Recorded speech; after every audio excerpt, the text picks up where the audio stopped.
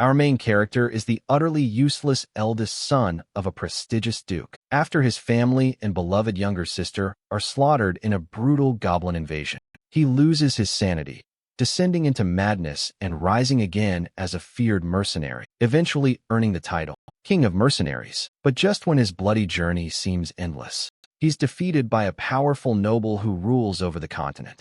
Before finishing him off, the noble reveals a shocking truth. The destruction of his family wasn't random. There was a hidden force behind it. And just like that, he's given a reason to turn back time, to return to the moment before everything fell apart. Armed with the mastery and deadly skills of his past life, he charges alone into a horde of goblins. He even develops a unique ability, mana threads, allowing him to manipulate objects from afar and bind enemies. Almost like Spider-Man. In just a few short days of training, he becomes powerful enough to take down an SSS rank knight with ease. No more delays, let's dive in. Our story begins in the kingdom of Latania, near the Persium estate. The sound of heavy, ragged breathing echoes louder and louder in the silence. He lies on a bed, hands trembling uncontrollably. What the hell just happened? His eyes widen in shock. I'm alive? That's impossible. Just moments ago I was... The brutal images in his memory flashed before him. A sword, struck with a resounding clang, spun many times in the air, then fell and plunged straight into the ground. The surrounding scene gradually became clearer, revealing a figure with platinum blonde hair and a diagonal scar across its face, blood dripping from its shoulder, muttering curses. Damn it. No sooner had he finished speaking than the wounds from his opponent's slashing attack, which stretched across his body, gushed blood. He looked up to the sky, vomited blood, and fell to the ground in agony, as his enemies advanced arrogantly. That's it then. GHI patted his head, the #1 mercenary and one of the 7 strongest men on the continent. The war was over, and he was now one of the continent's 7 leading noble knights. Yun. He walked up to the spot, felt around, drew his sword, and pointed it directly at his opponent, questioning, "Do you have any more words to say?" But he received an extremely decisive answer. "Sir, it is regrettable that I could not complete my revenge." "Go to hell, you bastard. You are one of the 7 strongest mercenaries in the 6 palaces. Touch it." Yun heard this and just looked at him with a contemptuous gaze. "How arrogant. I never imagined you were the eldest son of the now-defunct Pum family. You left your family after your sister died, didn't you?" He touched his finger, glaring suspiciously. "How do you know that when you come from another kingdom?" He trembled slightly, raised his hand, and coldly replied, "Of course I know. I have been working hard for a long time to track you down, because we are the ones who collaborated with the Pin family to overthrow your family." GHI So Lin was immediately astonished by those words.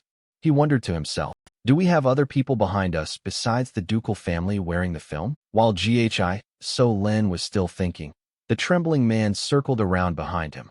"Well, further explanation is pointless since you are about to die.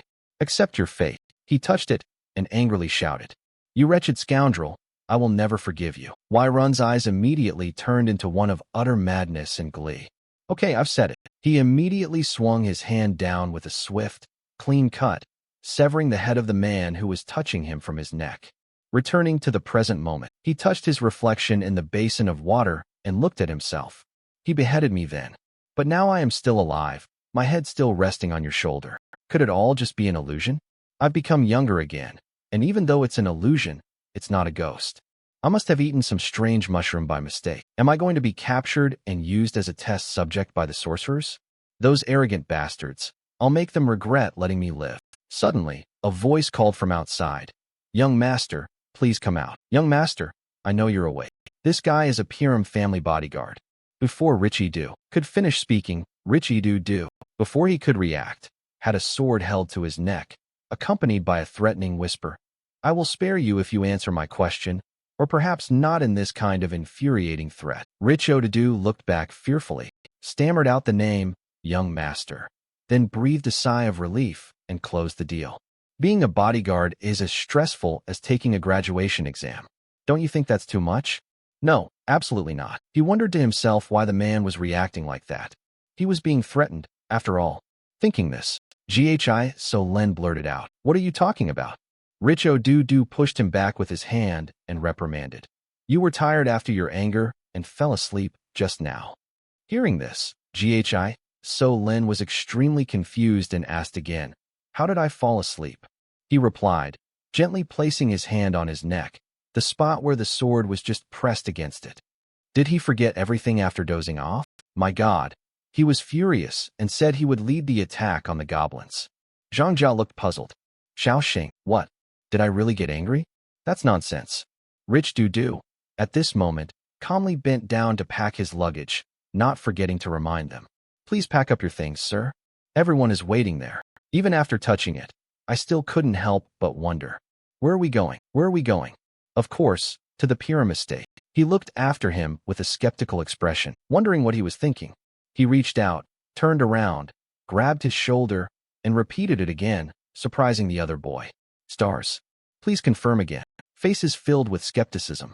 Do you mean the GD Yong estate that has collapsed? Saying this, he immediately ran outside.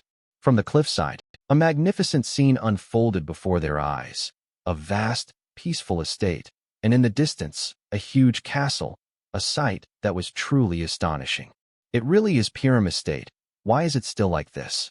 I saw it burn to the ground already. Rich Du quickly approached from behind, whispering, Did you have a nightmare or something? You said your own family was ruined, and you'll be banished if the Count hears this. Still skeptical after touching it, he immediately pinched her cheek hard. Am I dreaming? Probably not.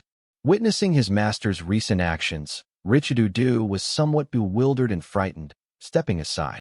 At this moment, he touched his face to regain his composure. His face looked younger, and his estate remained intact. That means I've gone back to the past, to my younger self who hated my family. Immaturity stemming from feelings of inferiority has led to trouble. I couldn't stand the criticism and left home. A few years later, I became a mercenary. I have survived countless battles, honed my skills, and made a name for myself. I returned to Perung to rectify past mistakes. But my family was completely destroyed when I returned. I have lost everything. But now it's all still here. All the people I love are still here. I can't even believe it. I want to sing a cheerful song, but it's too early to celebrate now. He told us to come here to attack the goblins, didn't he? Yes, I can't forget this day. That day was the day the most people in the team sacrificed their lives. In my previous life, my team and I chased after goblins to make a name for ourselves. At that time, the report said there were only 3 goblins there. I think it will be very easy for me to deal with them. People have countless practical combat experiences, but when we got there were more than 30 goblins. Almost the entire team perished because I recklessly led the attack. That's still possible because those goblins don't have a strategy. But the problem is they don't believe me, because they all think I'm useless. Suddenly a loud noise rang out, interrupting So's train of thought. Right above his head, a watchtower had just been uprooted from the ground by something, hurled straight up into the air. The watchtower fell down right in front of their eyes, and a guard spotted it and quickly reported that it was goblins. The goblins have arrived. Before they could finish speaking, a huge horde of armed goblins charged aggressively towards them. This made even the person who touched it exclaim in surprise. So fast. Did they arrive this quickly in my previous life too? The goblins, using their strength and enormous size, stormed the camp's defenses. They successively threw away everything that dared to stand in their way. The scene was incredibly overwhelming when suddenly a voice shouted, Get into position, don't panic, quickly take defensive positions. This man was the commander of the assault team. No sooner had So Van finished speaking than the soldiers right in front of him were instantly thrown into the air by a giant goblin. The force of the attack made So Van recoil several steps, and screams of terror rang out continuously. The sight he had just witnessed made even a commander like him somewhat apprehensive. Damn, we let our guard down. The 98th team wasn't prepared at all. They were far more numerous than previously reported. At this rate, they'll all be wiped out. Suddenly someone shouted, bringing his mind back to the reality of commanding the day after yesterday. At that very moment, something came hurtling from afar at incredible speed, leaving no trace behind. In the blink of an eye, someone grabbed Coven by the shoulder and threw him away. It turned out to be a matter of touching. The situation just happened in a split second, causing Ms. Van to look back in astonishment. Young master. The giant goblin swung its axe down forcefully at the small human in front of it, while simultaneously preparing to swing its sword in attack. His sword blade touched the flesh on the goblin's arm. which was gripping its weapon tightly. Blood gushed out, and he swung his sword with all his might, aiming the blow straight up into the sky. The incredibly sharp sword strokes cleanly severed half of the giant goblin's arm. The sight left Koval and all the soldiers who witnessed it speechless, disbelieving his eyes. The goblin was struck by the sword, severing one of its arms. Blood spurted from the wound. It cried out in pain. It was struck down, falling to the ground. Its weight caused the ground to crack and shake, yet it just stood there, calmly watching its enemies fall. He swung his sword a few times, then clicked his tongue. "Tch, I guess I can't use my energy. I wish I could have come back a little sooner." Then, turning around, he said, "You're the commander, right?" The man, lying on his back on the ground, replied, "Young master, you hold out your hand and give the order to me." When Miss Vin saw this, she didn't understand what was happening and immediately asked a question. "Yes, sir." Ji-hoon, with a serious look in his eyes and a clear, resolute expression, replied, "Command authority." Ji-hoon, extending his hand, ordered, "Give me command authority." This will make him visibly dissatisfied. What? Command authority?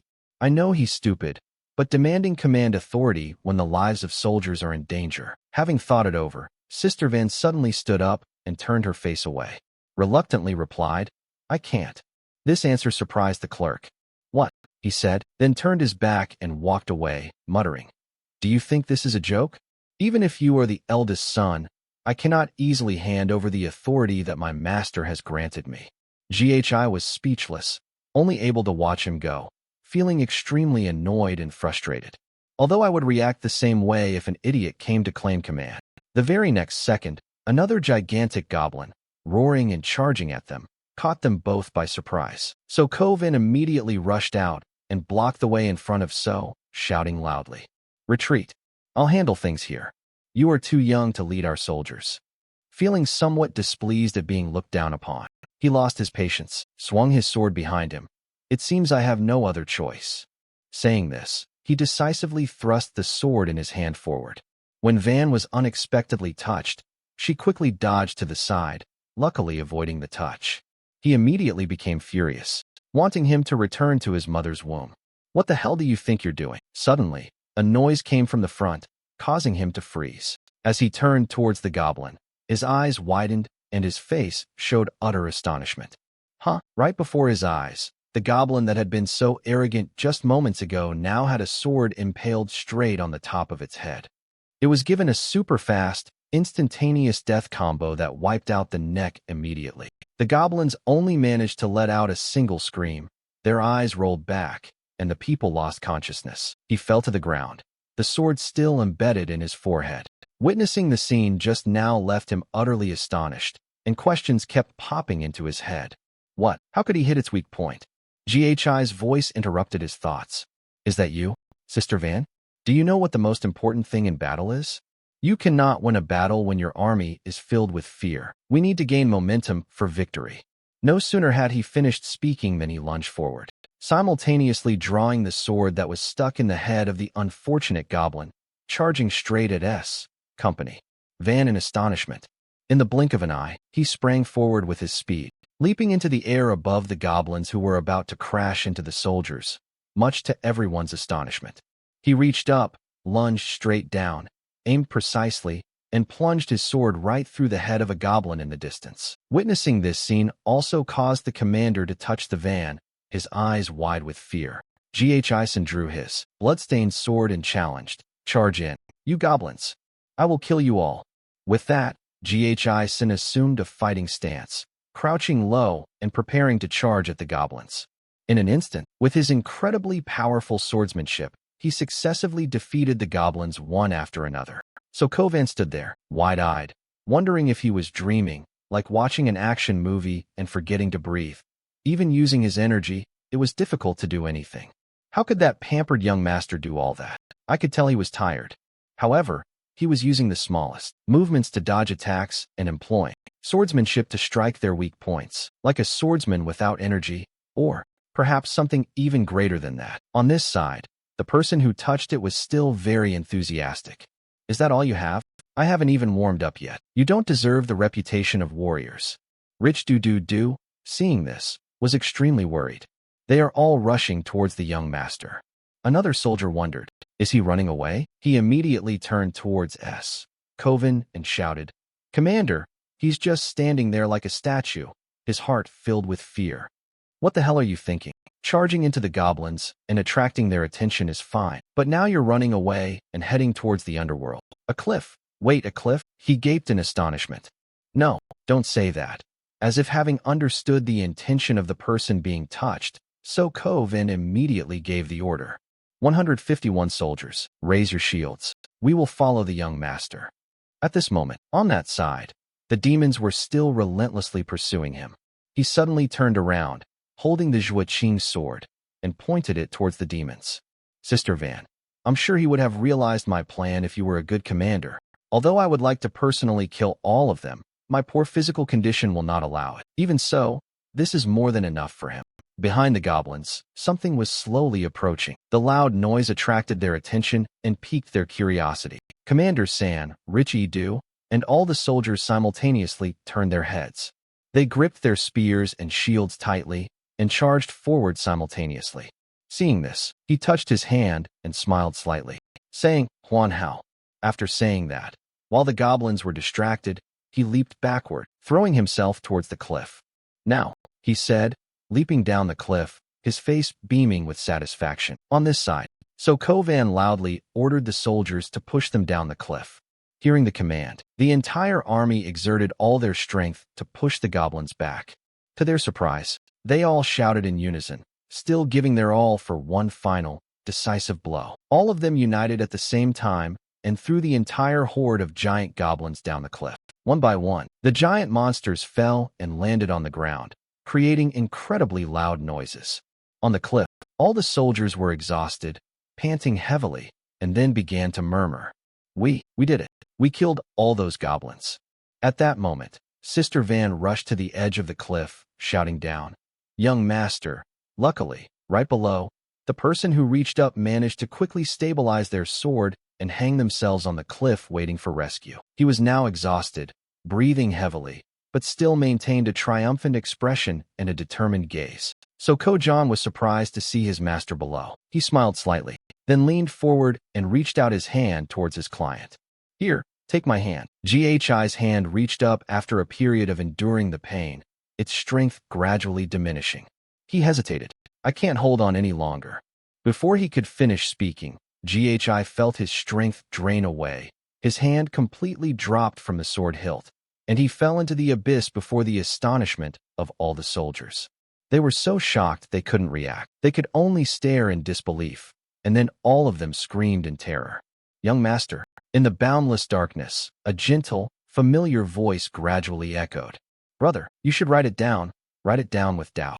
Elena was in the midst of an undefined space, the fragments reflecting images from the past.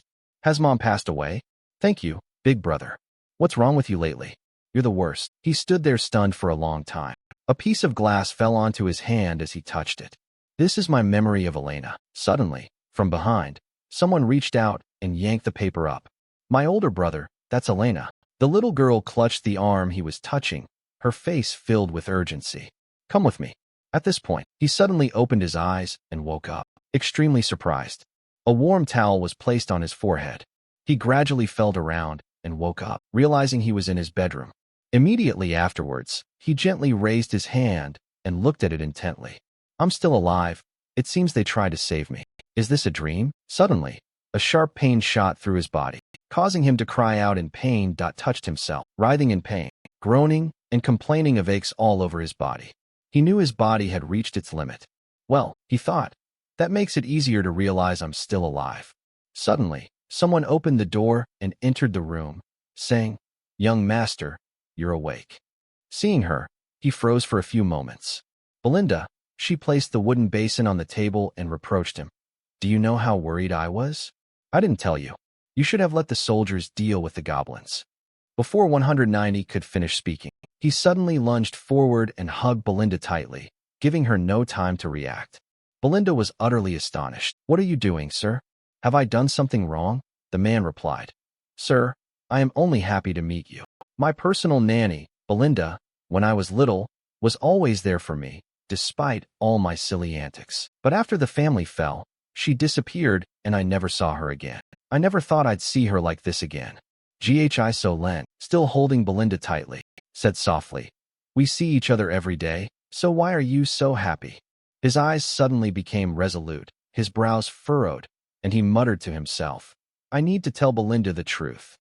Ghi Solen placed his hand on her shoulder and said seriously, "Listen carefully, a disaster will soon befall Persium." Hearing these words, Belinda was extremely surprised, her eyes widening. "Huh? What are you talking about?" He hesitated for a moment before deciding to reveal it. "The truth is that I died and was brought back to life."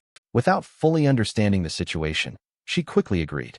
"That's right, the goblins almost killed him." He realized his mistake and immediately spoke up to correct it. "What? That's not what I meant." Belinda didn't care what he said. "Do you know that you're the one in danger, not Piram?" Seeing her expression, he thought to himself, "She doesn't believe me. I think it's not effective." Belinda continued to complain. "What would you do if you were in so much pain that you couldn't attend the festival?" His eyes widened, as if recalling an unpleasant memory. "Festivals?" Belinda happily explained. "Have you forgotten about that? Lady Elena was really looking forward to going to the festival with you. That was an opportunity for the two close friends to be there again." He reached out, picked up the photograph, and fell into deep thought. "That's right, the festival always takes place around this time of year, right? In the past, I didn't participate in festivals because of my psychological fears." He reached out and asked how much longer until the festival. Belinda then remembered and replied, "Let's see.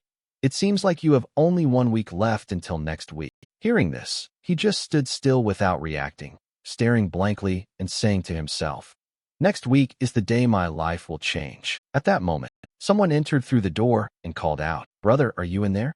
The memory that has been haunting me is the image of Elena begging me to come with her. That's also something Ghi so has been afraid of for many years. When Elena lost her life, Ghi immediately ran to embrace his sister tightly. This also made Belinda's eyes widen in astonishment. The next second, Elena blushed, embarrassed, and asked, "What's wrong with you? What are you joking about?" Ghi gently and affectionately replied, "I missed you." This suggestive remark sent shivers down Elena's spine. "Chess spirit, let go of me, you're scaring me." That powerful push just now made me feel excruciating pain as I touched it, and I secretly marveled at the incredible strength. How can a child so strong even at such a young age? Elena frowned, brushing off her clothes, showing her bewilderment. Belinda said, "I'm here. What game are you playing? Do you think this will make things better?" Hearing this, he immediately asked, "What? Make things better?" It turns out that not long ago, you yourself, in the past, uttered those derogatory words. "I told you to get lost because you're too much of a nuisance.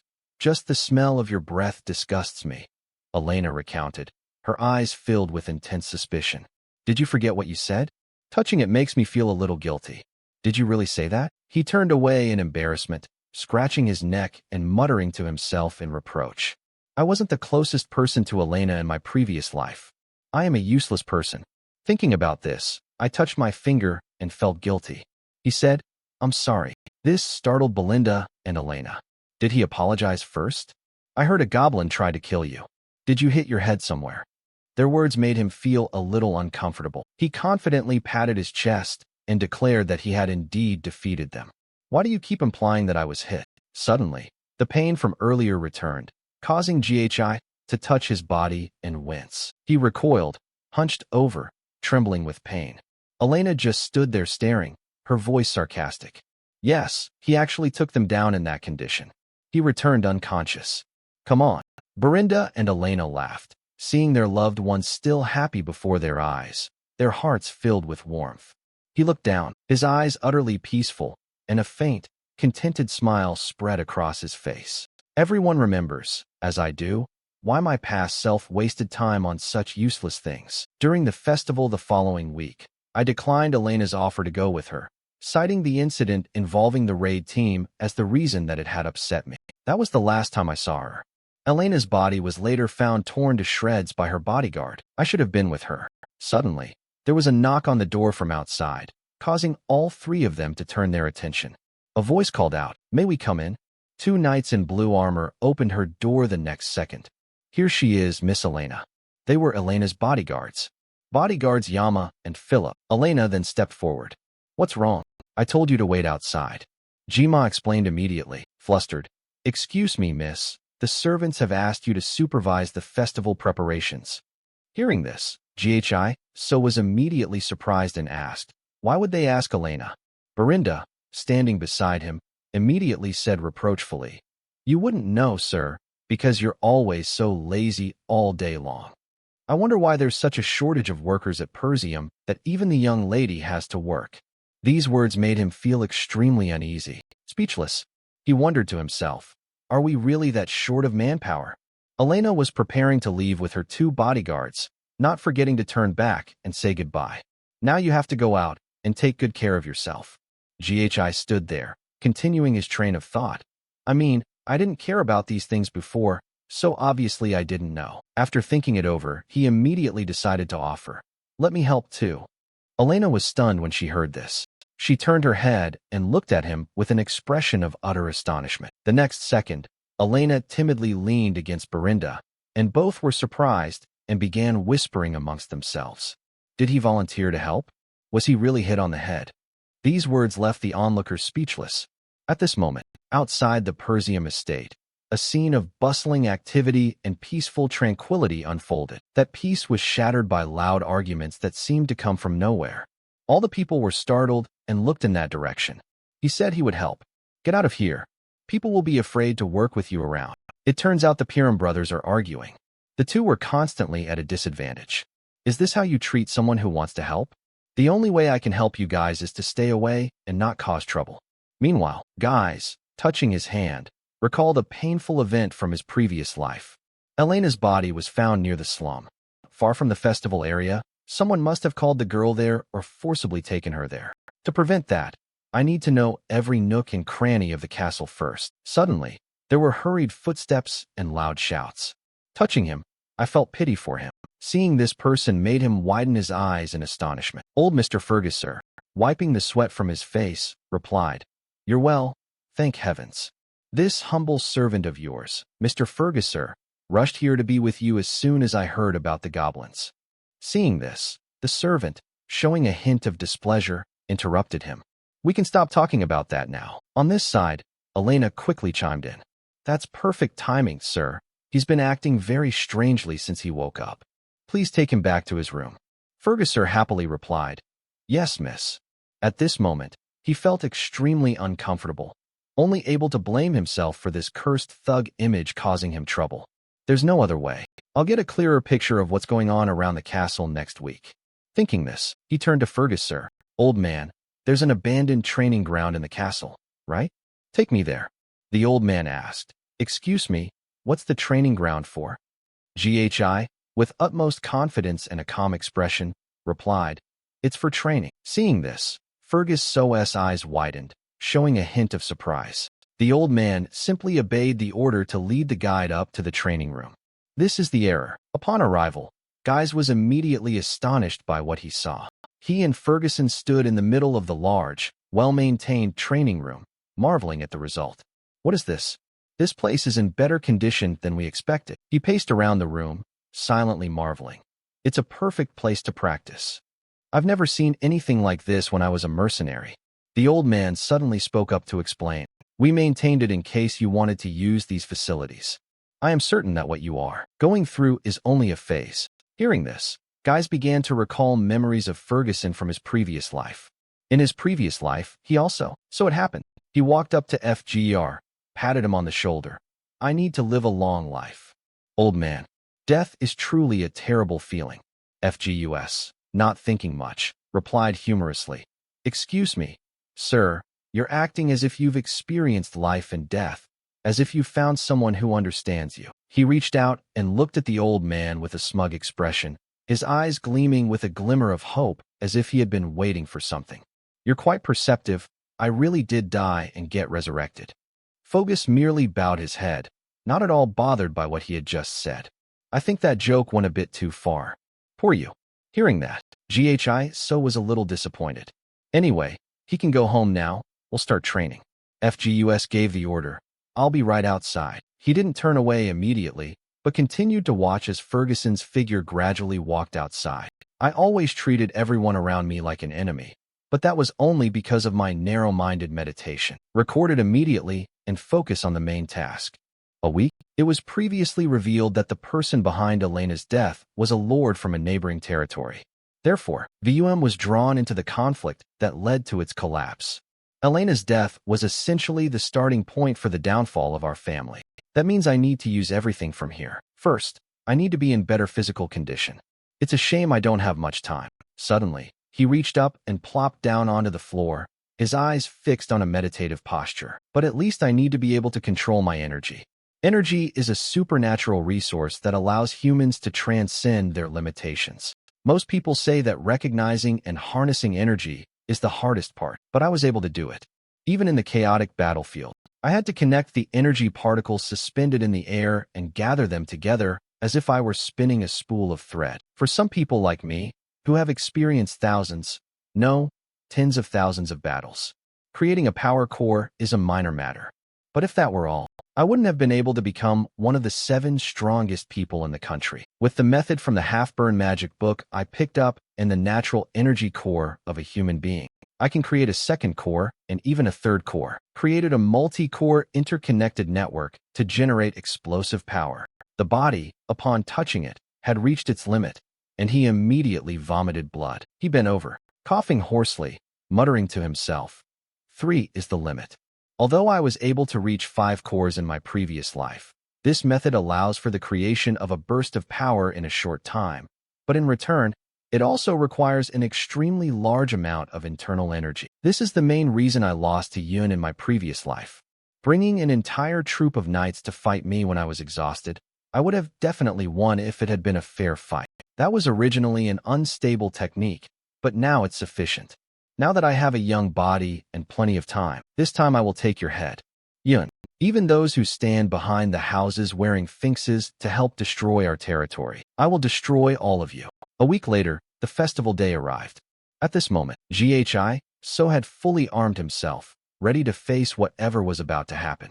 He walked down the street, his posture confident and his eyes filled with unwavering determination. Elena saw her brother, and her eyes widened in surprise. She walked over, exclaiming with a hint of sarcasm, "Wow, you're here. What's up? You never come on occasions like this." Immediately responded, "Well, as a Persia member, you should at least come to the festival once." Elena continued, her voice full of doubt, "You're acting really strangely. I heard you did nothing but practice all last week."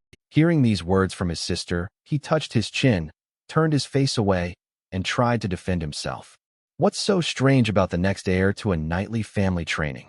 Elena looked at him with a puzzled expression. He had never cared about those things before. He's the one who told his father he was too much of a nuisance, and he even wished he were a temple. Anyway, I prefer you now, just like you used to be. Hearing this, his heart stirred slightly, and he was speechless. I realized a lot of things last week. Because our actions have changed, the way we are received and our future are gradually beginning to change as well. Meanwhile, Berinda was carefully giving instructions to Jama and Philip. You two will have to fend for yourselves if the young master causes trouble. We really can't let anything go wrong. Especially when there were many guests. Both of them replied, "Don't worry. You can trust us." GHISOS train of thought continues. The general flow may remain the same, but it is difficult to measure the impact of his small actions on small events. It is my responsibility to make good use of information from the future. I need to react to each situation effectively. My preparations are complete. Afterwards, Geyser and Elena enjoyed the activities and lively atmosphere of the festival together. They went from stall to stall. While he never let his guard down for a second, observing his surroundings, the night grew darker. After a while of fun, Elena said, "It was really fun, but a little boring because it's the same every year. Isn't there anything new this year?" GHISO, standing beside her, still carefully observed her surroundings. He was a little confused, starting to think the festival was about to end, but nothing had happened yet. Was it because he was with Elena? Suddenly, a voice spoke up from somewhere, immediately drawing GHISO's attention. "Would you like to go see other areas? According to a friend of mine, there are new events elsewhere. What do you think?" Elena, hearing this innocently, asked with interest. "Really?" The little girl, without a doubt, grabbed the guard's hand and followed him excitedly. This is going to be fun. GHI reached behind him, just standing still and observing silently. His gaze followed with intense anger. So it is you two. Traitors to our family, Elena's escort knights, Jama and Philip. They are the most trustworthy knights in the family, having protected Elena since she was a child. It is known that in their previous lives, they were murdered while protecting Elena. Jama eagerly extended his hand forward. We've arrived. Little Elena immediately became happy. She was extremely excited, but ahead was only a desolate, empty space, not a soul in sight, just the four of them standing alone. Elena looked around, in confusion. What is this? There's nothing here. Are you sure you're going to have a performance in such a filthy place? Giamma replied, confused. Oh, I guess they're not ready yet. I think the person will arrive soon. Elena started to get angry and scolded. Don't make me laugh. Do you really want to perform in a place like this? The person on this side just stood there silently, carefully glancing around the place. After observing the surrounding terrain, the figure seemed to have realized something, thinking to himself, but judging from the appearance, this seemed like just a simple, deserted street. However, looking at the way the obstacles blocking the escape route were arranged, they had certainly prepared in advance. Just as he finished thinking and reached out to write, Elena pulled him away forcefully. She urged, "Let's go, brother." Seeing this, Giamma immediately tried to persuade them. "Miss, don't you think we should at least watch the performance since we're already here?" Elena replied angrily and decisively. "Thank you, but I wasn't planning on watching the performance in a place like this." Elena's strength surprised even GHI, who couldn't help but ask, "Do you exercise? How are you so strong?" She only replied curtly, "Huh?" Suddenly, Elena bumped into someone standing right in front of her. "Miss, please wait a little longer." This left the little girl extremely confused. "Philip, you guys are acting strangely. What's wrong with you today?" Jima looked dejected, hanging his head and scratching the back of his neck a few times. "Oh dear, I didn't mean to scare you. It's just that a reasonable request has been made." Little Elena was still extremely confused, not understanding the situation or the request, when suddenly someone approached from a distance, drawing their attention. Three unfamiliar men, whose identities were unknown, slowly walked closer, accompanied by a somewhat frightening feeling. The man in the middle looked up, revealed his face, and spoke as expected. "Your work process is very clean. Your background is unknown. All I know is that guy's name is F. Dan Company." Seeing this, the servant immediately stepped forward and added, "Of course we brought the young lady as promised. So let's end the deal here." The chess player was slightly surprised to find someone else besides Elena. "Is that Piram's eldest son? I don't think I asked for him to be brought here." Little Elena was terrified at that moment, tears welling up in her eyes as she clung tightly to her brother's arm. Gamma immediately replied to the man, "I will hand him over for free. He foolishly followed us without knowing that this would be his burial place." The witness spoke up, accusing him. "Gamma, so you've betrayed us. Do you really think you can get away with this?" He just glared at her with contempt. "Why don't you start worrying about yourself first? All we need to do is run away to a faraway place. We are fed up with this impoverished land. Places terrorized by barbarians. I'm sure there have been many others who left Pooh besides us, right?" Before he could say anything more, in the blink of an eye, the figure reached out and decisively slashed him with a clean, swift cut. He was struck before he could react, only able to stare in astonishment, blood beginning to gush from his mouth. Witnessing this scene took everyone present by surprise. Even the chess master was somewhat taken aback. The slash just now instantly split the ghost's body in two, and the ghost, with an extremely cold and calm expression, spoke. "But at least they never betrayed us." He shot a cold, steely glare at the remaining bodyguard, threatening him. "Don't you think so?" Philip instantly lost his composure, grabbing Elena hostage in panic. "Gamma, that fool. How could a knight lose to an amateur like that?" Before he could react, GHI's sword was thrust forward, piercing him straight in the head in utter astonishment. Philip was losing consciousness, his eyes rolling back, only managing to utter a few final words. "It can't be." After saying that, he collapsed to the ground with the sword still stuck in his head. In Elena's presence, the masked man behind the man with the flag looked somewhat uneasy and asked, "Are you sure that's the eldest son of King Diam?" The other man, equally confused, added, I kept thinking he'd never had any real combat experience or basic training. The chess player remained silent for a moment, then affirmed, "Judging by his appearance, I'm not mistaken." He thought to himself, even though they were ambushed, the boy had killed 2 knights very quickly with energy-based attacks. Elena clutched the phone tightly, trembling as she asked her older brother, "What's happening?" He didn't answer, remaining silent for a moment. Suddenly, he reached out and delivered a blow to Elena's neck, much to her astonishment. "Brother," he gently helped his sister lie down. "Let's take a break." Vu Dan raised his flag and spoke. "Thank you for working in our place. The eldest son of the Piram family. You are very different from what I've heard. We had intended to handle those two ourselves. You've been hiding your true skills, haven't you?" GHI stepped closer to Philip, who had just retrieved the sword from his corpse. "And what does that have to do with you?" At that moment, he carefully observed his opponent, thinking to himself, the 2 people beside him are nothing, but the one in the middle exudes an aura of internal energy on a different level. I must quickly end this. He also began walking towards the 3 of them, immediately raising questions. "I'll ask you one thing. Whose request is this?" Fo Dan-ko replied. "Well, do you need to know that when you're about to die?" GHI felt a little disappointed, not expecting much. "I knew you wouldn't easily tell me."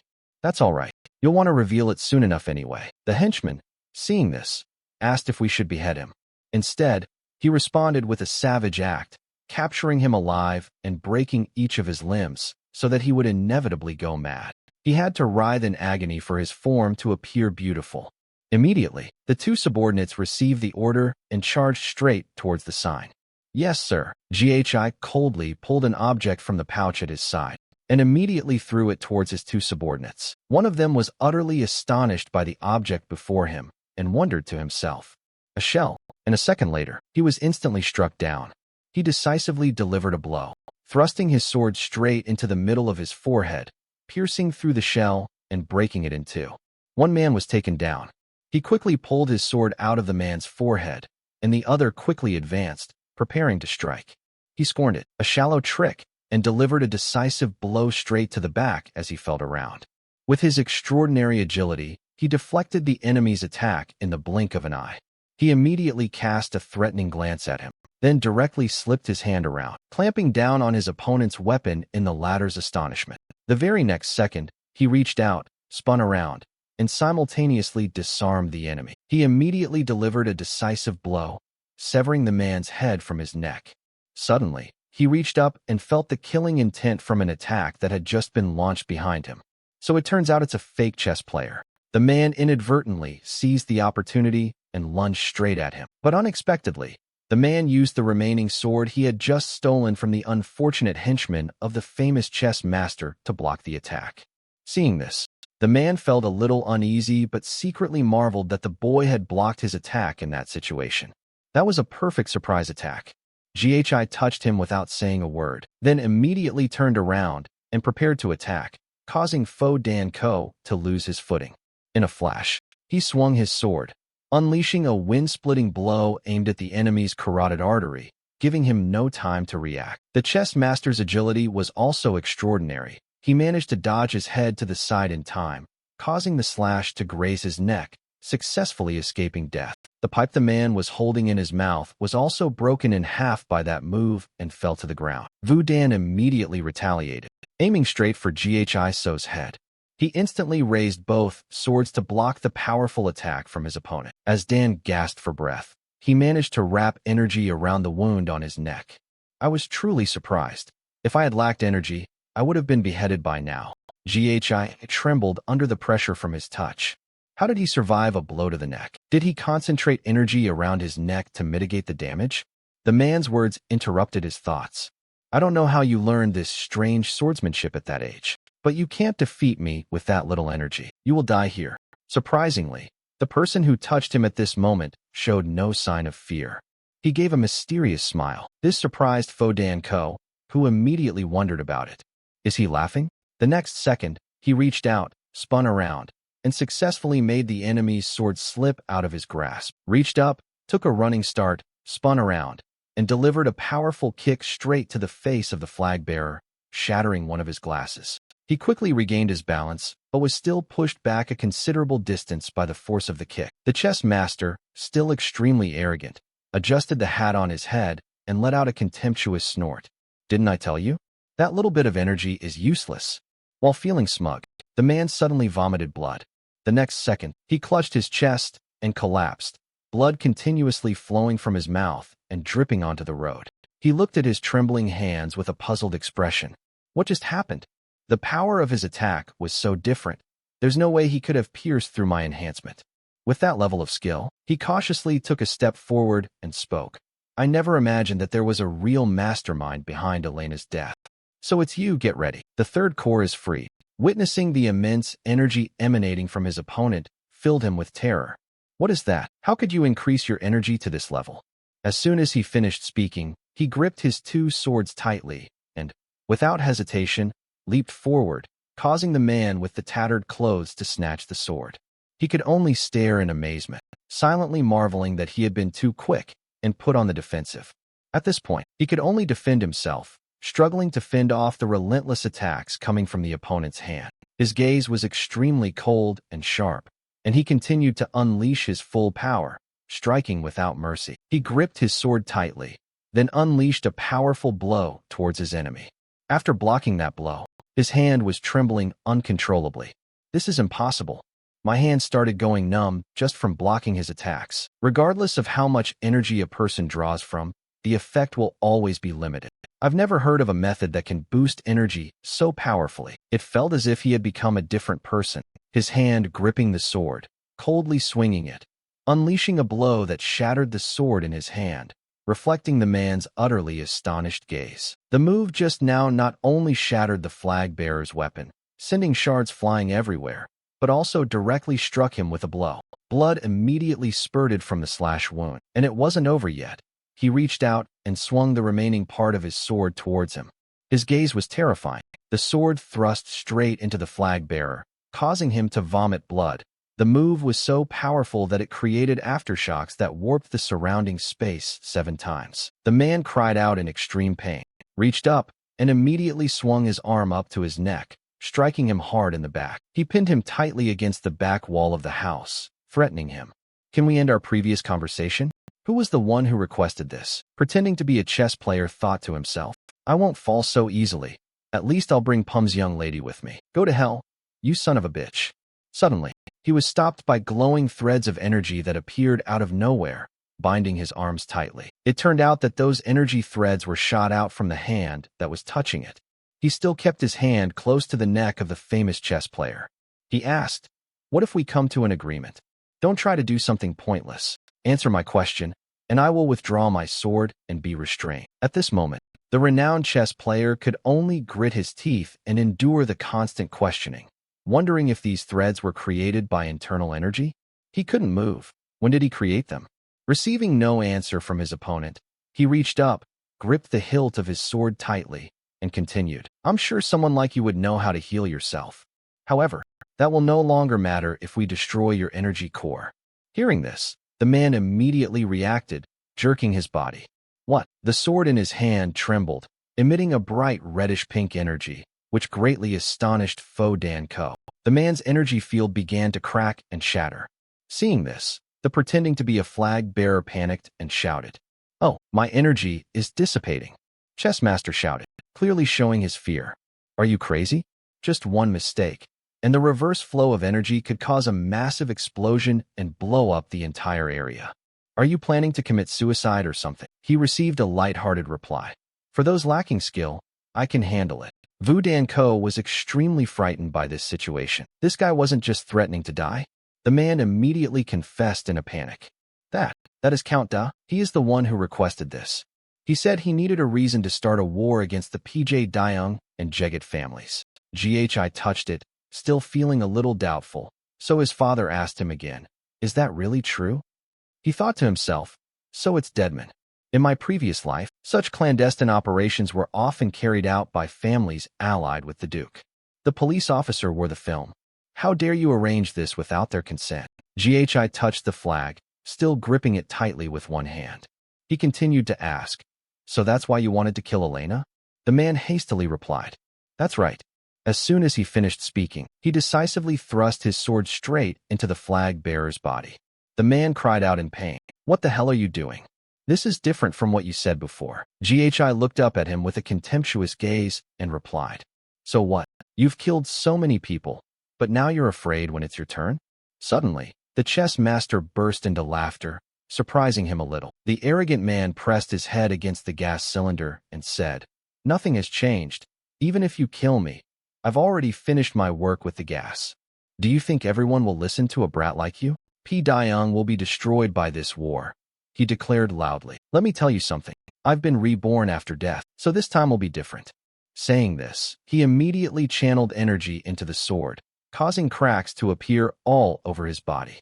The man screamed in pain, and a blue beam of light shot upwards from him. It exploded in midair, creating a spectacular sight. The light shone throughout the estate, highlighting the majestic silhouettes of the mandarins in the darkness of the night. The scene around him was utterly chaotic, the sound of heavy breathing echoing continuously. He reached out, turned his head, and his eyes fell upon his little sister, who was sleeping soundly on the candlestick. He dropped the sword in his hand, closed his eyes, and looked up at the sky, breathing a sigh of relief. Just as he was relaxing for a while, he suddenly touched his forehead and coughed up blood. He had reached his limit. Hunched over on the stone floor, coughing up blood, he wiped his mouth lightly with his hand, muttering to himself, "Damn it, the explosion of the 3 cores wouldn't have been such a big deal when I was the strongest mercenary. I wouldn't have fallen like this." He stumbled forward, unexpectedly entering a nearby house. He kicked open the door. Inside were 2 unidentified corpses. Gasping for breath, he slowly approached the bodies. He recalled that in a previous life they had found another body besides Elena in this place. According to what that man said, Jeget's son was apparently killed, along with his escorting knight. So this is how they silenced them and falsely accused them of Elena's murder. When this moment is revealed, the war will erase this evidence. We will not let things go your way. From afar, hidden in the treetops, a mysterious figure silently observed everything.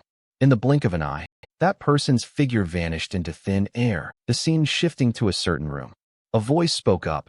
"The mission has failed.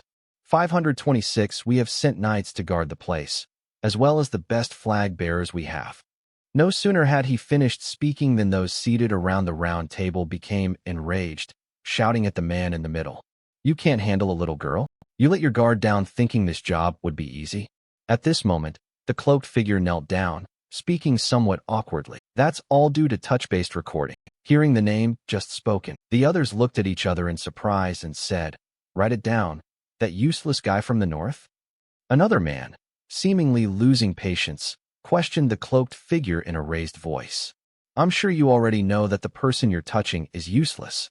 Are you really using him as an excuse?" Seeing that no one in the room believed him, the cloaked figure became even more anxious and sweated profusely, trying to convince them, "He's completely different from the information and rumors we know about him." He recalled the unwavering gaze of the young man as he swung his sword, each decisive blow causing his enemies to bleed and their heads to roll. Even when decisively finishing off his enemy, he honestly confessed as if he were a completely different person. "But we've already dealt with the Dagat, so there will be no problem starting a territorial war. Please give me another chance." But the remaining people, having lost faith in him, angrily shouted, "Shut up. You can't even find enough information about a child. Do you know how much damage this delay has caused? No, you couldn't even complete an easy task, and now you're asking for another chance." When the rage reached its peak, those present in the room gnashed their teeth and ordered the cloaked figure, "Kill him." At that moment, a cold voice came from the person sitting in the highest position in the room. "Noisy." The people who were still shouting in the room stopped and obediently replied, "Yes." Seeing the room fall silent again, the mysterious man asked, "What kind of opportunity do you want?" The cloaked figure said excitedly, "I will remove the fingerprint scanner." The mysterious man coldly asked, "How?" The cloaked figure unhesitatingly revealed his plan. "I will let a duel take its natural course. I've already thought of someone." In the room, the remaining people silently watched the mysterious man sitting on the high throne and said, "Who is he?" The cloaked figure revealed his name was Ken Gesser. He was renowned for his swordsmanship based on strength. Despite his young age, he was the embodiment of power. "I can confidently say that no one in the north can match his strength. In addition, Kin is Gare's cousin, so there certainly wouldn't be any need to force them to meet. The remaining people sat in the room with expressionless faces. The mysterious man listened in silence for a long time, then slowly spoke in a voice as cold as ice. If you fail again, there won't be a next time. Having said that, his eyes gleamed brightly as he glared at the person opposite him. The cloaked figure confidently said, I will not disappoint you. Scene change at the training hall of the Padim Castle. FGS stepped out from behind the door and announced, Excuse me, young master, it's time for dinner. As soon as the old man finished speaking, a beam of green light shot forward and wrapped tightly around the hilt of the sword propped against the door near Fogasur's hand. The old man was utterly astonished by this sight. The remnants of it left a shimmering blue streak on the corner of the wall as it touched it. Then it immediately pulled the flying sword along with it, and shortly after, a hand reached out and snatched the sword, whose owner was none other than the one who had touched it. He held the hilt of the sword, twirling it a few times, and said, Okay, that's enough. At this moment, GHISO's eyes widened. Glancing over slightly, seeing the newcomer, he froze, then casually hoisted his sword onto his shoulder and said, Oh, Mr. Fergusser. Fergusser approached, bowing respectfully, and said, I apologize, sir. You've been practicing so intensely. How did you manage that? GHISO heard this, looked down at his sword, which was tightly bound with a glowing rope, and softly said, Ah, this? A magic rope is using magic like a rope. At this point, he touched his finger to his ear, closed his eyes, and tried to recall the past. In my previous life, I used it all the time, but at my current level, I need to blow up the core to use it as before. Because I'm short on energy. But if I just create a fiber that uses less energy, I can still use it even with less energy. FG looked at the rope and honestly said, I thought I'd been training my energy for a long time, but I've never seen anything like this. However, the old man was skeptical. Just recently, he hadn't even used magic, let alone practiced it. So how could he have figured out how to use energy like this? He then changed the subject and asked, Anyway, what do you want from me? Fuser stammered, Well, actually, I just wanted to stop by and say this. He casually touched it, looked at the old man, and asked, What is it? Fergus said sincerely, bowing his head. Thank you for protecting the young lady. After hearing this, he touched his hand and said with a little surprise, You're thanking me? That's just what I should do. Let's go eat. A few days later, the festival was temporarily suspended. That's right, because a knight from the house of Ji La Dao tried to kidnap the young lady. In the dining room, Elena sat resting her chin on her hand, speaking irritably. Everyone thinks I'm lying when I say you saved me. You should go say something to them. Recorded by touching and sitting opposite, then responding. It's okay, they won't believe us anyway. At this moment, Berinda stood behind Elena, raising her hand into an irritated fist and saying, So Gamma and Philip tried to kidnap her for their own gain? Those cunning guys, I knew they were perverts. Elena sighed wearily upon hearing this and reminded her. Belinda looked up at her younger sister, her heart filled with mixed emotions. Elena is still alive. I prevented the war from happening, but they certainly won't give up. I can't stop them alone forever.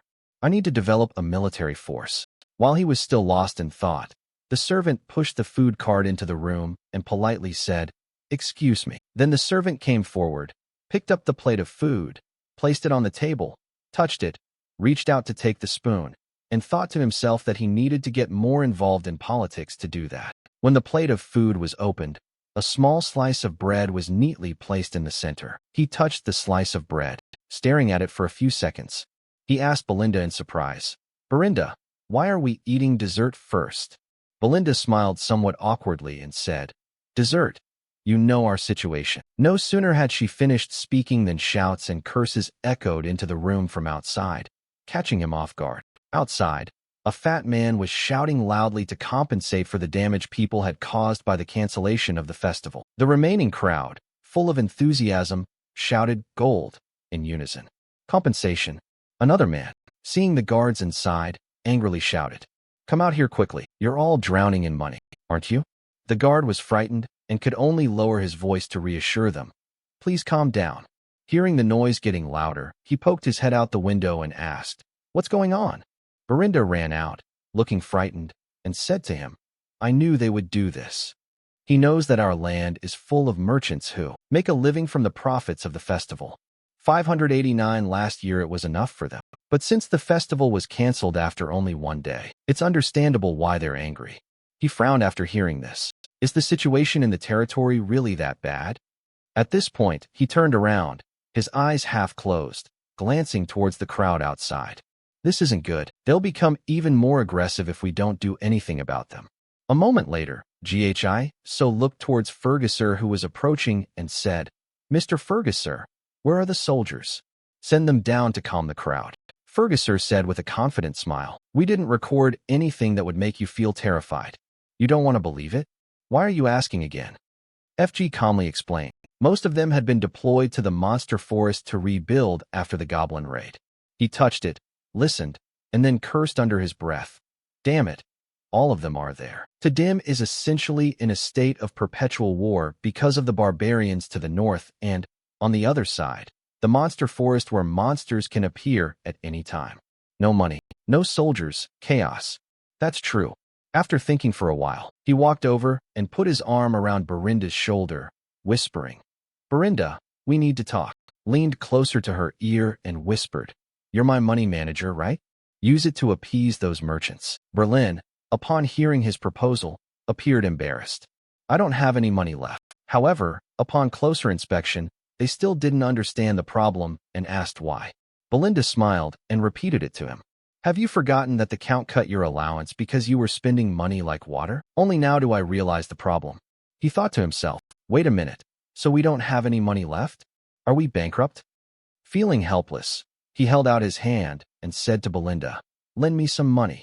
Belinda just smiled shyly and said, I don't have any either. After seeing the reality clearly, he sat perched on the window frame, gazing at the distant scenery. Damn it, no money, no soldiers. What do we have? His heart was filled with worry as he thought. Without a single penny, he couldn't do anything. Even with his knowledge of the future, he needed money first. Was there no way to get it? Was there nothing in the mansion? Decardu opened the door and shouted into the room, calling for So to come up. Young master, he glanced over, seeing the young man enter the room breathless. He stepped down from the doorway and asked, Decardu, what's wrong? Why are you in such a hurry?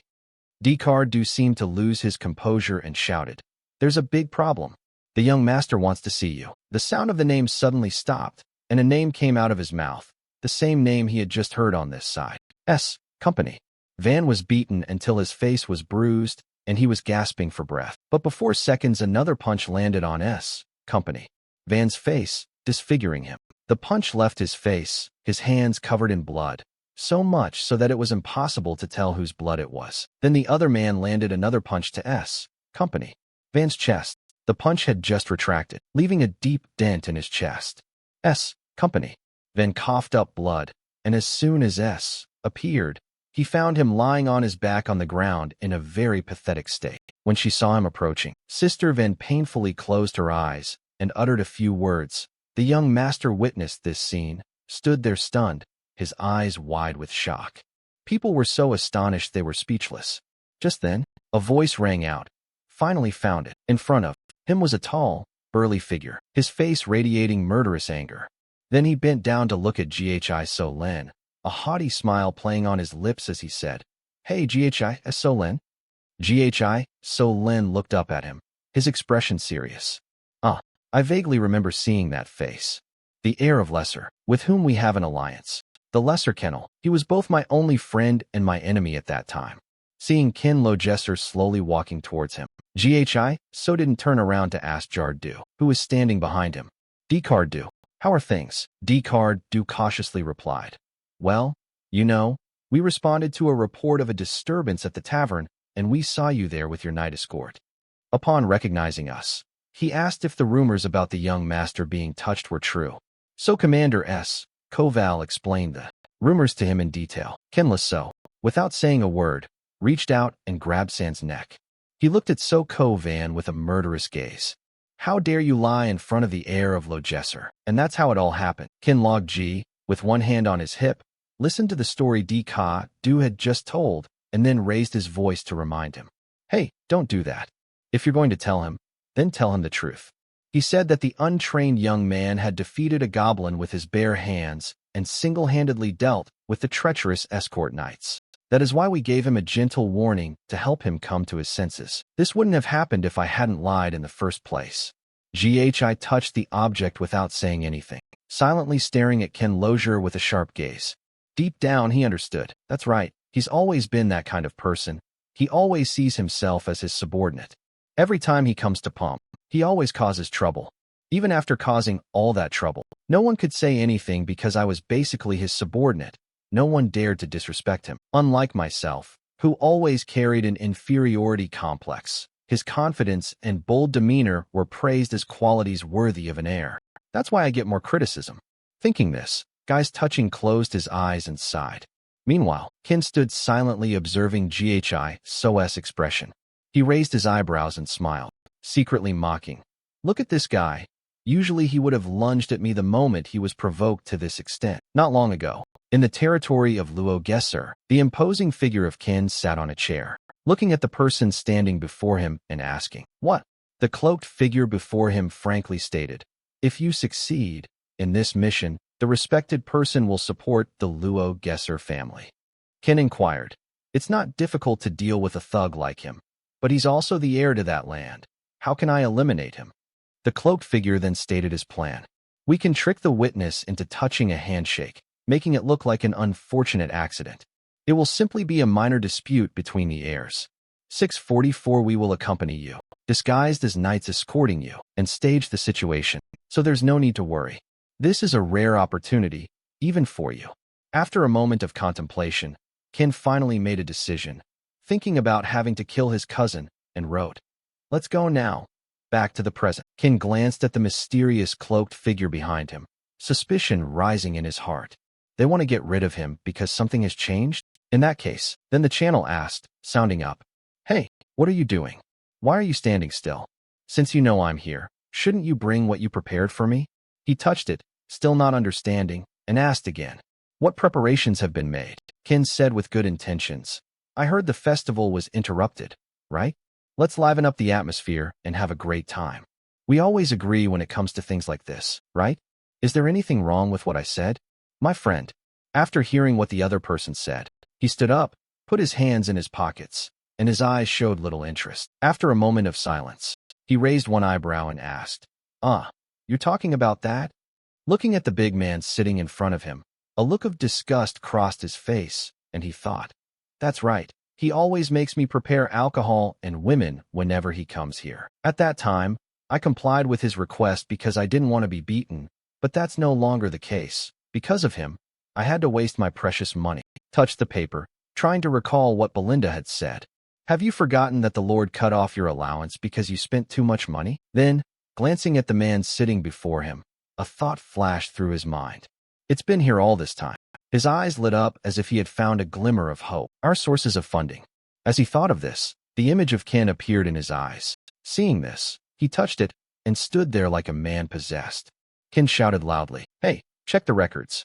If you still remember, you should bring them out right away." "Don't you see I'm waiting?" he said, swiping his finger to his lips, agreeing with what he said. "Yes, of course, it's better if I bring it out right away. But you don't have any debts to pay me." The cloaked figure listened, not understanding, and just stood silently watching. Ken, however, frowned, not understanding what he was saying, what he was supposed to pay back. At this moment, he reached out his hand, openly demanding payment. "Do you realize that I've taken care of everything you asked me to prepare with my own money? Pay it back, and I'll take 1,000 gold. Both principal and interest." Ken heard this and said in surprise, "What? 1,000 gold? All those things aren't worth even 100 gold coins. And you did that to thank me for being your friend. That's like a friendship fee." But upon closer inspection, all that came out was sarcastic remarks directed at him. "What kind of friendship is that? I've been your doormat for the longest time already. So return the money before I give you a beating. We need a lot of money right now, understand?" When the writers said this, the atmosphere around them became eerily quiet, and the man's face darkened. Du witnessed this scene, and his heart was filled with anxiety. "Young master, what are you talking about?" After a moment of thought, Ken stomped his foot and stood up, looking down with a provocative tone. You're starting to act boldly. Because I've been lenient with you, haven't you? It seems you believe you've actually gotten stronger just because you spread false rumors, saying you defeated a knight. Huh? You're nothing but a blood-sucking parasite from this land. This is why everyone in the north calls him a swindler, for all that he, the supposed heir, does is just talking nonsense. Snap out of it. In a situation like that, he stood motionless, showing no signs of panic. The moment Qin's punch landed, he swiftly and gracefully dodged to the side. Jo and the cloaked figure who witnessed this were both astonished and speechless. Seeing that he had missed, Qin angrily cursed him by name. A few seconds later, he suddenly threw a punch, attacking directly to one side of the chest. He was caught off guard and hit hard, wincing in pain. But it didn't stop there. He suddenly lunged forward and threw another punch to the face. But luckily, he quickly blocked it with his hand. Qin smiled triumphantly, not showing any disappointment even though he missed his punch. Just a few seconds later, Qin suddenly collapsed to the ground, spitting out a mouthful of blood. The cloaked figure rushed forward to support him, anxiously saying, "Young master, are you all right?" Seeing the other man rolling around and feigning injury, he coldly said, "Get up, stop whining. I know you blocked that blow." At this point, the cloaked figure stepped forward to warn him, then stepped back and continued to support him. "What do you think you're doing?" The onlookers in the tavern were all shocked. Some couldn't believe their eyes, saying, "What just happened? Did Giuseppe? You want to play like that?" Qin turned to look at the cloaked figure, who was grinning smugly, and whispered, "What do you think of my acting skills?" The cloaked figure understood the situation and chuckled softly. "It's excellent. You've perfectly staged the scene to make everyone think that the one who touched me is at fault. This is certainly enough to justify a duel." A moment later, Qin slipped his hand inside his cloak, confidently thinking to himself, "Of course, this is a rare opportunity to gain such strong support. I must make sure to leave a lasting impression this time." He recalled what the cloaked figure had said to him. "If you succeed in this mission, the respected man will support the Logesser family." Then Qin took out a blue glove from his jacket, feeling certain that this was the perfect moment to cut the dime thread. A declining power. He picked up the gloves, pretending to be the victim and making a huge fuss. "How dare you? After defiling the dignity of the nobility with your lies, you attack me simply for trying to verify the truth. Said, I challenge you to a duel." Midway through his sentence, a glove hit him in the face. Having just thrown the glove away, he declared decisively, "I challenge you to a duel." Qin Logesser Ken, being treated in such a manner, showed anger on his face, while the man remained unfazed, indifferently saying, "You have insulted me, the heir, in front of the people of Ko Diam and attacked my knight, defiling the dignity of nobility." The man sitting beside the injured Van silently looked up, his face now filled with determination as he said, "You're not thinking of refusing, are you?" Qin and the hooded man's faces darkened upon hearing him, speechless for a moment. Qin then wiped his mouth and said, "I knew you were foolish, but I didn't know you were so foolish as to dig your own grave. All right, I accept your challenge. Don't regret it, even if you die with a sword pointed directly at your face." He showed no sign of fear, then called out to his subordinates, "Dicardu." Dicardu looked at him and respectfully replied, "Yes, sir." He then gave the order, "Bring all the merchants protesting in front of the castle here. Tell them I will help them make a large sum of money." The festival was abruptly cancelled. The atmosphere, which had reached its peak, suddenly cooled, leaving several tourists unable to return due to regret. They are likely in a state of dissatisfaction, unable to spend their money or time. In such a situation, if an event were to occur to appease them, record the scene of him standing on the stage amidst the cheers of the audience. Below the stands, in the gradually heating atmosphere, someone enthusiastically shouted, "That's a duel between young Master Ku and young Master Jian. Bet on young Master Ken. That kid will eventually get what he deserves." Outside in a market, someone was shouting to passers-by, "So cheap. Buy one, get one free." Someone checks the price and calls another over. "Look, that merchant who was yelling about his rights a few days ago is now enthusiastically inviting customers.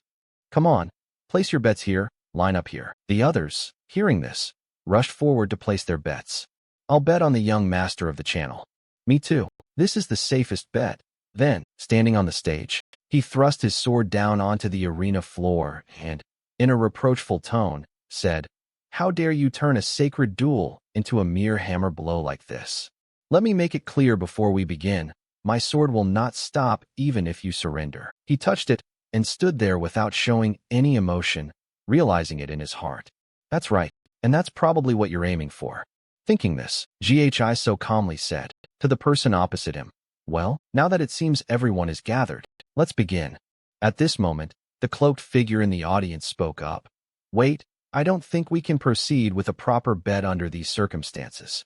Those sitting nearby looked surprised.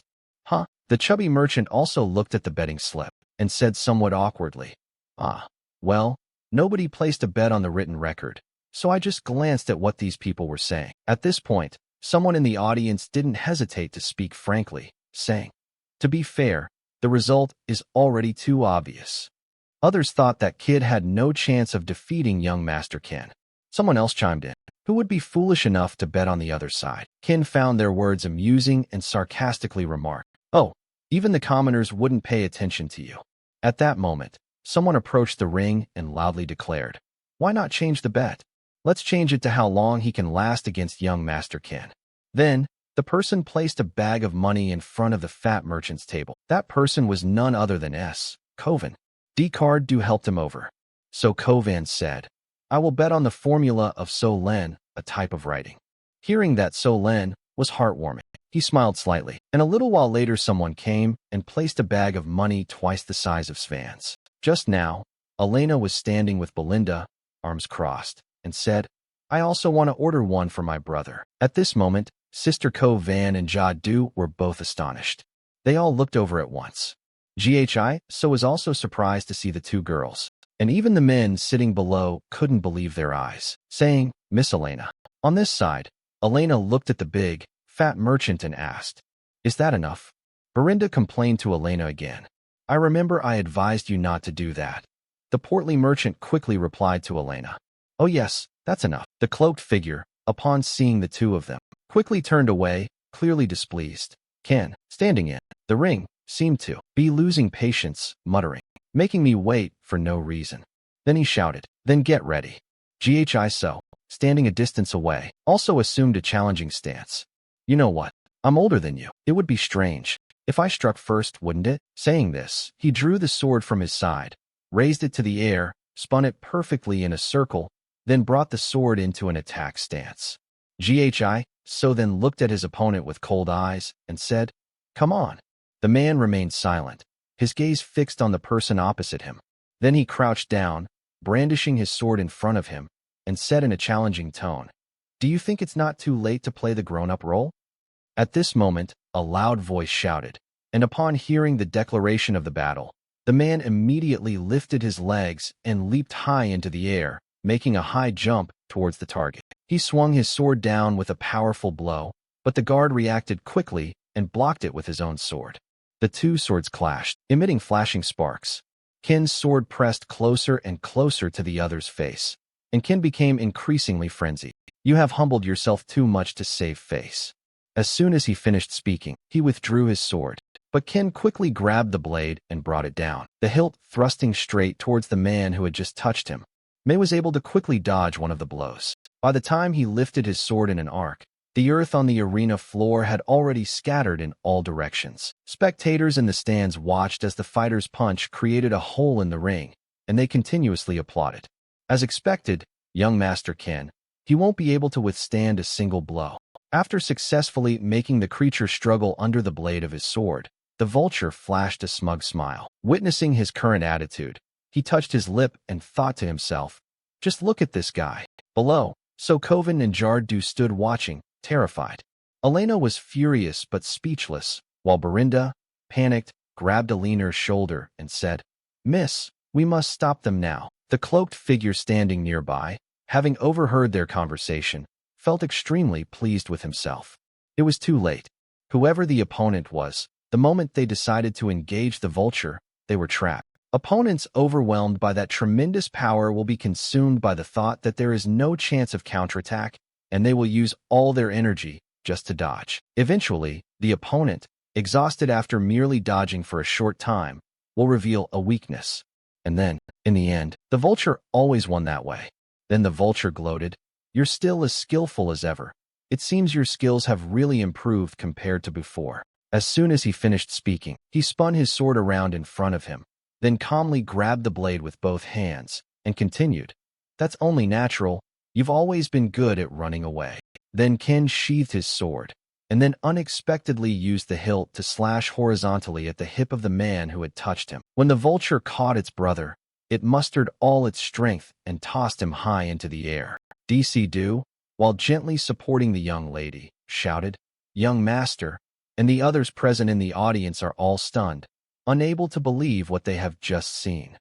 The cloaked figure witnessed this battle, feeling immensely satisfied. It's all over, just write it down. At this moment, Ghisn's figure soared upwards, performing a somersault in midair. Witnessing the person below looking up at him, he also saw Ken standing below with his sword raised. After a round of experience, feeling like he was flying a bird, Ghisn's figure soared upwards and landed safely on the ground. He channeled all his magic power into his feet and said, "I wanted to go easy on you, but you've gone too far." As soon as he finished speaking, he lunged forward at his opponent. As the distance between the two men narrowed, Ken, taken aback, instinctively raised his sword and decisively struck his opponent precisely in the hip. Ken, who hadn't even felt the pain, looked utterly astonished by his slash. The cloaked figure sitting below, observing, noticed something unusual. He regained his composure by concentrating energy in his legs. After successfully slaying the vulture, he took a deep breath, then stood up without looking back, disdainfully saying, "Your swordsmanship is truly pathetic. You probably think you're the strongest, only because your opponent will be intimidated if you show even a little bit of strength. Right? Let me enlighten you." Ken was unwilling to accept it. He said this while raising his sword. "Ready to strike? Oh, really? And how do you intend to do that?" Ghi quickly used his right foot as a pivot to support his left foot, then spun around, lifted his left leg, and kicked straight at the opponent's sword hilt. Then he leaped up, kicked him in the bicep with one foot, and, using the momentum, executed a perfect spin. As he jumped down due to gravity, he appeared and disappeared, quickly delivering two more sword blows to the vulture's arm before finally landing on the ground. He was beaten like that. Then he went berserk, shouting loudly, and gripping the hilt of his sword, he swung it towards the person who was touching him. At that moment, he was one step faster, leaping up to dodge the slash, and then seized the opportunity to jump down and stomp directly on the vulture's sword. At this moment, he used his sword to deliver a fatal blow to the arm that was holding the sword. After defeating his opponent, his face remained as cold as ice, leaving the stunned man sitting there with wounds that continued to bleed. Spectators sitting in the stands could hardly believe what they were seeing. They were all talking excitedly. What had just happened? The progress recorded in the report had been significant. Wait a minute, will he win this match? Oh my God, I bet on the young master. Belinda stood motionless and silent. Elena crossed her arms, her voice full of self-satisfaction. See, even though Svan's face was swollen, it was still easy to see the look of satisfaction on his face. However, the cloaked figure on this side did not seem very happy. Ken looked at the wounds on his body and silently assessed them. Wounds were shallow, though he could have made them deeper. Did he do that intentionally? How could that guy display swordsmanship at this level? Ghi, standing beside him, glanced at Ken. He stared at him for a long time, then threw the sword away, much to Ken's bewilderment. The sword fell to the arena floor, spun around a few times, and the inscription read, "Such a gap in skill won't bring enough excitement. We will fight barehanded from now on." Hearing this, Ken was so shocked that his facial muscles contorted as he asked, "What?" The man said honestly to him, "I think today is the day to teach you a lesson with my fists." Ken raised his eyebrows and asked again, "Teach me a lesson?" Ghi patted him, rolled up his sleeves, and said leisurely, "Yes, it seems you are no match for me in swordsmanship, so let me give you a little leeway. Let's fight barehanded where you are better, and instead I will pay an extra 2,000 gold coins, double the initial amount, to win." The people below started clamoring again. Some say empty-handed, others ask, 2,000 gold coins for another person. But this should have been a match. At this moment, the cloaked figure's face was drenched in sweat. He bowed his head, thinking, he dared to challenge me to a hand-to-hand fight? I never thought there would be a day when I'd have to thank him for his madness. Good fortune is still on our side. A moment later, the fat merchant shouted loudly, "Okay, let's place another bet." The event was a hand-to-hand fight. Young masters who touch and touch will compete with young masters who are on the channel. People in the audience started discussing animatedly again. Okay, a hand-to-hand fight. I'll bet on how he does it. That's stupid, but this time I'll beat the young master. Ken tried to pull his shirt off, his voice full of amusement. Barehanded? What are you kidding about? All right, let's fight barehanded then. Saying this, he held a sword in one hand and tossed his shirt into the air with the other, revealing his bare upper body. He stepped forward and said, I will use my sword. Is below the stance. Berinda excitedly raised her hand and shouted, You bastard, young master, pick up the sword. Then Ken began to raise his sword towards the person standing opposite him, scrutinizing him and saying with a cold smile, As I thought, I have to teach you a lesson. Just as the sword lunged forward, he quickly ducked, dodging the blow. The bird missed its target, so it lost the fight. The sword, propelled by inertia, lifted him high into the air. He dodged a sword strike, his feet also shifting sideways. Then he continued running back and forth horizontally, then suddenly threw a punch at Ken's thigh. Ken touched his thigh, then withdrew his hand, his eyes fixed on his opponent with unwavering determination. In an instant, his punch landed squarely on Ken's chin, causing blood to gush from his mouth.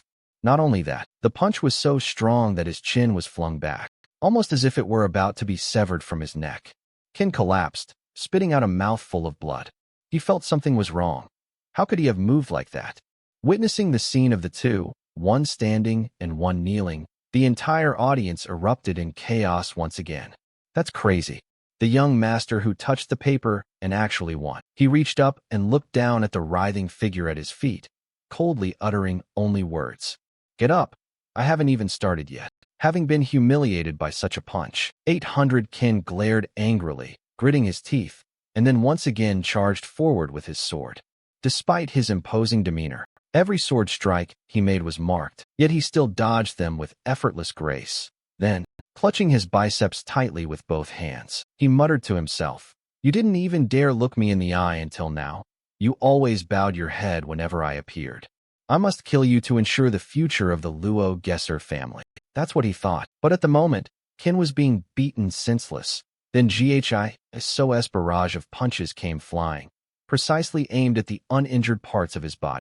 This repeated itself dozens of times, until his face swelled up to the point of disfigurement. His whole body was bruised and purple, and a question echoed in his mind.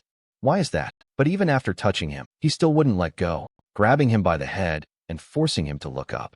Standing above him, he said, It's a pity for your father. Count Lozier helped the Piram family until their downfall, simply because he was a friend of my father. Even so, he and his son still think differently.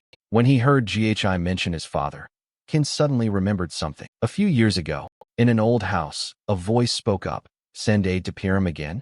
Even if you have connections with Count Piram, we are still in trouble. Why do you continue to invest in a dying land, like pouring water into a water bottle? Less than a week after you returned, you were frowning with dissatisfaction. Then you spoke as if begging not to go. Everyone was trying to stop you. Why are you still helping Piram? Ken's father, Count Logesser, turned around at that moment. Ken clearly remembers that he had said something decisive to him at the time. Just because we are friends, there is no other reason. Before that punch, Ken accepted his fate, closing his eyes and waiting. But then what responded was a familiar voice speaking up. This should have taught you enough, shouldn't it?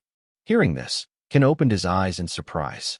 He saw the figure reaching out its hand in front of him, saying, Wake up. The man remained silent for a long time without reacting. Then he bowed his head, confessing from the bottom of his heart, I admit defeat. At that very moment, those below seemed to be simultaneously shaken. From men to women, everyone was stunned for a few seconds. Even the cloaked figure who started it all was left speechless with astonishment. Then the entire stadium erupted in a frenzied cheer. The young master's touch card has won. I've won the bet. I can't believe my money. On this side, Elena also cheered with joy. My older brother won. At this moment, the cloaked figure stepped towards the canal, losing his composure and shouting directly at him. How can you admit defeat so early just because you've encountered a slight disadvantage? What are you doing? I trusted you, let go, he replied briefly. I'm done. The cloaked figure asked, stunned. What? He covered his face, grimacing and muttering curses under his breath. Damn it, this weakling just now stepped forward and said, Now I get to do what I want, right? The man didn't understand what he wanted to do. What was he asking? Then he stepped forward and loudly announced, "Attention everyone. This man is voluntarily paying for all the meat and drinks for everyone present." The cloaked man, bewildered, repeated the question. What? Everyone was delighted to hear this. Meat and drinks. It's been so long since we've had a feast. You're wonderful. Our young master is cornered, and the cloaked figure shouts even louder. We disagree with this. Retract your statement. But in response to his words, a hand was placed on his shoulder, and now, as he touched it, a serious voice said, "This is the price you have to pay for losing the match. You must have at least that much, right? And to be clear, this money will not be deducted from the bet. Remember to add 2,000 gold coins to the amount we agreed upon, which is 1,000 gold coins. If you run away, do you know what will happen?" The cloaked figure was terrified, and after saying this, he turned and left, leaving the other man sitting there accepting reality. Said they understood. The scene shifts to the next day in GHI. So's room. He opens the door and is extremely surprised to find it full of gold coins. He touched the coin, thinking he could hire a small team of mercenaries with this amount of money. This is not a small amount, but earning money takes a lot of time. They won't wait for me to implement the business plan I'm thinking of. I need to prepare faster. As soon as Yang reached up and closed the lid, he saw Elena. Belinda suddenly appeared and stood beside me. He turned his head, his expression not very friendly, and asked, "What's wrong?" Elena asked her brother curiously. "Brother, where are you planning to spend all that money?" Hearing this, he looked at her warily and asked, "Do you want some?" Elena replied, "No, I was just asking." Belinda, as if knowing everything, said to him, "It's clear that you'll use it for that purpose. Miss Amelia's birthday is coming up soon. You're making such a big fuss because you want to buy her a really expensive gift, aren't you? You're being too extravagant." At this point, Belinda smiled triumphantly. Elena also glanced at her brother and said sarcastically, "Oh dear, doing all that just to impress your fiancé." GHI touched his head in silence, not saying a word, his heart filled with suspicion. "Do I have a fiancé?" Thinking this, he turned to ask clearly, "Do I have a fiancé?" Hearing his question, Belinda jokingly teased him. "Are you embarrassed, sir? But I know you're just pretending to forget." Elena stood aside, arms crossed, sighing dejectedly. It was Amelia from the Count's family calling. He paused, trying to remember who that person was. That woman. Amelia Jones, a noble woman admired by the people for her kind nature and actions that transcended social class. But later she would lead a rebellion and be known as the Witch of the North. And together with Duke Delphin, she sang a hymn to the downfall of Bet Siam, a traitor. Thinking this, he smirked and turned to ask, "Bet Linda, when will my father be back?" Belinda quickly replied, "My lord, how could it take about a week?" He tapped his finger on the table, silently calculating.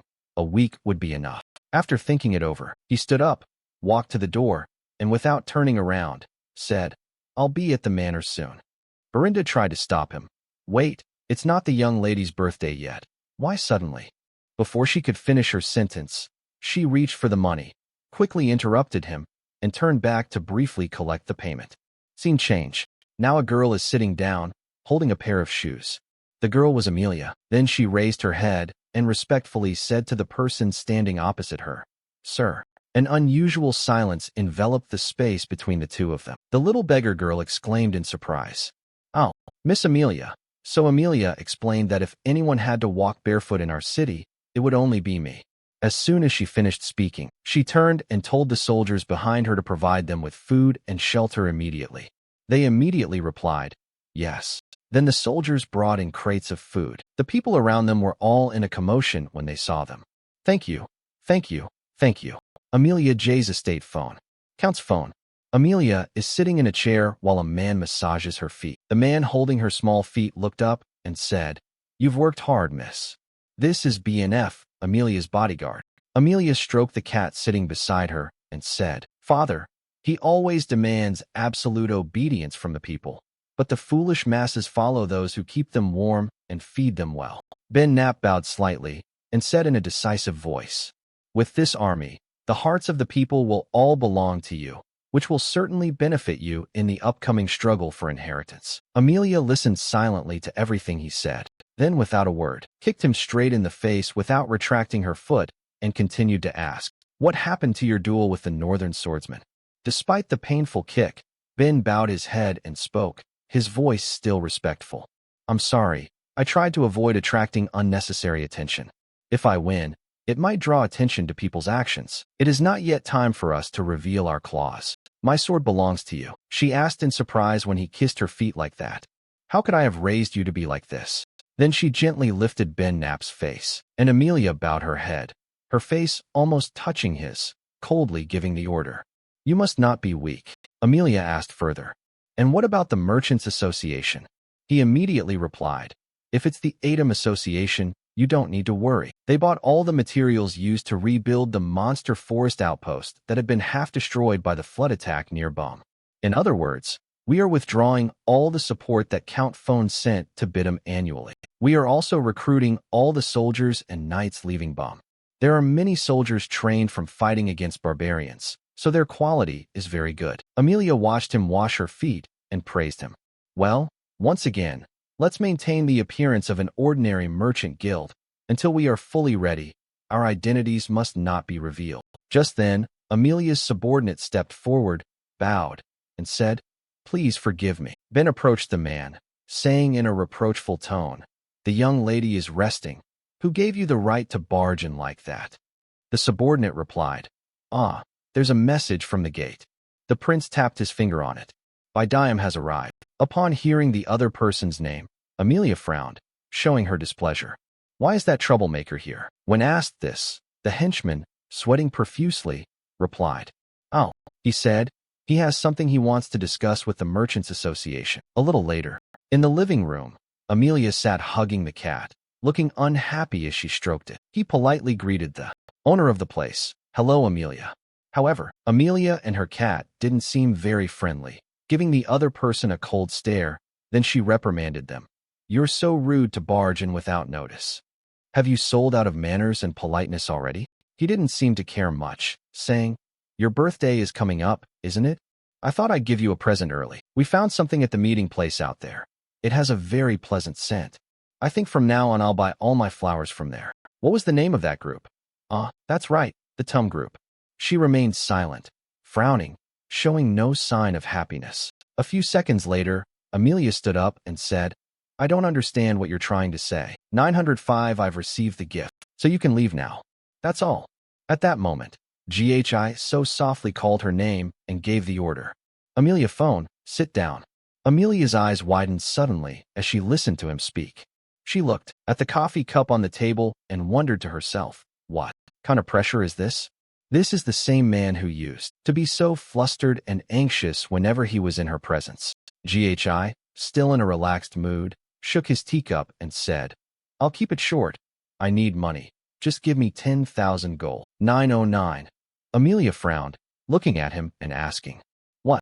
You suddenly appear and ask to borrow so much money from your fiancé? Should I consider this the Count of Bitty's wish? He casually picked up his teacup and said, It has nothing to do with my father. Just give me the money, otherwise you won't marry me, right? Amelia, cornered, could only stare and listen to him speak, her words now laced with veiled threats. Perhaps there are some knights standing outside the door? Once you're in charge, that's possible.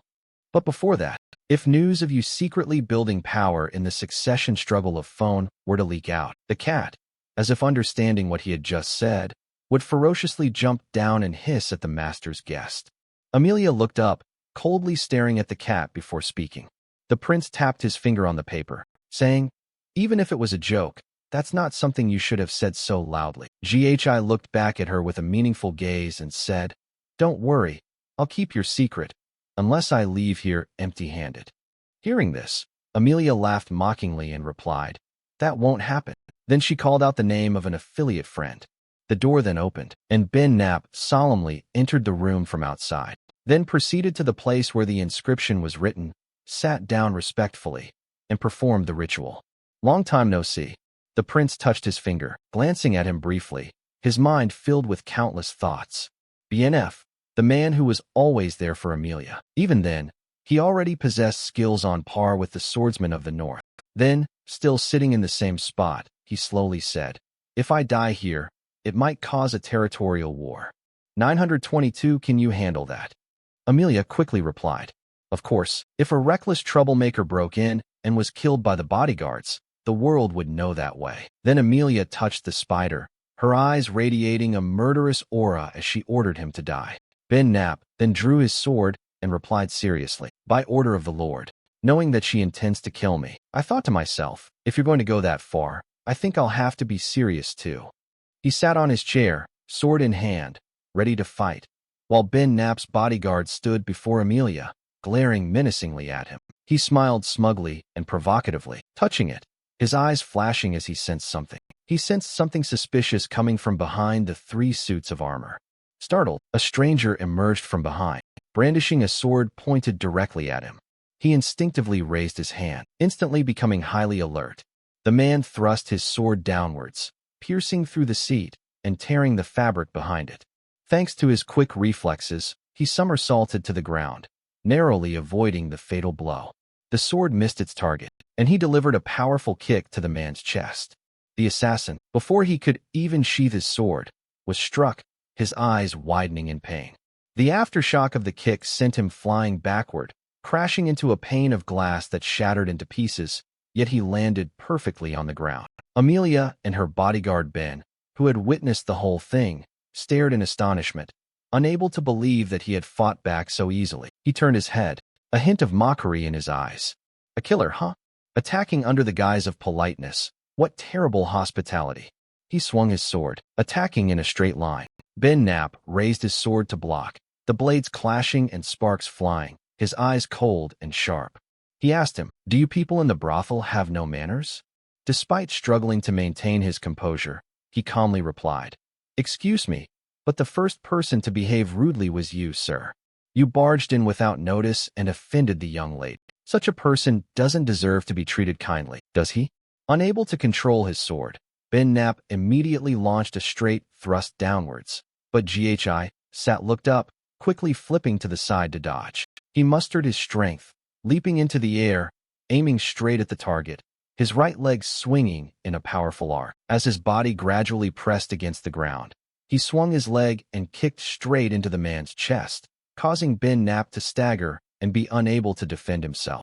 The powerful kick sent Ben Knapp staggering back 2 steps, sliding across the ground as he struggled to regain his balance. He bent over, struggling to think, and the gentleman stroked his chin. "I've heard that you're just arrogant and not really talented, but it seems you're not a complete novice." Amelia stood beside him, arms crossed, and ordered irritably, "What are you doing?"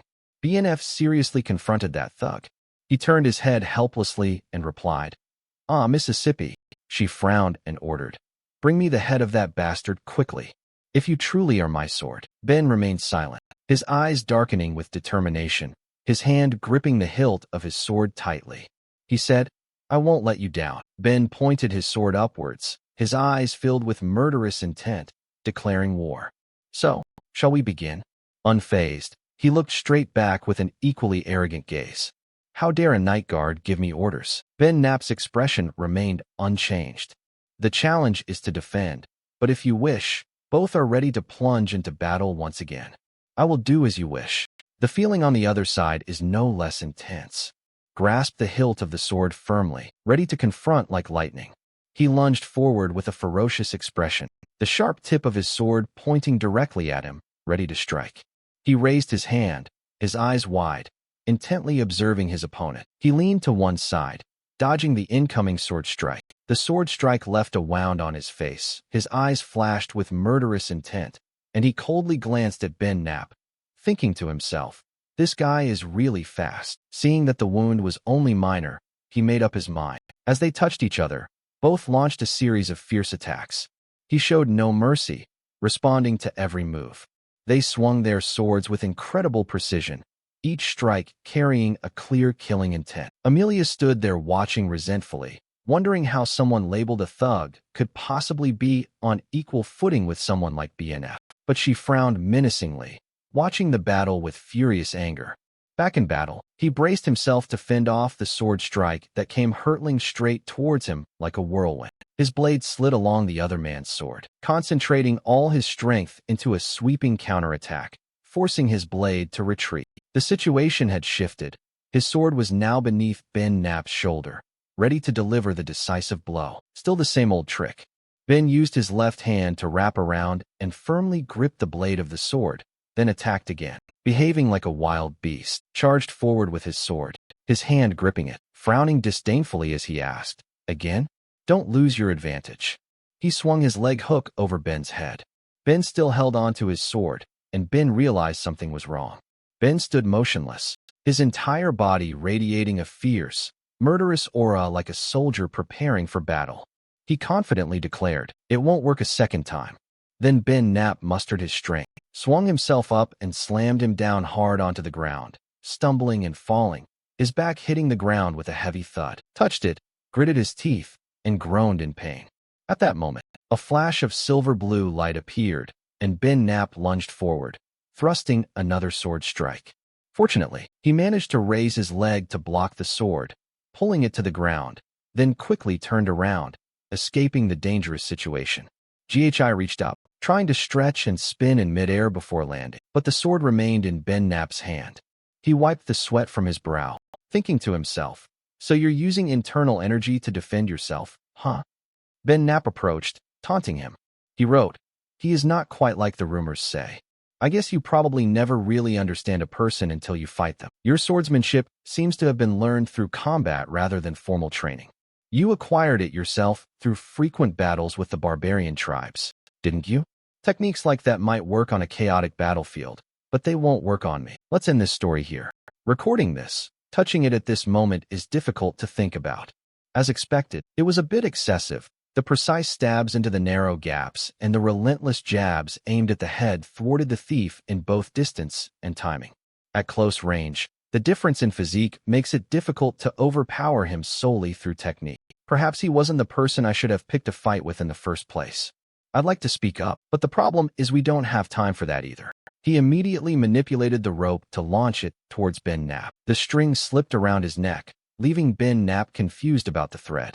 But then he realized this was inner energy. GHI immediately used his internal energy to create a circle around the hilt of the sword lying neatly behind him, controlling the hilt to strike the back of his head. Unable to react in time, Ben Knapp seemed to have suffered a severe injury, his face clearly showing pain. Without hesitation, he leaped up and appeared in front of him, preparing for another direct punch, aiming his knee straight at his face. The powerful, decisive blow made him bleed, causing him considerable pain. Ben was having difficulty breathing, blood dripping out in dark red drops, and he was dizzy and unsteady on his feet, silently screaming. What are you doing?" Amelia, seeing her bodyguard in such a pathetic state, panicked and called out BNF's name. Taking advantage of the moment when he was crouching down, clutching his nose in pain, he lunged forward, his sword swinging down, concentrating all his strength into a single slash. His eyes, cold as steel, were fixed on his target, radiating a chilling aura. Ben Knapp quickly raised his sword to block, his hands trembling uncontrollably. He gritted his teeth, his hands clenched tightly, his whole body tensing as he braced himself. Then he sprang up, swinging his sword to push him back, giving him no time to react and almost causing him to fall heavily to the ground. He immediately stabilized his posture, his feet touching the ground as he sprang up, maintaining his balance, his eyes still fixed on him. At 995, Ben hurriedly reminded Amelia, who was standing beside him, to leave. "Miss, you must leave. I cannot guarantee your safety during this time. From now on I will fight with everything I have." He paused briefly, a pensive expression on his face, then exclaimed, "Yes, that's how you should come to me. Finally, after such a long time, we've found a worthy opponent." The scene shifts to Amelia, who is now running while clutching a cat, pulling up her dress, her footsteps chaotic. She thinks angrily, "How dare you insult me like this? Who could have done that? Which idiot leaked the information about the Merchants Association to that madman? He couldn't possibly know so many details if it weren't for that." Rumors circulated about him killing goblins, protecting his sister from assassins, and even defeating the heir of Logesser. Damn it, running outside and seeing no one. She frowned, her face darkening. What the hell are the guards I've stationed doing? Suddenly, something terrifying caught Amelia's eye. A mysterious figure in black, with countless corpses of guards lying at their feet. She froze in place. The man in black heard a noise behind him and turned around. It turned out to be Belinda, She smiled. Oh, it's been a long time, miss. Amelia recognized her. Her eyes instantly froze, and her throat tightened. A servant from Pakayam? Why are you hiding your face in a veil? Barinda gestured shush. She silently glided up from behind like a ghost, his arm wrapped around her neck, holding a sharp blade to her lips, his voice sinister. Silence. Amelia swallowed hard. She didn't move, her eyes wide open, fixed on the sharp blade. Belinda reached her hand to her mouth and snatched the spider that was lying on her right lip, saying contemptuously, Good heavens, you still have that hateful spider on your bait. I believe that during the engagement ceremony, I remember overhearing a conversation between Count J. Fawn and my lord, regarding how her brother teased her because there were scary spiders around. So she kept spiders on her body and took revenge on it. I'm not sure if it was to overcome an obsession or a way of asserting myself. Please forgive me for saying this, but it doesn't suit you. Excuse me, young lady. The thick, heavy feet slammed down on the ground, creating a sharp sound. The spider was crushed, and a slimy liquid spread out. Barinda threatened, May I request your cooperation? Returning to the battle, both sides are radiating a powerful, confrontational aura. GHI looked up at him, silently assessing the heavy atmosphere and the overwhelming amount of internal energy, then suddenly spoke up. You just called him an interesting opponent? That sounds like something a humble mercenary would say. And you claim to be a noble, just like my young lady? He calmly replied, Of course I am a noble. I don't think that's something a bodyguard like you should be saying, is it? Then both fell silent again, standing opposite each other, their eyes locked. Suddenly, Ben Knapp called his name. Young master, write it down. Don't disgrace the nobility. His eyes widened, staring ahead in astonishment. Ben Knapp launched a series of attacks, while the other man was in a passive position, only able to defend. He observed each move, taking notes and silently assessing the opponent. This man was too strong. The two fought with increasing ferocity, Ben Knapp swinging his sword powerfully, each slash tearing through the air, striking relentlessly. After the successive attacks, his hand tightened its grip on the sword hilt, his eyes flashing with determination. Enough! With a powerful movement, he raised his hand to the hilt of his sword, deflecting the direction of the blade that was aimed straight at him to the side. He swung his sword gracefully upwards, his eyes cold and sharp. Took a deep breath before lowering his sword, the immense force seemingly intending to pierce his opponent's skull instantly. But unfortunately, Ben Knapp reacted quickly and swiftly pulled the sword back. He swung his sword to the left to parry the powerful blow from his opponent. A clanging sound erupted. The front string parried the sword. The back string immediately twisted the wrist, skillfully counterattacking, pressing the blade down. The sword swung up precisely, touching the opponent's blade, pushing forcefully upwards, causing JHI's sword to lose its direction. Every move in 1031 was meticulously calculated, giving the opponent no chance to counterattack. He looked at him and spoke. The young master's hand raised. That was his final attack. Now that his sword had pierced his brother, both sides immediately stopped fighting, blood splattering into the air. Ben Knapp frowned, surprised to realize he had prepared for the wound and used his shoulder to deflect the sword's blade. Taking advantage of the moment he was stunned, he immediately swung his sword upwards to attack. Ben, without hesitation, drew his sword to parry the blow, simultaneously defending himself and taunting him. Yes, it seems we can't afford to be careless until the very last minute. But Ben Knapp immediately knocked his sword aside, trying to make him lose his balance. Ben Knapp revealed his plan, kicking him straight in the chest, causing him considerable pain. He displayed a contemptuous attitude. This is the difference between me and someone who only wields a sword for entertainment. The force of the kick sent Len flying backward, his body flung like a sandbag. He was dizzy and gasping for breath, the battle replaying in his mind. As expected, this is interesting. With his incredible speed and overwhelming barrage of attacks, 1044 controlled the pace of the battle, instantly neutralizing any attempts at close-range counterattacks through grappling. During a confrontation, he made it look as though the swords of both of them were bound together, making himself believe that they could not be separated. With my current level of internal energy, I can't possibly counter his power. Currently, I can't counter his power. He's charging forward with immense force, but that's referring to the amount of internal energy I have right now.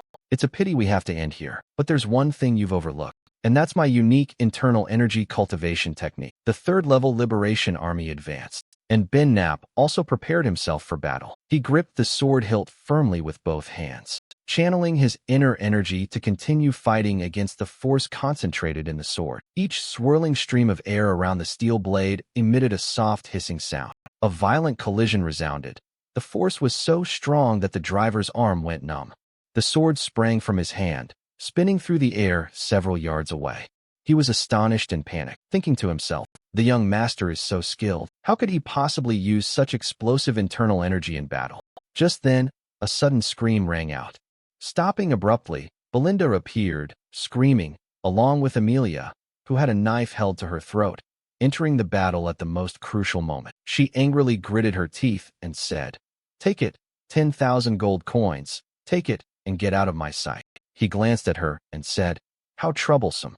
It would have been better if you had given it to me when politely requested." Saying this, he lowered his sword, much to the astonishment of Ben Berinda, who was still casually taunting him. "Lord, isn't it too much to call this a quarrel and a love affair?" The young man, without answering her, turned to Amelia and said, "We only had a slight disagreement. I have bad news for you." Amelia's fee had increased to 20,059,000 gold. After the battle, the fallen soldiers lay scattered on the floor.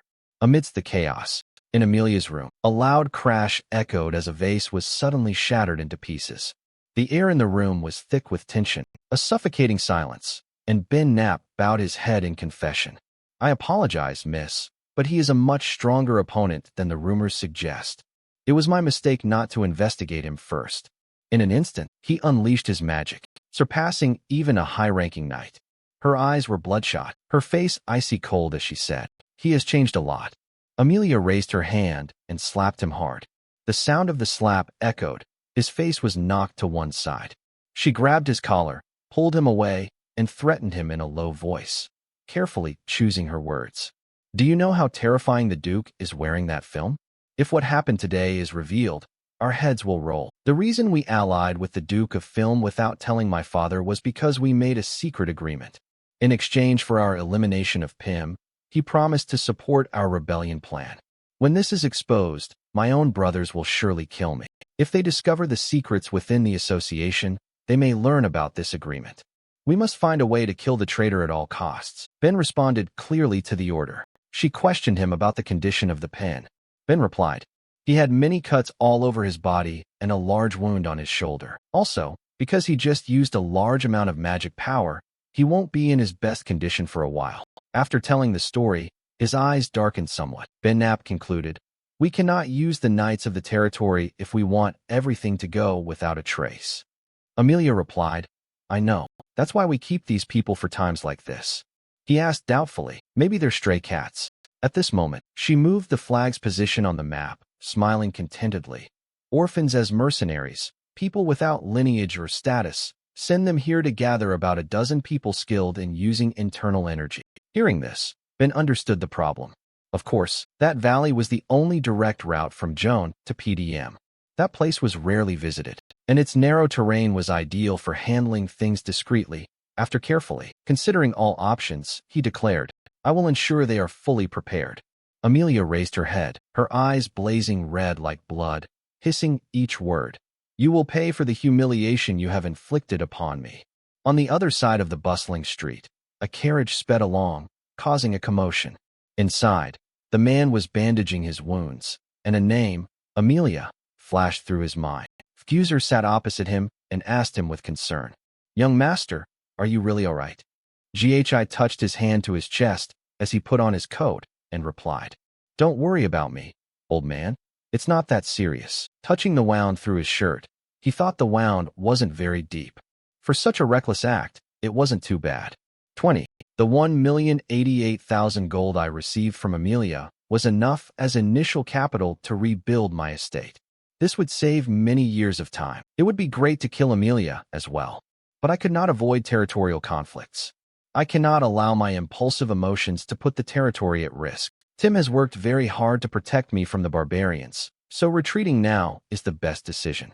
The mere fact that I know the gang's secret will make it very difficult for them to act. Amelia, This time I will use you as a vessel. Belinda watched him intently without blinking, unable to resist asking, "Is that true, young master?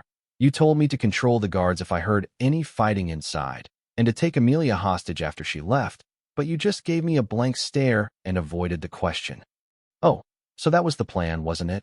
But I thought I'd left that to Elder Fergus so to handle."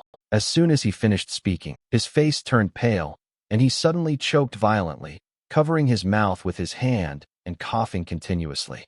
Fergus's voice trembled. "Young master, you're staring at the red streak in front of you, touching it silently, your face darkening. Is this the consequence of opening the third core? It's not as serious as last time, but if this happens every time I use my power, it will be a problem. I need to ensure a way to increase my internal energy quickly."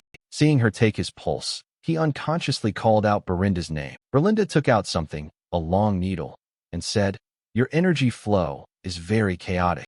Belinda used magic to repeatedly stab needles into his hand. He stared in surprise, his eyes wide, his face pale, sweat beading on his forehead, his mouth tightly shut, as if trying to hold back something welling up in his throat. I thought he would cough up blood again, but he didn't. He exhaled a large amount of white smoke, then touched his hand, which Belinda had just cast a spell on, and couldn't help but be surprised. "My blocked energy pathways have become a little clearer. This type of treatment is only possible through internal energy compression," Belinda said, "because her mother brought her here. I don't think she's just an ordinary maid. But what is her true identity? I don't know why someone of her caliber would be a servant in a rural area. But the more powerful people in the territory, the better. The people I've met so far are just the beginning." The horse-drawn carriage sped along the road without stopping. A voice called out to young Master Belinda, who turned to him to explain, "I trust you, so whatever you do, I will help without hesitation.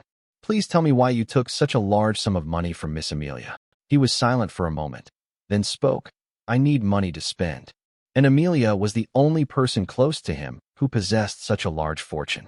Upon hearing this, both people opposite couldn't help but be surprised. Belinda harshly, "Days caused this disaster and was even ambushed. And that's the only reason? If this reaches the Count's ears, it will be a big problem." He leaned back, "Don't worry. Amelia never told my father." Ghi touched her hand, smirked, and asked again, "Don't you believe me?" She suppressed her anger. "Ah yes, so at least you'll tell the person who's risking everything with you why that money will be used, right?" He remained silent for a moment, then suddenly spoke, causing her eyes to widen in surprise. "Animal forest? We will develop an animal forest." FGS immediately stood up and tried his best to stop him. "You can't do that, young master. Someone tried to develop that animal forest back in your great-grandfather's time." But he interrupted, asking Elder Fergus, "Sir, what about the matter I asked you to discuss before entering the castle?" The old man sat down, his mouth stammering. Young Master Ferguser remained silent, carefully searching for the right words, hesitating to speak. Hesitating for a few seconds, the old man decided to speak. "Yes, the person I was asked to find is at the location you mentioned, but are they really all right? You must decide quickly about their condition. As long as they are alive, that's all that matters." "We'll go there right now." Belinda objected. "Sir, we need to return to the territory in your current state. What are you planning to do wandering around like this?" He looked at her defiantly. "Belinda, do you think Amelia will let us leave after what has happened?" Belinda reluctantly agreed. "Judging by her personality, it's clear she would try to kill me to cover her tracks." Belinda, eager to prove herself, flexed her muscles and declared emphatically, "Young master, I'm very good at fighting. Elder Ferguser is also a knight, so if things go wrong, I can simply—" Before she could finish, he interrupted her, reassuringly, "But that wasn't her role. You know what? The field is somewhere else. We need a pioneer leader, and we'll find one." The horse-drawn carriage arrived at a wooden house, stopped, and everyone disembarked, standing in front of the house. DC approached, raised his hand to knock on the door, and looking at the condition of the house, Belinda guessed that the house had been completely destroyed, right? Fergus scratched his head and replied, "But this was the correct address." At that moment, suddenly a hand from inside the house pushed the door open, and a slovenly man with a head of white, unruly hair appeared, his eyes half closed as he looked at the group. He spoke up, "Who's there?" The crowd fell silent. No one dared to speak. Belinda turned around and whispered to him, "Young master, is this really the person you asked to find?" "A vanguard captain. This is a frail man, not someone capable of going into battle. GHI patted him and confirmed. He is the right person. Seeing that no one in the crowd spoke, he looked again and then bowed his head. He turned back into the house and cursed. Are you a young nobleman tired of living? Don't waste my time, get out. At this point, Belinda spoke up. Ah, wait. He stood in front of the door, hands in his pockets, and introduced himself. I am the captain of the PAT to SK Mercenary Group. 1140, he called out his name, Jillian. Hearing his name, Jillian stopped in his tracks, his eyes lighting up. He slowly turned his head and glanced at him. He stepped forward, extending his hand, waiting for a reaction from Jillian. I really miss you. Suddenly, an axe appeared out of nowhere and was hurtling towards him. The axe grazed his right shoulder, leaving a gash in his shirt. The three people behind them turned pale and immediately became highly vigilant. It turned out that the axe had been thrown by Jillian, who held out his hand. So, you know me. At this moment, three men stood in front of him to protect him, weapons in hand to guard against any further dangerous actions from the man. D-Lion asked in a harsh voice, Why are you here? Belinda raised her throwing star and cautiously said to him, Step back, young master. This person isn't sane. His voice was icy cold as he uttered a single sentence, the eternal curse. This statement startled Jillian, his expression changing. He paused, then continued, slowly. I know how to cure your daughter's incurable disease. Now, do you want to talk? Jo, Jillian's daughter. The girl was in great distress, constantly tormented by high fever, coughing up blood in patches that bloomed like flower petals. A terminal illness because those afflicted will suffer excruciating pain, like prisoners being punished. The eternal curse D-Lion led everyone into the house, approaching Jill's bed where he lay moaning. He, in his helplessness and anguish, embraced his daughter, calling out her name in vain. Jo, he calmly considered the matter. It's not too late to conclude. In my previous life, I tried to recruit Jillian, but he is no longer in this world. It is said that he took his own life after losing his daughter, giving up everything. Looking at the state of the house, it seems he spent all his savings on the girl's treatment. All he had left were his weapons. At this moment, Gesso cried out in despair as waves of pain overwhelmed him. Father, it hurts so much. It hurts so much. I want to die. Please. In 1164, D-Lion cried out her son's name in anguish. Zio reached up and decisively took off his outer garment. There's no time to hesitate. Let's treat her right away. Seeing him about to move forward, someone's hand pulled him back, stopping him. It was Belinda, placing her hand on his shoulder and advising, Come back, young master. I don't know what you intend to do, but this is not something that can be solved by force. Even priests can't heal the girl. They say it's a disease sent by the gods. What are you going to do? He said confidently. I can cure her. She shrieked. Young master, write it down. He said, smiling. You said, you trust me, right? Belinda stood frozen, unable to react. Then he handed her a piece of paper. Take this. By all the herbs listed here, don't miss a single one. Read the medicinal herbs in order. Belinda was surprised. This was a thought she couldn't quite place, a smile playing on her lips as she considered. For mercenaries without a fixed abode, knowledge is a vital element, an eternal curse. Currently, this is an incurable disease, but in the future, an effective cure will be discovered. This is such a prominent topic that I still clearly remember the preparation method, because it is a simple one. The problem is that it requires extremely red earth ingredients, fairy blessing. Finely ground fairy blessing along with herbs, pressed into a jar. Then strong alcohol is poured in, shaken well to mix, left to stand for a while. Then the remaining herbs are added and stirred completely. GHI reached for the bottle of medicine in his hand, held it out to Jillian, and gave it to her to drink. Jan took it and gave it to her daughter to drink. He held his daughter close, his hands trembling as he brought the bottle of medicine to her mouth. The goat obediently drank in small sips. D-Lion placed her daughter back on the bed. Her breathing gradually stabilized. The red marks on her face were fading, and she was no longer sobbing. As the redness disappeared, her face gradually regained its rosy color. This happened so quickly in front of everyone that they were all stunned by the sight. Fogus touched and cried out, Red marks. Belinda continued, They are fading away. Jill excitedly called out the name. This medicine really is it. Standing behind him, calmly said, It seems to be working.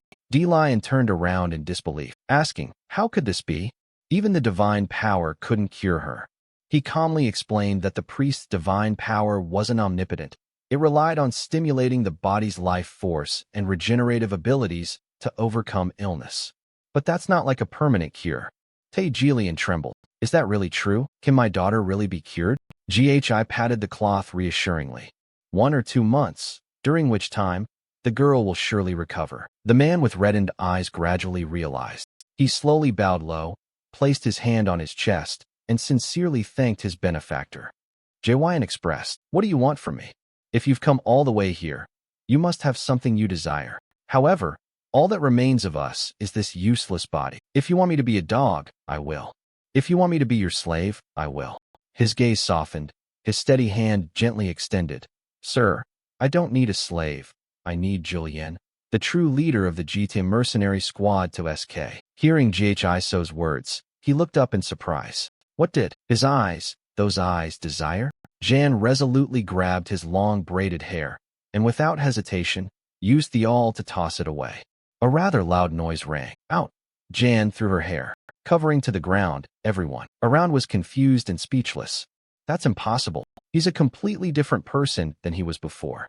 Suddenly, Jan turned, stood up, and walked to a corner. He turned his head and cautiously asked, "Is anyone else with you, or is anyone else on their way here?" He replied, "Sir, it's just the 2 of us." Taking hold of his sword, D-Lion continued, "Does anyone have a grudge against the young master?" He smiled and answered, "Yes, and there will be more in the future." His strong, muscular arm grasped the weapon as he spoke. Then Dian performed a move, spinning around and launching the spear in his hand with lightning speed. The spearhead pierced through the wooden house, destroying a large section. A rope was attached to the spear, and it passed through the trees, seemingly striking something. At this moment, he used his strength to pull the green spear back, and it immediately turned around, dragging along a figure that had been impaled. Dian reached out and grabbed the man's neck. The man groaned in pain. Dian raised his hand and snarled, "Who sent you?" The assassin continued to scream. "How could this be?" D-Lion turned to ask him, "What do you want to do?" GHI calmly replied, "I think I know who sent you, even if you don't say.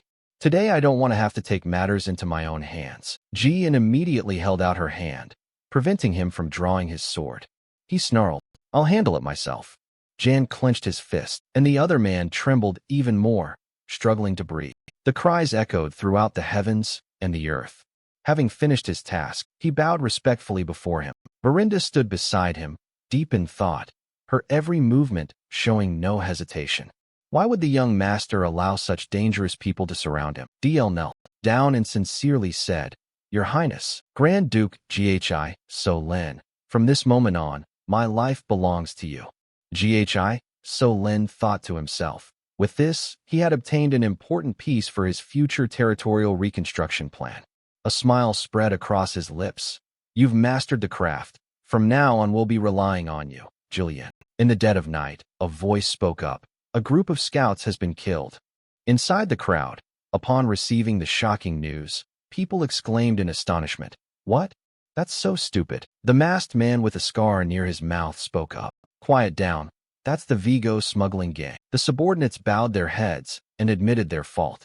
"I apologize, Captain." In 1216, Vigo questioned the soldiers, who, according to information from Sir Ben, couldn't even find a scouting party, let alone kill them. Was it due to the scouting team's incompetence or misinformation? The other man stammered in reply. "Yes, it seems Jin Lin has joined his group." The man, enraged, grabbed the soldier by the neck, his eyes bloodshot, and snarled the question again. "Are you sure?" The man stammered, trembling. "Yes, I saw it with my own eyes." Viet, word by word. "Jin Lion, you finally started to act." Our former captain changed scenes at this point. The group of people who had been recording had already boarded the carriages and were moving. Inside the carriage, Barind groaned with a bewildered expression. "It's so stuffy in here. Does that guy really need to carry so much stuff? Is he an arms dealer? 1 or 2 swords would be enough, and we had to buy an extra carriage just for that." GHI leaned back in the carriage, accepting the situation and saying, "We have to buy one anyway to make things more comfortable." "That's fine too." Meanwhile, on the other side, the guards Ferguson and Jardo were preparing to depart on another carriage. Back on this side, he touched his hand and gazed into the distance, finding solace. He must have a reason to use them all up, so just bear with it a little longer. The most important thing right now is to get out of this valley. Boring. Belinda brought up the topic, asking, "Young master, regarding the gatekeeper we captured, he was certainly sent by Lady Amelia, wasn't he?" He replied vaguely, "Certainly." She was deep in thought. This is trouble. The mask he wore was the symbol of the sand smugglers, a rather powerful gang in Joan. He then asked, "The sand smugglers, their crimes have been exposed. Their main business is smuggling along with assassination, drugs, human trafficking, and many other things. They are filthy scum who take on all the dirty work. Among them were many talented former mercenaries, transforming them into an underground guild with formidable fighting power. The scenery around them changed constantly. While inside the castle, lively conversation continued. A voice, filled with curiosity, asked Belinda, "How do you know all this when you're only in the castle?" Belinda just brushed it off. "Well, I overheard quite a few things before I started working here.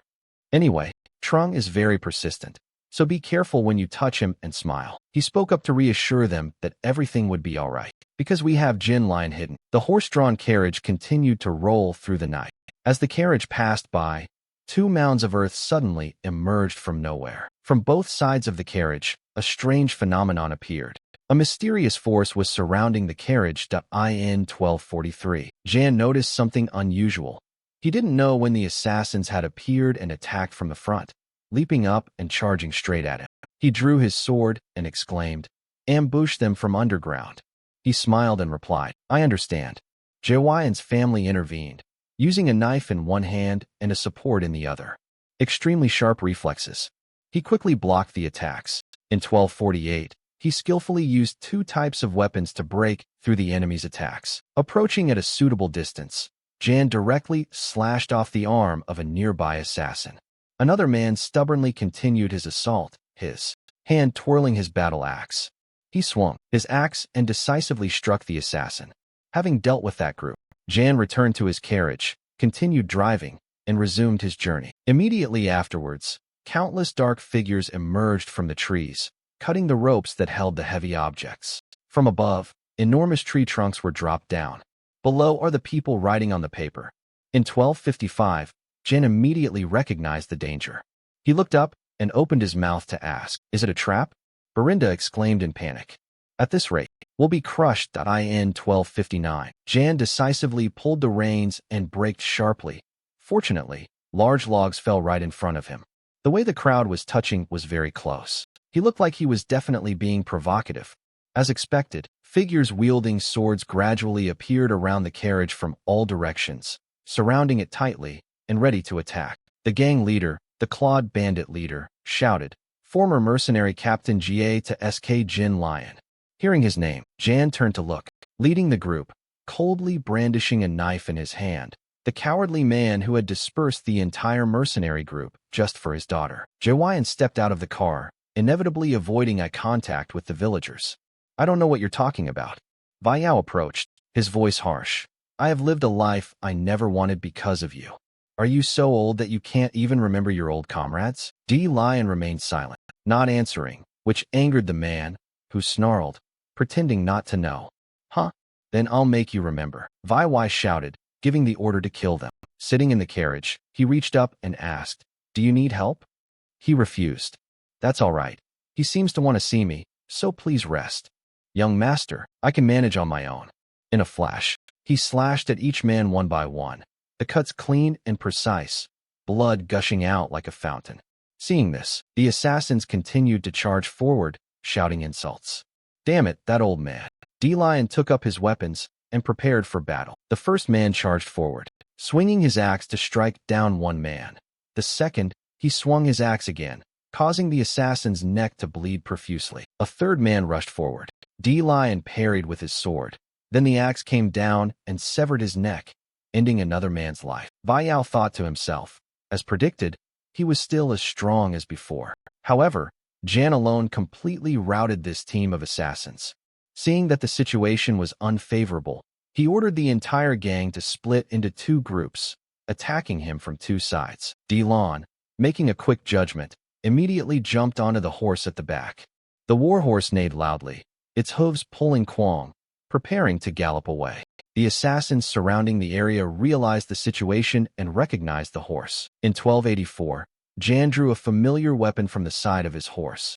He spurred his horse and galloped away like an arrow. In 1286, D-Lion spun the staff in his hand, each powerful rotation tearing through the wind, creating a terrifying whooshing sound as he charged towards the assassins. Dust billowed up beneath his horse's hooves, and his imposing figure on horseback swung his sword in retaliation, striking back with full force. He charged forward, his spear whistling through the air, its sharp point striking dead wherever it went. A killer's arm was severed and fell off. The rest were flung backward by the aftershocks, blood splattering all over the battlefield. The assassin was too terrified to approach, and I couldn't get close to him. The remaining man angrily scolded the other one. The fools are aiming for the horse. Not a delay. In 1293, D-Lion spun the shaft of his spear, and the spearhead flew out behind his back. He began to maintain his strength. The spear spun around, slashing horizontally at the assassins who had just charged forward, cutting down one enemy after another, who fell one by one without even having time to scream. In the blink of an eye, the steel blade swept across the enemy's body. The opponent's body froze and then collapsed like a log cut in half. The two men sitting in the car, witnessing the scene, couldn't help but exclaim in admiration. A Vigo soldier still remained, leaping down from above in an attempt to ambush him. But unfortunately for him, Jillian noticed and immediately grabbed a shield from beside him. He gripped the shield tightly and raised it high just as the enemy charged forward. The arrow pierced through the shield a short distance from Jillian's face. The shield shook violently, but did not fall. The captain grumbled, "Since you've ruined my life, at least don't get in the way of my work, or I'll definitely kill you." He leaped up, threw a dart, and it whizzed through the air straight to the neck of the horse Jili and was riding. The horse neighed in pain, its eyes rolled back, and it reared up violently, causing its rider to stagger. The horse's hooves stumbled through the swirling dust. Then it fell, and Jian immediately jumped back, avoiding falling off the saddle. Shortly after landing, Bai Yao rushed forward with a knife and stabbed him. In 1309, Jan immediately sprang up, grabbing an axe to block the blow. The sound of metal clashing screeched as he struck him while shouting, "I am not the captain of the Gata to SK mercenaries." Vai Yig gritted his teeth and glared at him. Noticing an opening, Jan raised his shield high and thrust it forcefully forward. The edge struck the assassin directly in the face. The man staggered, falling backward like a punched sandbag. Slowly getting up, he asked the man again, "You said you weren't the captain? Enough of your nonsense. Then if it's not you, then who is it?" D-Lion tightened his grip on the axe. "I've cast aside my past. Now I'm just a subordinate of the young master." Vai Yao became even more enraged, his face turning red as he glared menacingly at him. "You? I will kill you at all costs." In the darkness, the sound of weapons clashing echoed continuously. In 1317, Vigo attacked furiously, while he calmly blocked the blows with his shield. He gritted his teeth and unleashed a powerful blow that pierced a hole in Jillian's shield. The two people pressed close together. Bai spoke up, "The mercenary group disbanded after you left. Because of you, I lost my purpose in life and have to live this humiliating life just to make a living." Jillian's eyes darkened, and he remained silent, not responding. He pushed Vigo away with force, and at the same time struck him across the side with an axe. The next second, Jillian slashed towards Vigo's head. The equally agile man dodged the attack. Vai Yiga launched a counterattack. In 1325, Jan used his shield-wielding arm to block the attack. He realized that the shield had a very large hole in it. Vai Yiga looked through the hole in the screen and spoke.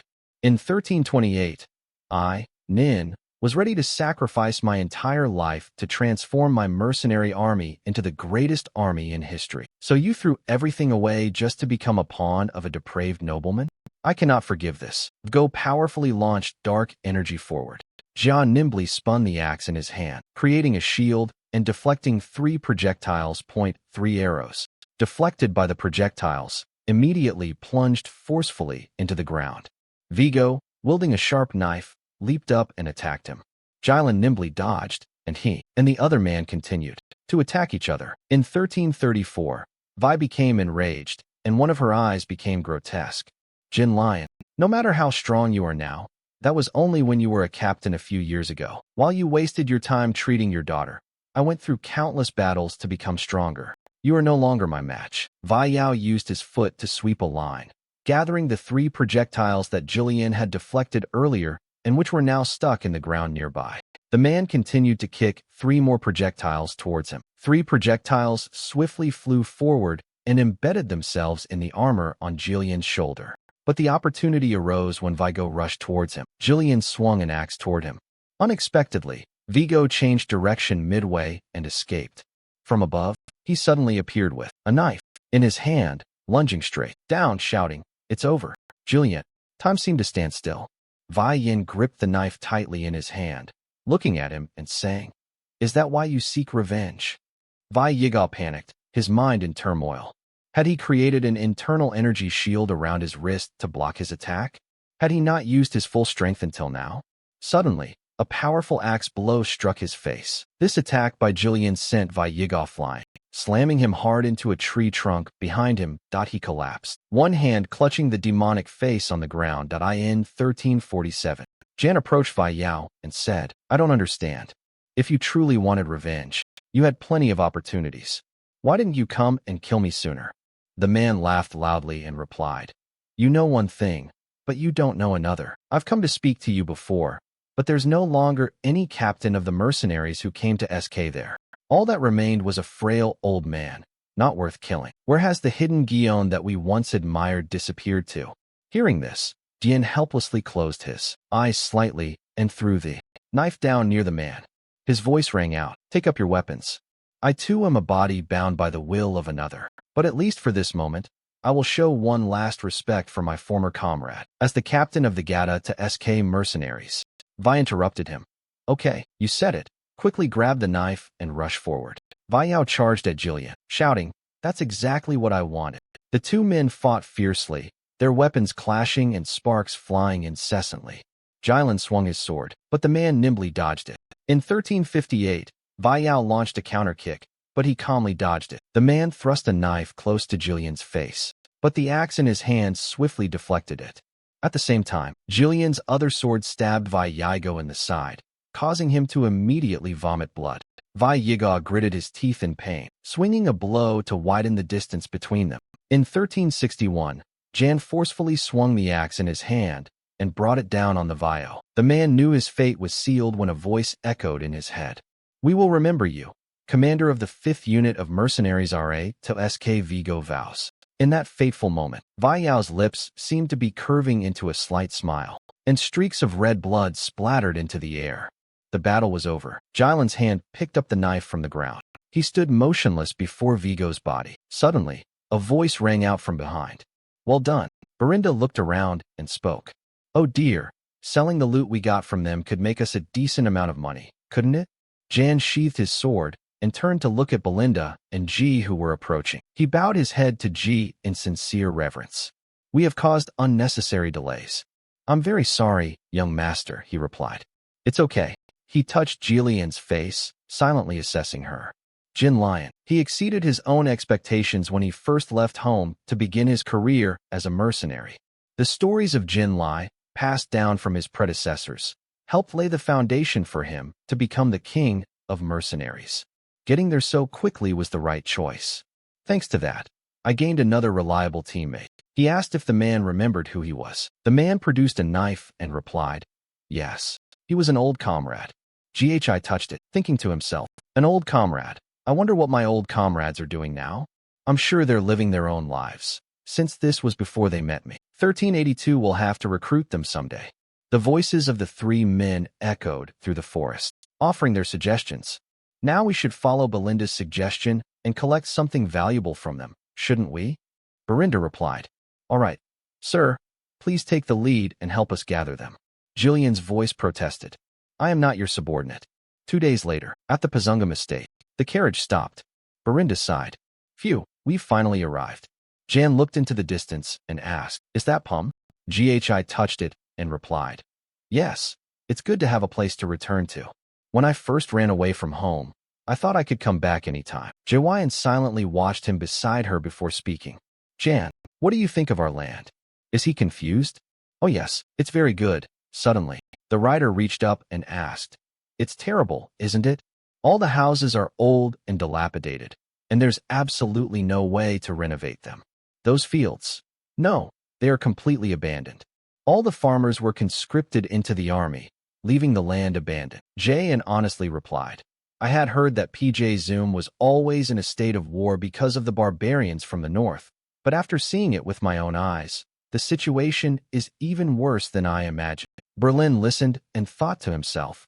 He hadn't known the situation in this land so well before. He touched his hand, still gazing at the scenery before him, and suddenly spoke. I will solve all those problems. That is why I need your strength. This will be a long battle. A battle to eliminate everything related to the Delphin-Fin formula and to protect what is rightfully considered self-evident. I will reclaim this land at all costs. The carriage carrying 3 people slowly entered the city. Berinda shouted, Young master, look over there. GHI reached out and looked ahead in surprise. His pupils suddenly contracted. That figure was the father of Pyram Castle. In the council chamber, 5 men were discussing something together.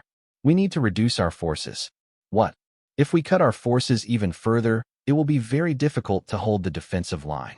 Why not try asking for more help from J-Phone? Ho, with his chin resting on his hand, spoke up, stating that they were the ones who had cut the aid funds. It seems they are gathering soldiers and stockpiling food over there. John Doe exclaimed in surprise. There's no other way. We also need to rebuild the outpost in the Beast Forest, which was partially destroyed in the last battle with the goblins. Even reducing the knight's forces was just enough to give us a little breathing room. But don't you think cutting the troops is too risky? He sighed inwardly. It's the same old story. Captain Up, the Pyram Knights, Gando, Treasurer Albert, General Administrator Ham Yin. How long has it been? As the young master of Pyram, it's only been a few months, but as the king of mercenaries, it's been many years. He raised his voice to welcome the returning Count Pyram's father.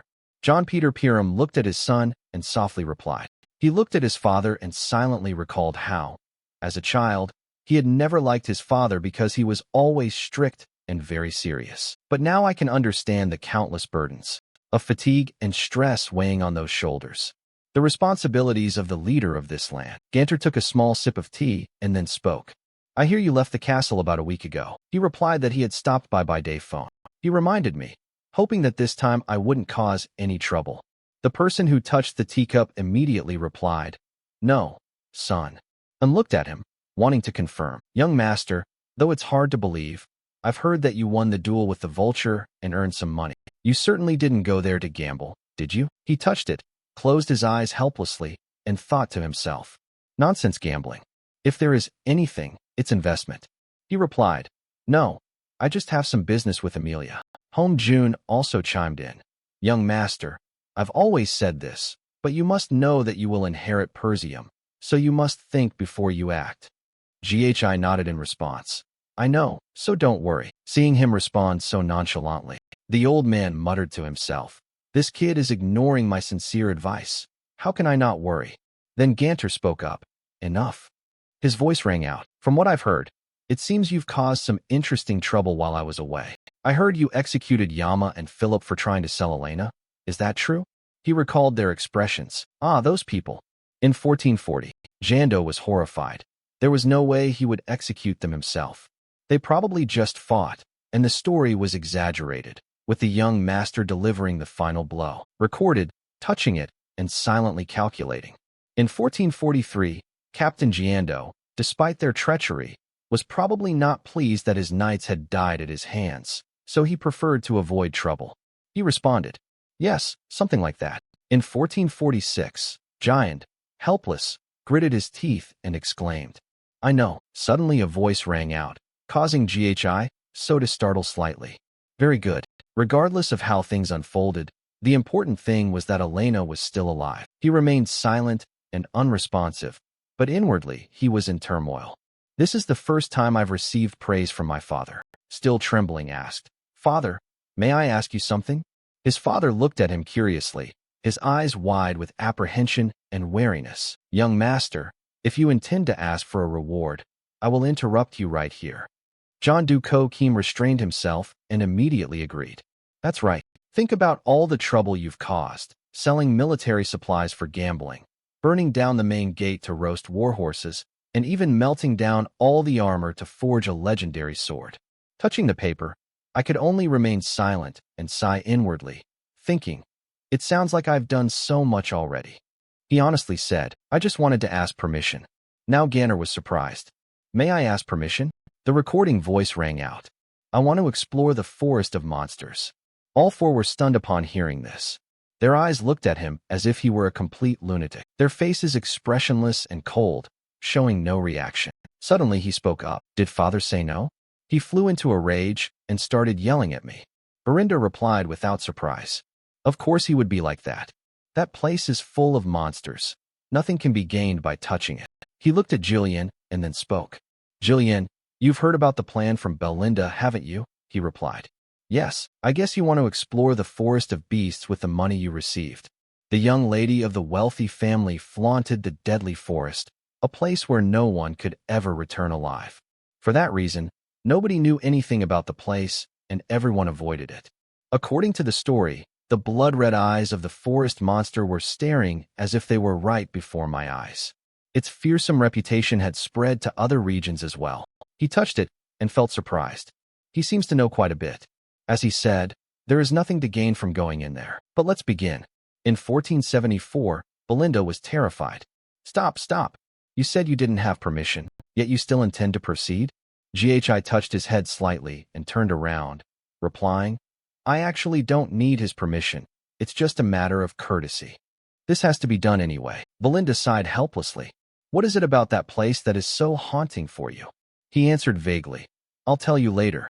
His eyes were cold, his heart full of calculations. If it were revealed now and the news spread, it would only cause more trouble. If I successfully clear the forest, I will earn a large amount of money. Not far from the entrance to the forest, there was a huge, buried vein of rock.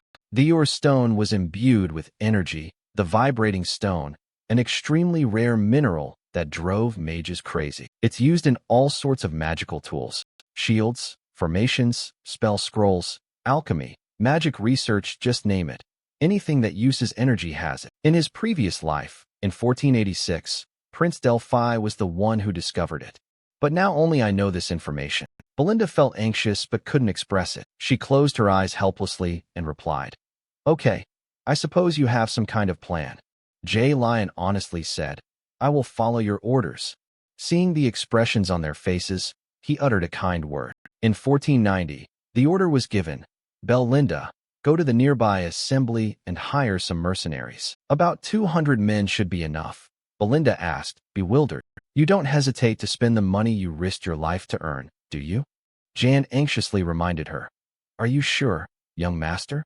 Mercenaries are a rough and uncontrollable bunch. With such a large number, it will be very difficult to manage. They could turn against their master and steal everything. The recording voice rang out. You're right. And that's why you and I will personally select the useful ones. Jillian replied. What do you mean? He glanced at him and explained. The strongest small mercenary group in the north. D. Lion frowned thoughtfully, then hesitated slightly. Don't tell me it's those mad dogs. GHI continued. They're strong enough, but they could also turn around and bite their master if things get worse. The mercenary group, the robbers, the voice of the robber, rang out again. Let's go. We'll chain those mad dogs up. In 1498, on the outskirts of Jimba territory, a group of mercenary bandits, Julian and Geyser, were spotted moving along the road by binoculars. The man holding the binoculars turned to his accomplice next to him and spoke. Hey, they're here. The accomplice beside him replied nonchalantly. These poor wretches have no idea what they're getting themselves into. He raised his binoculars and continued watching, a smirk on his face. He looked like a young nobleman.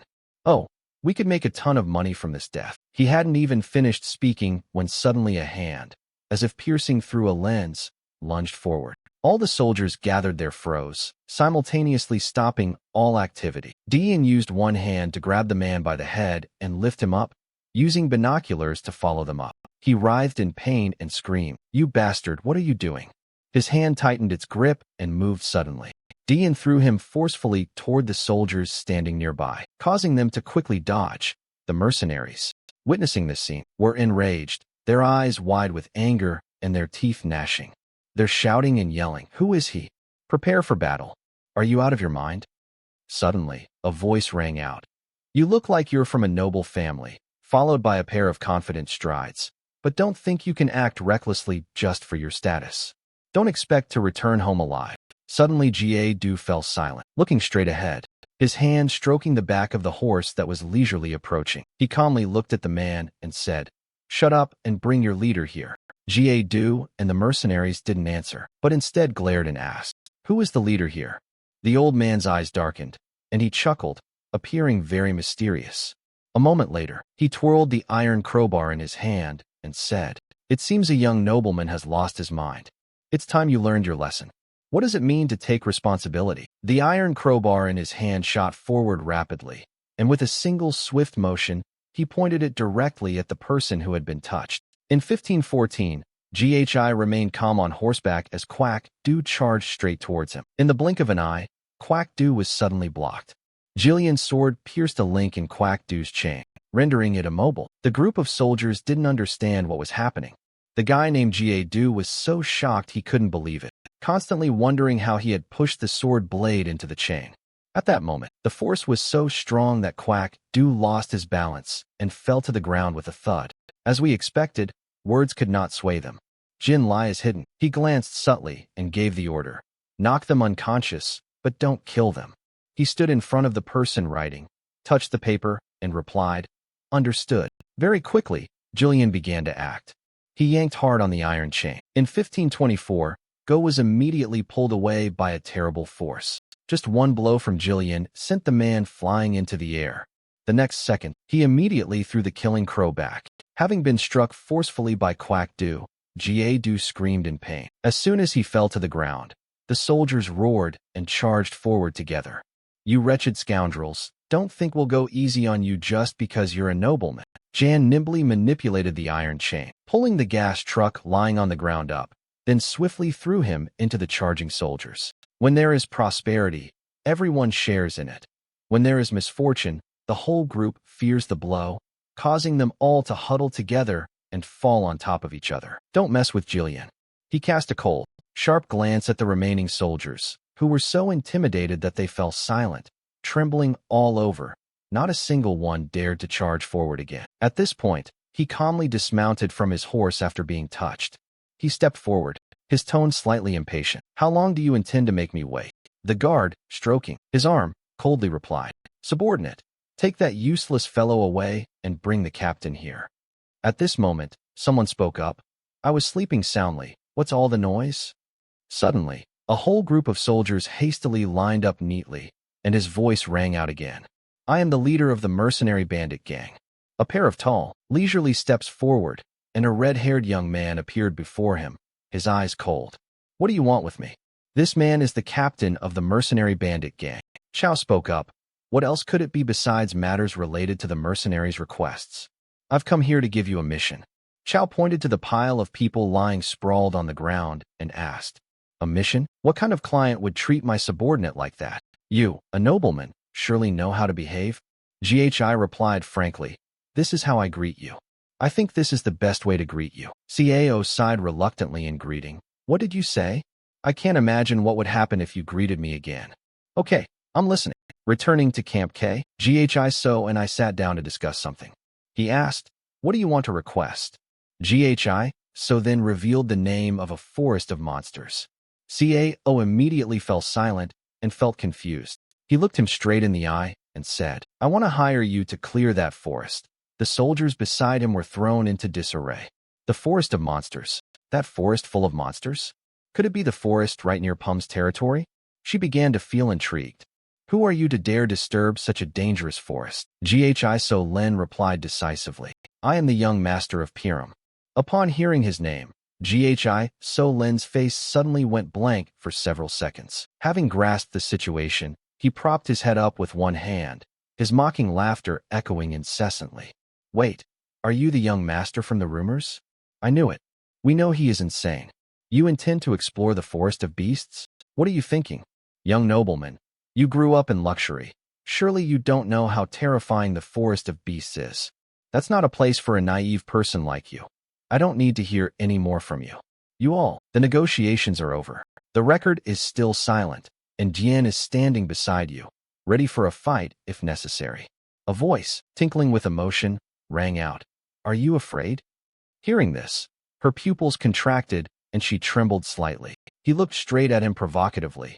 I heard you were an excellent mercenary team, but it turns out it was just a rumor. She propped her feet up on the table, trying to look cool. His voice hardened as he replied, Don't joke with me. As you said, we are mercenaries. We don't need to do anything if it's not beneficial. A sneer of contempt followed. Weaklings always make excuses. She was too angry to speak. He laughed loudly and said, This atmosphere is so boring. We have tried to cooperate, but all you know is to offer pathetic provocations. A nameless brat like you isn't even worth killing. I'll spare you, but pay for this trouble and get out of here. He touched it gently, closed his eyes, and uttered, Sir, that won't happen. The captain of the mercenary bandit group said. GHI touched it coldly and continued speaking. I request a duel according to the rules. Man's official record. Hearing the proposal, the soldiers and Jillian were all shocked and terrified. She frowned, nervously asking, Do you know what that is? With a determined look in his eyes, he answered decisively, Of course I know. A traditional fishing method was passed down among mercenaries. In 1567, Morianur acknowledged that when the two agreed to the duel, they would fight using only a dagger, forbidden from using internal energy, with one arm bound together, and stepping outside the small circle would count as a loss, forcing them to fight a life-or-death battle in a confined space and limited range of movement. In many cases, not only the loser but even the winner perished. GHI reached up, coldly saying, The loser must accept defeat completely and absolutely obey the words of the victor. In 1570, the loser becomes the winner's dog. He asked calmly, How does that sound? JYN broke out in a cold sweat, a feeling of dread running through his mind. How could a nobleman like the young master know about the sordid traditions of mercenaries? In the mercenary world, refusing this challenge was tantamount to admitting weakness, and that was never acceptable. She smirked, and the room fell silent. Suddenly, his voice rang out. Everyone, we have a bold young nobleman who wants recognition as a mercenary. The look in his eyes and on his face turned aggressive. Why not give him a hand? The two men's wrists were tightly bound together. The soldiers outside cheered incessantly, while the tall and imposing figures stood in a circle, both intently observing their opponent. In 1576, Jan silently observed, while the soldiers outside shouted in unison. 1577, that insolent nobleman. Kill him, Captain, she said coldly. It seems you've heard of this method somewhere and decided to challenge me. Now you can't retreat. He suddenly pulled the pen closer. She said in a low voice, Because I've done this 5 times already. The two of them widened the distance between them. She smiled provocatively, and the voice of the recorder reached out and softly asked. 5 times he forcefully pulled him towards himself, taking the initiative, his face cold and handsome, his voice full of charm. I have done this more than 100 times already. Their eyes met, and they glared at each other like sparks flying, a palpable sense of hostility rising between them. By chance, the two quickly launched an attack on each other. Fortunately, no one had died yet, as both GHI So and the girl simultaneously dodged the opponent's attack. A cold glint briefly appeared in GHI So's eyes. Of course, she was no less intense, staring back at him. The attack methods used by the two men against their opponent were exactly the same. The attacker-defender cycle is repeated and rotated endlessly. He attacks, I dodge. I attack, he defends. It was a relentless cycle. She thrust her spear at GHI, So Len sighed, but was quickly intercepted. He struck a blow above his head. Unexpectedly, when I touched it, it managed to dodge. The two men grappled and widened the distance between them. Suddenly, she launched a kick towards him, but he quickly and nimbly used his leg to block the blow. After blocking the blow, he suddenly noticed something unusual about the spot where he had blocked it. She suddenly spoke up. Oh, you're enduring it quite well. You say you have attained the recognition of man, something supposedly difficult to achieve even once, let alone 100 times? His voice rang out. If you're going to brag, at least make it believable. She attacked like lightning, touching him. The soldiers outside shouted in unison. That nobleman is being overwhelmed by the captain, isn't he? He'll pay for messing with us. In 1602, D. Lion glared angrily behind him, and the soldiers automatically fell silent. He observed and silently assessed that this was an unfavorable match. The area of the circle is too small for even one person to lie down. Under the rule that one must use pure physical strength without internal energy, there is a weight difference and his hands are bound, restricting his movement. The young master could only dodge or block the blows. In 1607, Jaewayan clearly saw her physical form. That person could easily control and manipulate her if the young master were in danger. At that moment, his thoughts suddenly drifted off, and he quietly reached a hand behind him, gently touching the axe handle on his back. K, taking advantage of his height, grabbed GR's left arm, holding it tightly in a position as if intending to throw his opponent over his shoulder. The knife in his hand thrust forcefully backward. GHI touched it, then nimbly leaped up to dodge. In 1612, he landed firmly, but suddenly one of his feet fell out of place, distracting him. He clearly perceived the sensation radiating from within his leg. He touched the spot where he had previously blocked the blow, silently calculating the pain. He realized that without the protection of his internal energy, the impact would continue to accumulate even if he blocked it. She laughed triumphantly and exclaimed, "Hey, your face looks terrible already. Are you starting to have trouble?" He silently assessed her, making a mental note. "It's pathetic that you try to resist my power. Well, among the nobles I've met so far, you're one of the more steadfast than the others, but that's all. Your thoughts are clear to me." With a haughty gaze, he continued, "You block or dodge attacks with your own blade, and endure smaller blows by bracing them with your body as a strategy." But Manner's recognition was that the match lacked substance and the inevitable cumulative impact. Even if you managed to stop it, and you were probably aware of the shock building up in your leg, it all showed on your face. Continue and fight. Kay's smile was full of smugness. That would make it more interesting. The knife in her hand twirled in a stylish manner. Once again, both Cao and GHI so launched their attacks simultaneously. Two knives clashed, sending sparks flying. Kay launched a powerful attack, but the attackers reacted quickly and dodged the blows.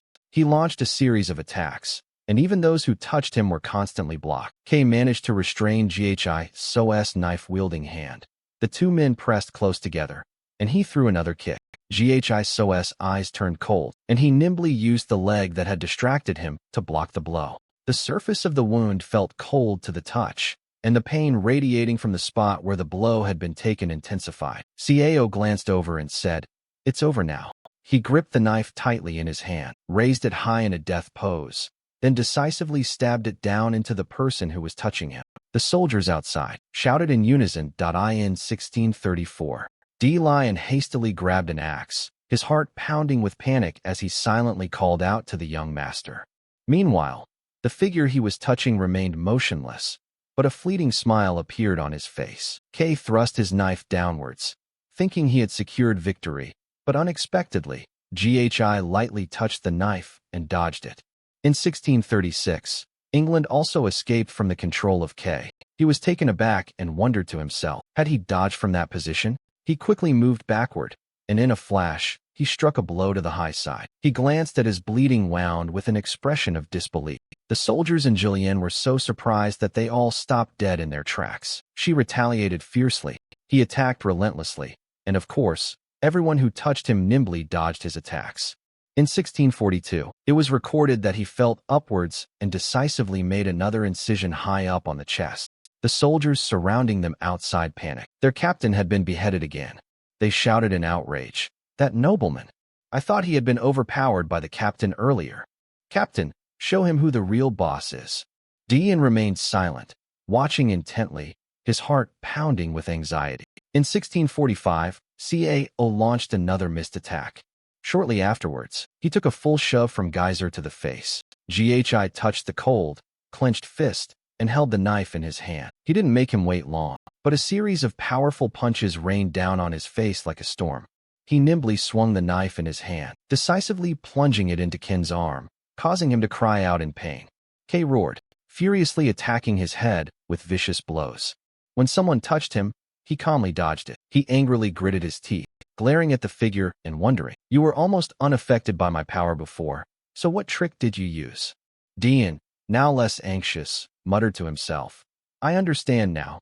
You swung your arm forcefully, stiffening your muscles and stretching your body." When he pressed hard and tried to control it, he actually lost his agility. The young master did not resist his momentum, but instead relaxed and let it flow at its own pace. I didn't expect him to overcome this weight disadvantage, he said, gently putting the sledgehammer back in its place. The soldiers outside were shouting, "What are you doing, Captain? Anyway, this is getting boring." Kay's appearance now is truly pathetic. He touched him, looked at him calmly, and spoke. "Your determination is impressive. Many people would break the rules and use their inner strength when backed into a corner." Sweat poured down his face. Regaining his composure, he replied, "You speak as if you've done this 100 times. Even my position as captain was achieved through the recognition of Morioner. If you break the rules, you cannot remain in this arena." Recording the impression, Chao continued, "I admit, in a direct confrontation, I was at a slight disadvantage, but he suddenly became ferocious and shouted loudly, indicating that there was more than one condition for winning. Cao used all his strength to pull hard, as if trying to lift the pen into the air. Another rule of the Morioner's recognition was that stepping 1 foot outside the line would result in defeat. In 1665, Getsin was thrown over Kei's shoulder, sending him flying into the air. He silently calculated, "It doesn't matter how skilled you are. If I throw you out like this, you'll have no choice but to touch the ground. This is my victory."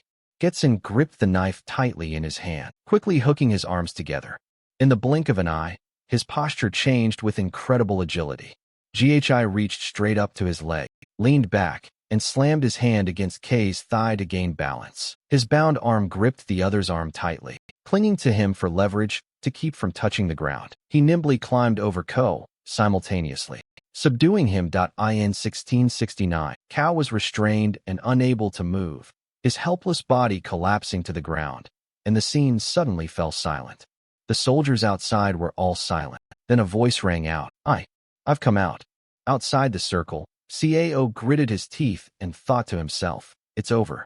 In 1671, Ghi reached out and calmly said, "This is my victory." Chao, still under his control, questioned him loudly. "What kind of person are you to have such low skill?" Ghi touched him, narrowing his eyes slightly. "Your attitude is lacking, especially towards the person who will become your master." He immediately pulled himself up, surprised. "What? The match is over," wrote, touching it to answer. "Sir, I haven't stepped out of the circle yet." Ca, his face swollen and confused, asked, "Why?" He coldly raised his fist to show him. "From now on, this is the time for you to train as my subordinate." He decisively threw a punch straight to the tall man's face. In 1678, in front of the soldiers, he was struck down, falling heavily to the ground, crying out. In pain, Chao, panicked, shouted, "Wait." According to the rules, if he leaves the circle, he'll get another punch to the face. Chao, sitting on top of Chao, spoke up.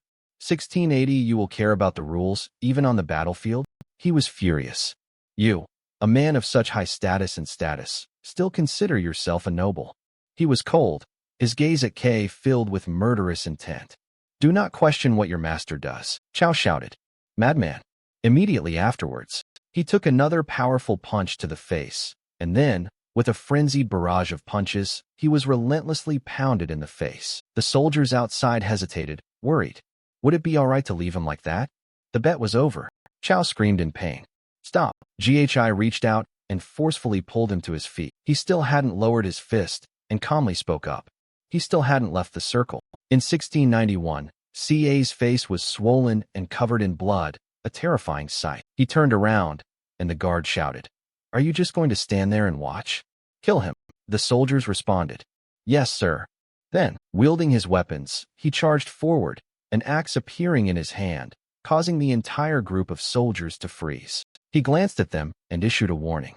From now on, anyone who obstructs the young master will be executed. They showed some camaraderie, but the threat caused them all to stop, trembling with fear. In 1697, Cao was also disfigured, so much so that when he was brought home, his mother didn't even recognize him. He trembled slightly, turned his head to look back, and saw Cao appear right in front of him, asking, "Shall we continue?" Just as his fist was about to strike, Cao suddenly burst into laughter. This one punch knocked him out completely. In Cao's mind, the nobility were nothing but pathetic cowards in 1700. The arrogant pigs, the parasitic leeches, the easily offended ones at the slightest fear, they immediately fall to their knees. It was fun to empty their pockets. That's how I earned my reputation as a mad dog, showing off my power. Why am I stuck with this little nobleman? The soldiers outside were constantly worried and frightened. Captain Ko, if things continue like this, he'll die, but what can we do? He looked up at the man's condition and silently wondered if this was enough. He pointed to the soldiers standing nearby and gave the order. What are you doing? Bring me water, bandages, and towels. Are they bewildered? GHI reached up, grabbed one arm, lifted the tall, unconscious man, and said to the soldiers, "If you leave your captain like that, he'll die." The soldiers understood and quickly replied, "Ah." Their voices echo throughout the bandit territory. Yes, understood. D-Lion silently observed GHI, so Len's actions. In 1709, he secretly realized that the stubborn mercenaries had obediently followed the young master's orders. In 1710, Jan watched him giving orders to the soldiers, who immediately obeyed without question. In the world of mercenaries, where fists mattered more than rules, the young master had firmly ingrained his authority in their minds through the most direct and effective means. Who is the leader? K, having regained consciousness after his wounds were bandaged, sat slumped upright, gesturing and pointing at a piece of paper on the table as he issued orders. "Sign it." Chao looked at him silently without saying anything. He obediently signed the paper. "Here." Ka's voice carried a sense of defiance, but she still had to comply. He touched it coldly, his eyes widening as he repeated, "Is this it?" She lowered her head slightly, avoiding his gaze, and spoke. "Please take care of us." The recording voice rang out. "Okay." He quickly grabbed Oo's arm, startling him. GHI touched it and spoke slowly. "From now on, we are one family." He looked straight at her and spoke sincerely. "Let's work well together." A few days later, on the outskirts of the Jung estate, the mercenaries had all gathered. One of them yawned and grumbled, "Why do we have to gather so early?" His teammate next to him agreed, "I'm only used to working after lunch." A bald man spoke up. "Did you hear? They say our recruiter is the heir to the Pijum family." Someone exclaimed in surprise. "What?" Another man laughed loudly. "A true amateur. I wondered if he was capable of managing mercenaries." A voice said, "Surely we'll still get paid even if we're lazy." A lazy, dozing off fellow suddenly appeared, and someone clapped their hands and shouted, all right, listen up." A big, muscular man spoke up.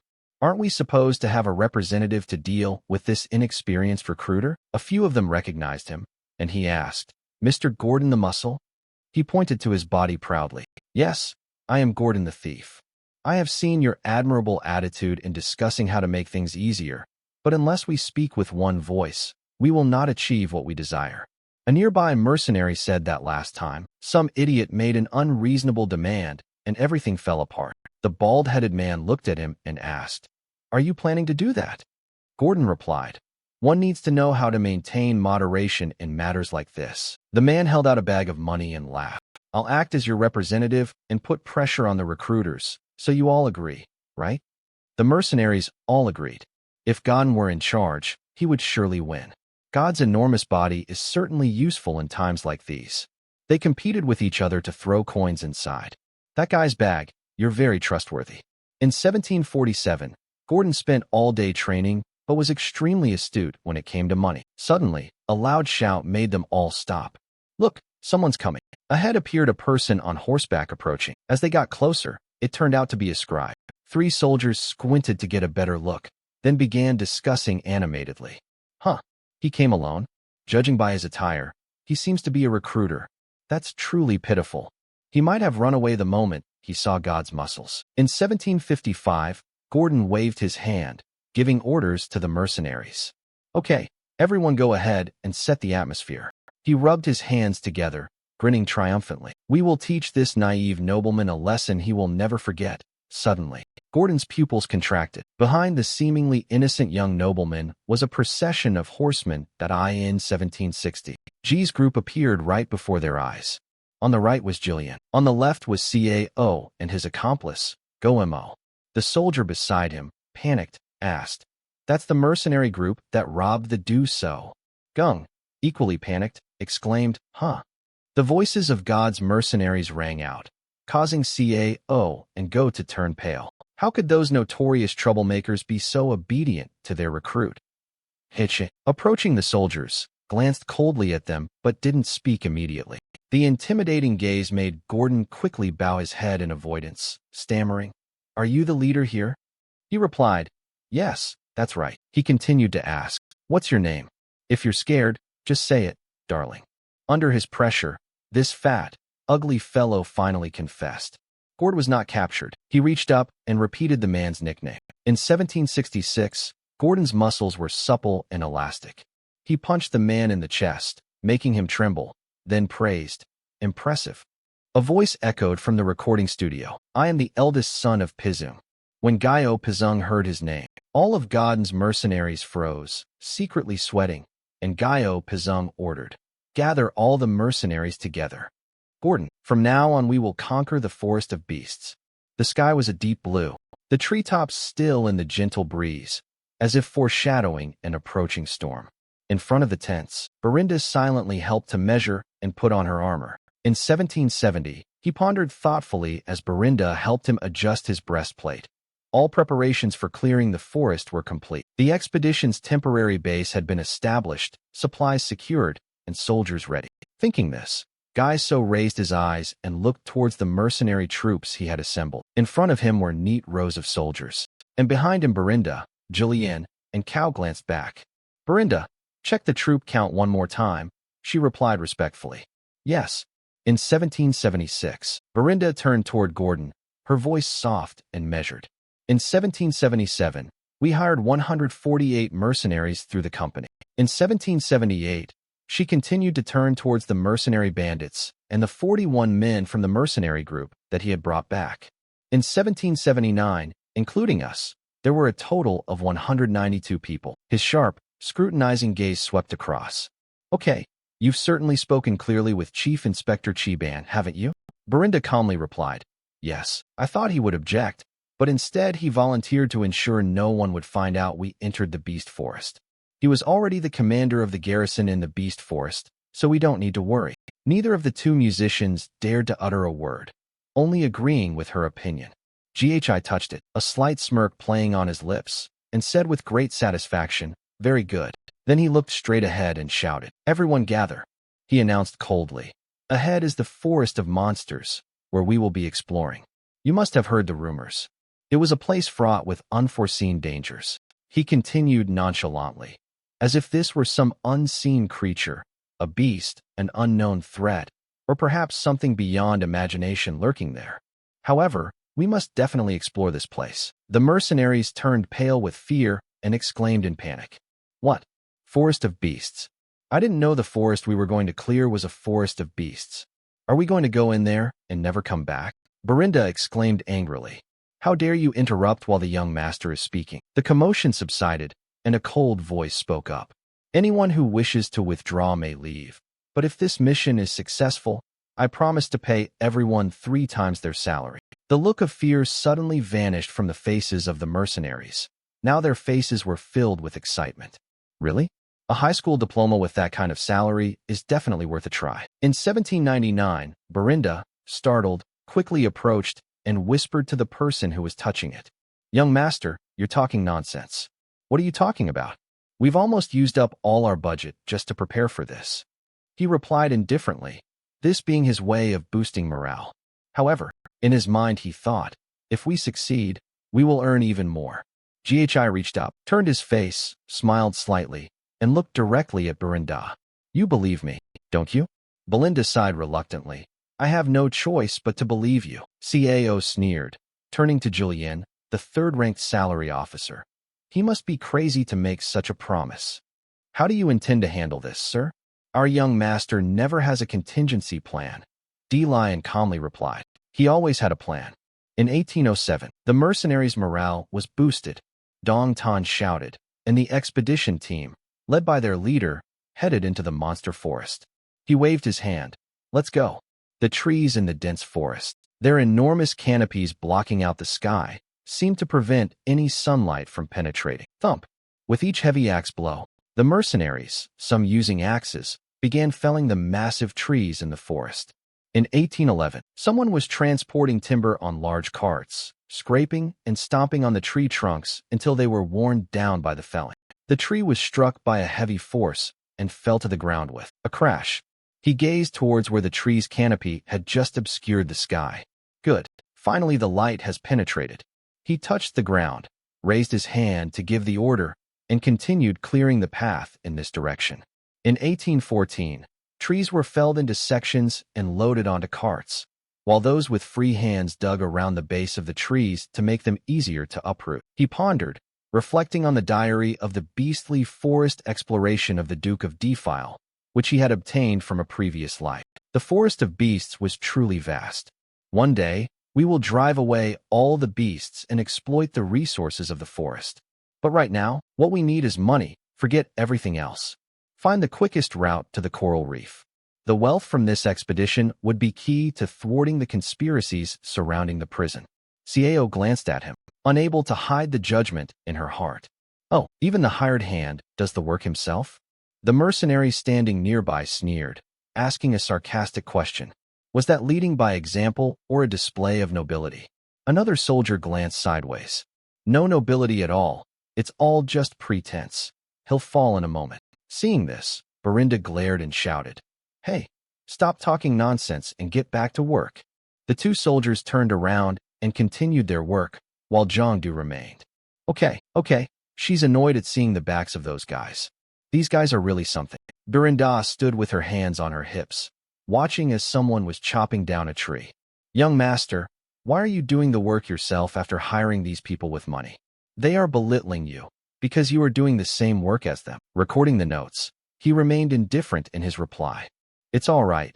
The more people working, the faster it will be finished. This isn't a place anyone wants to stay long." Belinda pouted. "If you say so, young master, you speak as if you've read about this place before."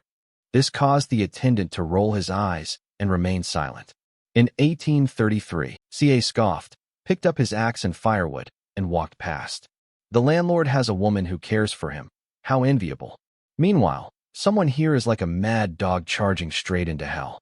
Hearing this, Jay Lion, holding two large tree trunks in his hands, turned around so that one of the trunks, due to inertia, struck Chow forcefully in the back, causing him to cry out in pain. In 1836, when Jie reached out and Belinda turned around, all she saw was the tall figure glaring angrily at Jillian. Is he trying to cause trouble? He pondered thoughtfully. Everything has been going well so far. In 1839, the Duke, the conqueror of the kingdom and founder of a new dynasty, began his exploration deep into the beast forest. I couldn't understand why they chose to clear the beast forest, but I did get the clearing log, which recorded the locations of important resources and the beast ecology. Thanks to that, I was able to make preparations. Two men in the team were talking to each other about his intentions. What was the employer thinking bringing hundreds of lanterns? If they were only for nighttime use, torches would be much cheaper. Nothing happened that made him feel uneasy when he touched it. In 1845, he watched the mercenaries chopping down trees, piling up firewood, and sawing large tree trunks into smaller pieces. In 1846, he realized he had only read about it in his diary and had never actually seen anything happen. In 1847, Ghi touched his hand to his ear, turned his face away, and uttered a sentence as if to remind the soldiers and himself. "Don't let your guard down." The forest was becoming denser. After he said this, the forest seemed to become strangely gloomy. The trees seemed to be watching their every move, as the mercenaries continued to swing their axes, felling the large tree trunks. A steady thudding sound echoed incessantly, and someone casually asked, "Is it night already?" "It's getting dark." The soldiers standing next to him laughed aloud in response. "They call this a dangerous forest, but I haven't even seen an ant." Speaking only of monsters, the two of them chatted. Perhaps it was all just rumors. Gordon must have easily passed the 1857 exam without doing anything. Humph, clearing the road, and still getting paid 3 times the regular wage. I almost felt guilty. A thug kicked Gordon in the back. "Hey, give me back my money." Suddenly Gordon saw something. He called softly, "Hey everyone." The enigmatic figure let out a cry. In 1866, Gordon voiced his suspicion. "We must have cut down a lot of trees to get here, right?" People began to gather, looking in the direction Gordon was looking. Yes, that's right. Before God stood a massive, towering tree, radiating a dark and dangerous aura. In 1869, he turned and asked everyone, "But why is there no way through?" Hearing this question, everyone froze in unison with worry, breaking the gloomy atmosphere and prompting a chorus of voices to remind them. Attention, everyone. All the remaining mercenaries drew their weapons and gathered around, most of them in a defensive stance. Two mercenaries cried out in alarm. What's going on? Why has the atmosphere suddenly changed? Gis called out to God, and Gordon replied, I'm here. Tell him calmly that if you stay there, you'll die. Gis then sternly instructed God Gordon. Walk slowly across here. One step at a time, Gordon replied, while turning around. Yes, I understand. However, he was carrying a large tree trunk on his shoulder, and with that turn, the trunk struck a nearby tree, causing the ground to shake strangely. In 1875, Gord didn't fall flat on his face. The tree trunk on his shoulder flung backward, the mercenaries brandishing their weapons, ready to face any beast that might suddenly leap out. They were both taking defensive stances and snarling. That idiot. In 1877, Gordon turned over and shouted angrily. Now before him stood only a giant tree, growing unusually large. The mercenaries in the rear were abuzz with excitement at the recent shift. What is this? Did something just fall? GHI touched the ground thoughtfully, observing the scene before him, while the prankster seized the opportunity to scoff. Well, our landlord must be quite easily frightened, right? He approached the large tree, gesticulating wildly. Look closely, there's nothing here. The path is obscured because the scenery looks the same. That fool is just lost. The Forest of Beasts, the name sounds impressive, but it's just a dense, overgrown forest that warrants serious warning. If you step over here, you will die. The teasing name didn't care at all, just pointed straight at him and wrote it down. Why do you keep trying to scare people like that? Do you think we don't know you're trying to control us by frightening us? Suddenly, a vine shot out like lightning and wrapped around him.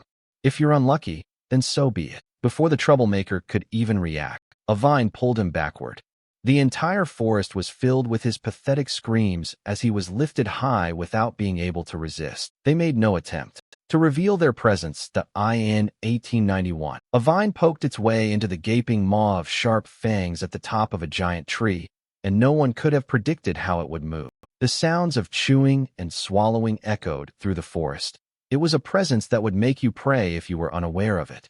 From the middle of the tree trunk, a malevolent eye emerged, staring intently at GHI, So Len, who was approaching with a sword in his hand. GHI, So Len frowned, looking directly at it as if to threaten him, and growled. In 1894, the entire team was surrounded by giant tree monsters. They opened their large, aggressive, hungry eyes and stared at the small prey on the ground. The mercenaries, seeing this, scattered in all directions, shouting in terror. A monster has appeared, they screamed in despair. It's about to eat me. Run away. The monstrous trees wouldn't easily let their prey escape. They shot out vines like lightning. Precisely, vines wrapped around the fleeing mercenaries. The vines decisively threw those they caught into the monster's jaws full of sharp teeth. The monsters squeezed their mouths shut, crushing their prey. Their eyes were bloodshot and bulging with a thirst for blood. Go, don't cry and cling to a tree trunk so you won't be pulled away by the vines. He screamed. Save me. Two mercenaries arrived. A man swung an axe, intending to cut the vines that were wrapped around God Gordon. Shout. In 1913, Gordon gripped the axe tightly, and with all his might, he brought it down decisively. However, the vine not only didn't break, but also chipped the axe blade. He muttered in astonishment. It didn't break? Why is this vine so tough? God was dragged away by the vine right before his eyes. The greedy giant tree monster stared intently at Gordon, who was hovering in midair. Both men could only stand frozen, watching Gordon scream in agony as he was dragged away. Helpless, he cried out loudly. In 1919, Gordon reached out, leaped into the air, and used all his strength to hurl the sharp sword behind him. In 1920, he swung his sword, severing the vines and saving God, who was weeping before the astonished eyes of the giant tree monster. Quickly spinning in midair, he swung a sharp sword, slicing the giant tree monster in two vertically. Blood spurted from the monster's eyes, and it let out a strange hissing sound. At the same time, he landed firmly on the ground, observing the monster's reaction. The monster, still struggling, lay sprawled beside him. Several mercenaries, witnessing the scene, raised their weapons in panic, wondering if their young master had cut it down. Was its weak point its eyes? He took a deep breath, his tension rising, and shouted, "Calm down." This startled the entire team. "If we scatter, we'll become easy targets for them. But shields must be raised and a tight formation must be maintained so that no one gets caught by the vines." In 1922, he gestured to the team, ordering them to focus on the strategy. They all answered in unison, "Yes, sir." In 1925, GHI snatched up and ordered a blockade from all sides. All those who used shields gathered together in a tight defensive formation. "Damn it, I don't want to die in a place like this." GHI touched the ground and ran past the cargo truck. "Where is the oil lamp, Chow?" Chow quickly replied, "Yes, they're all here." He touched it, satisfied, and gave the order. "Good. Light the lamps and throw it all away, embroider those things." It was only then that Kay realized the truth. "Oh, so that's why we bought so much?" Gatto announced loudly. He was looking in this direction, tapping his finger and growling as he gave the order. "Now throw it away." In 1937, Chao Jie-du and his mercenaries threw oil lamps at the giant tree monster. "Let that monster taste my fire." In 1939, the lamps were thrown in dense clusters, which could certainly inflict significant damage on the monsters. Suddenly, the monsters swiftly swung their vines, smashing all the lamps suspended in midair. Cao was astonished. It blocked everything. Jie-du, standing beside him, gritted his teeth. "At this rate, we can't embroider it." In 1942, the monstrous trees were provoked. In their anger, they swung their vines in an attempt to capture those who had thrown oil lamps at them. An axe, enveloped in blue inner energy, hurtled through the air. In 1944, Jan appeared at a critical moment. In 1945, he wielded his axe to fend off the onslaught of the vines, coldly drawing out a dart imbued with inner energy and running towards them. In 1946, she decisively threw a dart into the giant tree monster's eye, causing it to writhe in pain. He quickly stepped up to command. In 1948, Jillian Belinda assisted the mercenary group in robbing the enemy and preparing to throw oil lamps. The two men answered in unison. Yes, the sharp sword was drawn from its sheath, surrounded by inner energy emitting a powerful green light. GHI cautiously touched the ground, drew his sword, and advanced towards the monster. The aggressively lunging vines didn't seem to frighten him at all. "We will attract their attention," Belinda shouted anxiously, as if to remind him. "Be careful, young master." GHI touched the sword, changing the stance of the heavy green sword with both hands, and smoothly slashed in a figure-8 arc, successfully blocking all attacks from the monstrous vines. In 1957, the monstrous giant trees went berserk, their eyes turning red with disgust at the awkward prey before them. They frantically unleashed more vines to attack him, but he moved with lightning speed, escaping the dense web of vines. As he got closer and closer to them, the monstrous giant tree suddenly lifted itself from the ground, ferociously intending to crush him. The mercenaries hid under sturdy shields. These cowards were kind-hearted, and they were all worried about him. "Those monsters are trees, but do they have legs? The young master will be trampled to death." In 1960, he lowered himself, swung his sword with force, and swiftly and skillfully severed the monster's leg before its astonished eyes. The distance had been shortened just enough. He leaped up and thrust his sword deep into the monster's eye, causing it to shriek ferociously. The other monstrous giant trees, seeing this, became enraged and rushed closer to touch them. The mercenaries were terrified. "Oh, they're all rushing towards the young master." In 1965, Belinda was very alert. She turned around and shouted, "Now or never. Everyone throw away your oil lamps. Everyone understands the meaning. Simultaneously throw tinder at the monster. This time it will surely be effective. Throw it away. Throw it away." This time they really succeeded. The raging flames consumed the monsters, driving them into a frenzy. The fire spread from one monster to another, leaving only terror in their eyes. In 1970, Chao and GA were delighted by the victory that was within their grasp. "That's right." GHI, raising his hand, shouted orders. "Don't stop. Keep throwing." The monsters writhed in agony, until they were all consumed by fire, engulfed in flames and shivering with cold. In 1974, the mercenaries exclaimed in amazement, realizing it was still possible to fight against those monsters. With this situation, the fire will spread throughout the entire forest, won't it? These trees aren't as tough as I thought, Ginger sneered.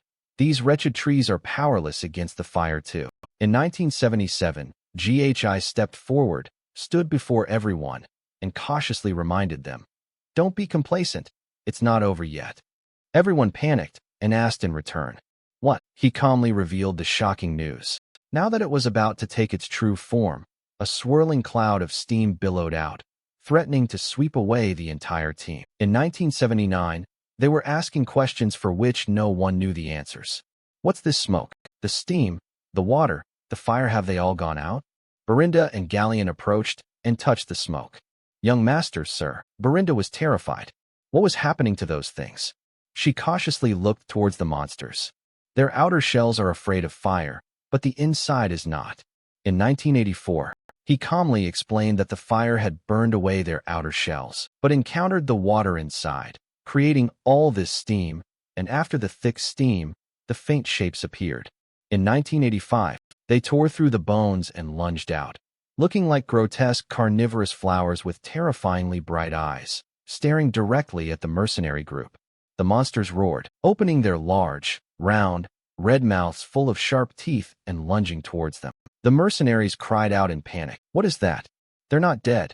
A sword stood proudly aloft, as if its owner had locked all the mercenaries' attention behind it. "Listen up, everyone," GHI so commanded, raising his sword high. Grasping his weapon, he brought it down and led the way, facing the monsters head-on.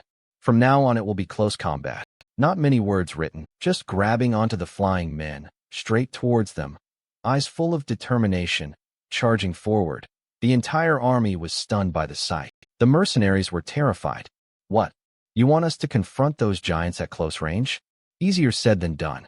They could crush us with a single move." In 1993, amidst the groans of the still stagnating soldiers, I thought I wouldn't survive. In 1994, Chow and his mercenary group followed the lead of the enemy soldiers, charging towards the center of the battle. Mercenaries stormed into Rob. In 1996, Berinda anxiously stepped forward and shouted, "Young master, please be more careful." This caused Gordon to fall silent. In 1997, Jan turned to look at the group of soldiers led by Gordon. "What are you still hesitating about?" In 1999, he insisted that this was a direct order from the Duke. "Trust and follow." Behind Jan was a figure reaching up and swinging his sword, slashing horizontally at the first monster. In 2002, the troops were stunned. They decided to trust and charged forward recklessly. "Never mind. If things get worse, the young master will handle it. Just follow orders first." The entire army charged forward to take down each monster one by one. The commander shouted loudly, "The outer shell has been burned away. We can slash through it without using internal energy. Don't be afraid. Now they're just like giant scarecrows." In 2008, Berinda and Jillian took up arms against them amidst GHI SOS shouts, crushing them in one blow. Everyone cast aside their fear of this giant monster. In 2010, they rushed in frantically to destroy them.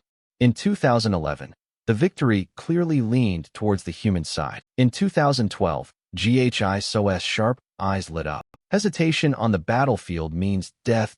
In 2014, his mission was to eliminate the hesitation of his followers, instilling in them the will to turn the impossible into the possible. In 2015, GHI's sword reached up and thrust straight into the monster's throat. In 2016, he steadily drew his sword, slicing the monster in two with a single blow. In 2017, the heavy corpse of the monster crashed to the ground.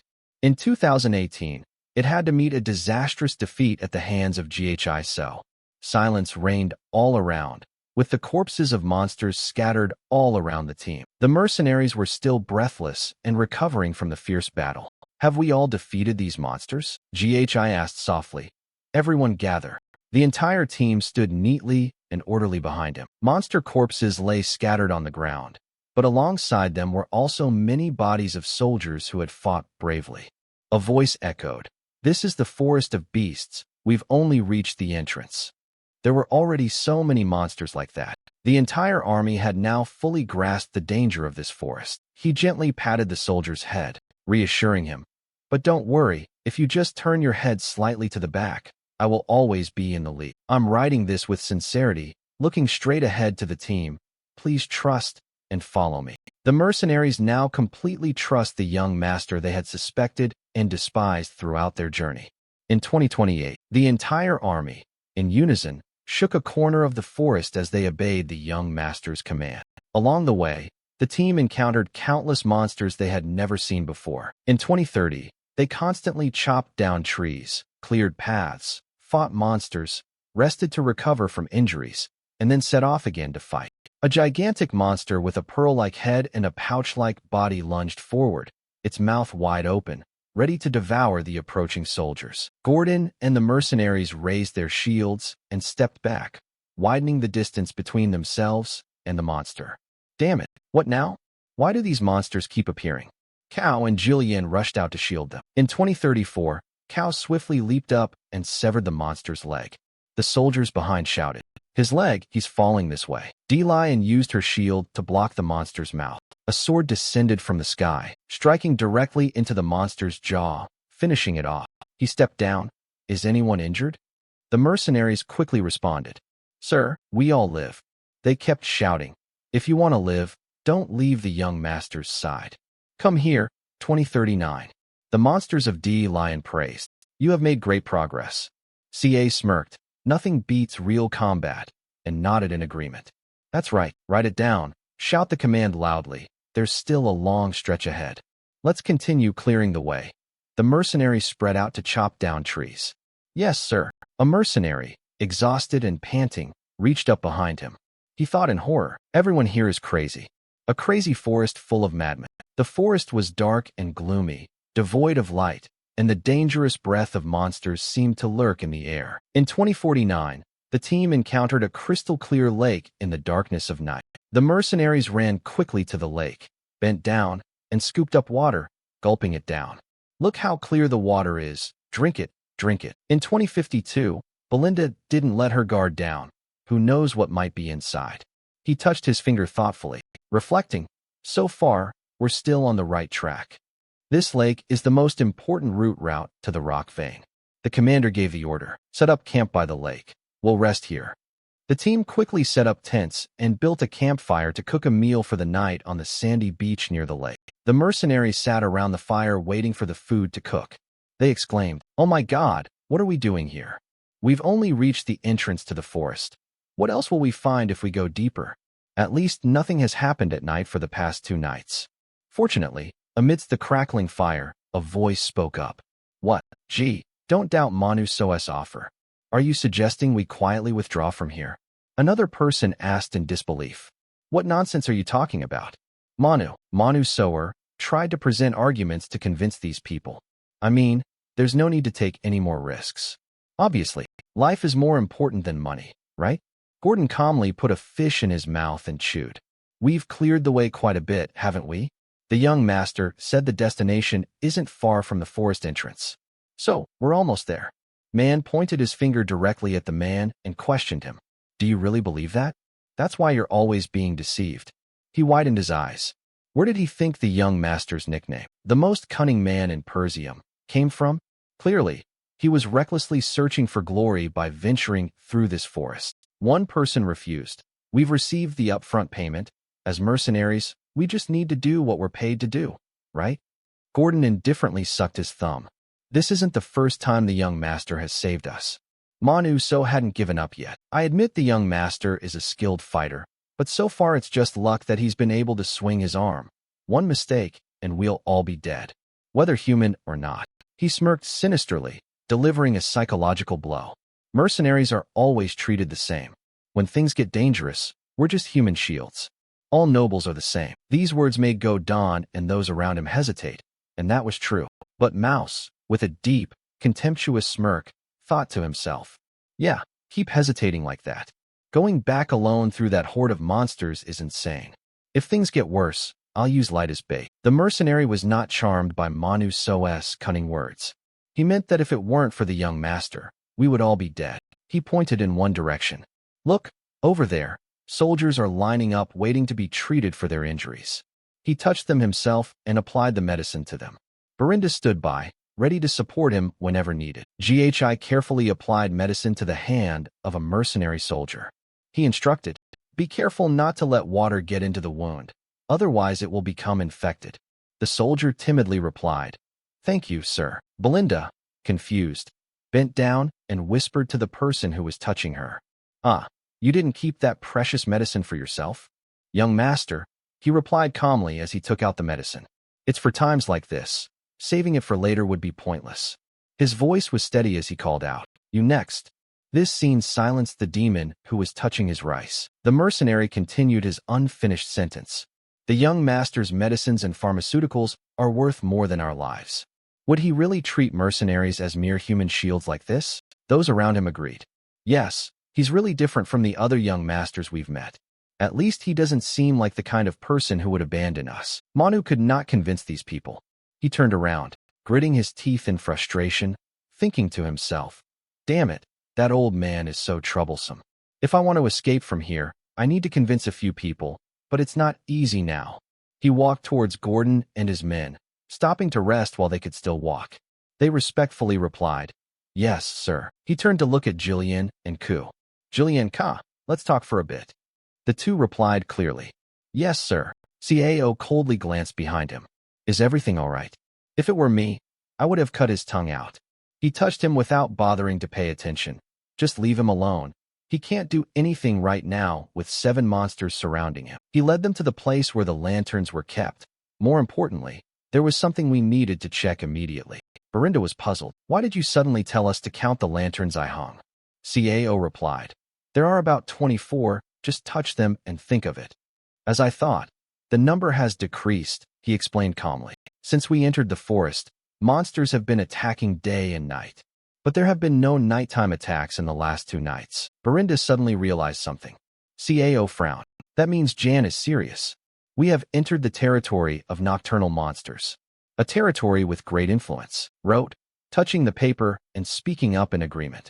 "That's right." He turned his face to look towards the deep, dark forest behind him, his voice sharp and firm. "From here on will be the most dangerous place." The flickering oil lamps could not withstand the pitch-black night in this eerie forest. Gordon and the other mercenaries lay down outdoors to rest. Gordon's breathing sounded regular. Suddenly, a strong light shone into his eyes, causing him to groggily open them. Gordon was startled to realize it was an oil lamp that had naturally fallen from the pile of wood he was leaning his head against. God quickly jumped up, moving out of the area where the oil lamp would fall. "What's happening? Why are the lanterns flying up on their own?" He felt a rough, sticky skin touch the side of his face, and it seemed as if a dozen eyes were staring at him with longing. Gordon shouted loudly, waking up the others around him. The screaming man swung his axe wildly. The monster disappeared. The monster, lurking in the night, swiftly escaped from the man's swings. "I said get lost." The other mercenaries around rushed over. "What's going on?" "Gordon." Gordon turned back in fear. "A monster. It was right next to me." The others fell silent. What was he talking about? They looked at Gordon like he was insane. There was nothing wrong with that. He turned around and suddenly realized that everything was still quiet. "Oh, it's gone." They lost patience and returned to their resting place. "Seriously? Did you have a nightmare?" "It's too noisy. Let him rest. We've been facing too many monsters lately." Gordon vehemently denies it. "Sir, that's not the case." Jia stepped forward. "This is not sleepwalking." The man, with a serious expression, recounted the strange story. "I just experienced something very strange. I woke up and saw the lantern disappear right before my eyes." The others gradually gathered together. Agreed. "Yes, that's right. What's going on?" Gau's sharp, piercing gaze stared into space. "Regardless, one thing is certain, there is something here." The oil lamps seemed to be shrouded in a dark veil, their light flickering only faintly. He reached out and stepped closer. He could see it clearly now. The soldiers moved aside to make way for Geyser. Belinda and Jillian are bosses. He touched the paper and spoke in a serious tone. Everyone gathered together. All the soldiers assembled in front of the tent. Inside the tent, Belinda, Jillian, Gordon, and Go turned around to discuss something. "Gee, don't be surprised. The boss means a monster is surrounding us." The gaze of the giant sank down. "We couldn't even see them with the naked eye." Ghi calmly replied, "Of course, that's their nature." He frowned slightly. "They may have followed us from the lake, one of the monsters that dominate the shadows of this forest." Those monsters had long, grotesque faces with 8 eyes, shriveled bodies. Shadow hunters, and backpacks. They have the ability to blend into the darkness. You can't see them, and physical attacks are ineffective. Hundreds of them follow their prey and suck up all the surrounding light. Their hunting method is to lure you into the darkness, their ideal environment. Gordon and Gao frantically repeated the hundreds of Berinda, realizing that this was why the lantern light was gradually fading. Cao frowned in annoyance. Those horrible things. Do they want to taunt us before killing us? He jumped up, his blood boiling, and demanded to charge forward and destroy them right now. Wouldn't it be better to attack first than to play cat and mouse with them? The text then abruptly switches to a different topic. According to the description, they remain calm. Tom, we'll wait until they attack. That's the best time to counterattack, Berinda said worriedly. More than half of the lanterns are gone. Can we just sit here and wait? GHI explained coldly. A reckless attack will only provoke their brutal nature.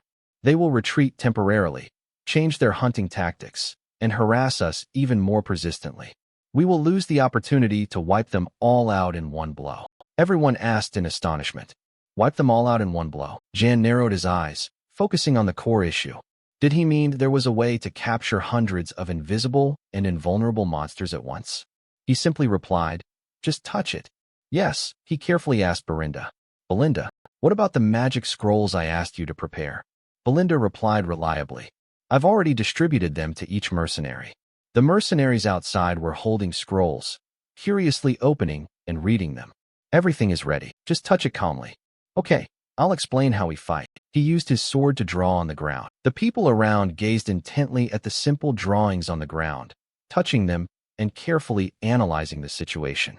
The Palo group is currently surrounding our camp from 3 directions. They are stealing the lanterns and gradually tightening their encirclement. He pointed his sword at the monster symbol. With such small numbers, we couldn't possibly cover the entire area, especially since they aren't humans. If we confront each other head-on, our ranks will be broken from both sides. Gon Ly and stroked his beard thoughtfully. Because we set up camp with our backs to the lake, we have avoided being completely surrounded. Wrote, I completely agree. That's right. GHI touched it and smiled slightly. This is a disadvantageous situation, but not entirely because we hold the initiative in this war. Everyone asked in surprise, then proactively wrote down and drew 3 simple shapes on the ground. First, we'll divide into 3 teams. 1 team with shields to withstand their attacks. The troops quickly took up positions, ready for battle, with a team of crossbowmen to hold them back. Soldiers, with crossbows in hand and intense concentration, and an elite assault team, including me, holding a sword, brimming with fighting spirit, led the attack. The shield and crossbow units will form a tight formation in the center to block enemy attacks. The hand quickly and skillfully drew the image. Meanwhile, the attacking team will concentrate all their firepower and quickly break through the left flank. When we reunite with the central forces and surround them, that will be victory. The drawing shows the monster being tightly surrounded by 3 teams. Jan hand drill. I understand. It's clear. Gordon exclaimed. Oh, will this plan really work? Cao feels this plan is feasible. If the center holds firm, it's certainly possible. Berinda raised her hand to interrupt. Wait, everyone. She wisely asked the right question. He said that the Palo or whatever it was couldn't be attacked because they blended into the darkness. So how are we going to deal with them? The question drew all eyes in the room to him. Berinda was curious, wondering if it was impossible to use internal energy. The person touching her reassured her. Don't worry about that, Belinda. He chuckled softly. The magic scrolls. The team's shouts echoed through the dark night. They shouted loudly, holding their formation tight. As the boss said, never break the formation. The defenses were tightly packed, ready to face the monster attack, which had taken the last remaining piece. Something is coming. This was recorded in the Pioneer's Diary of the Duke wearing the right. Upon closer inspection, they discovered that Pow was extremely afraid of light. He held the magic spell paper in both hands. When strong light is shown on them, their true shape will be revealed. He decisively tore the paper in half. It's time. Let's start by touching the paper. Belinda, along with Jillian, Cao, and Gatto, simultaneously tore up the magic spell paper. Rays of light from the magic scrolls shot straight up into the sky. Seeing the dazzling light in the sky startled Lupa.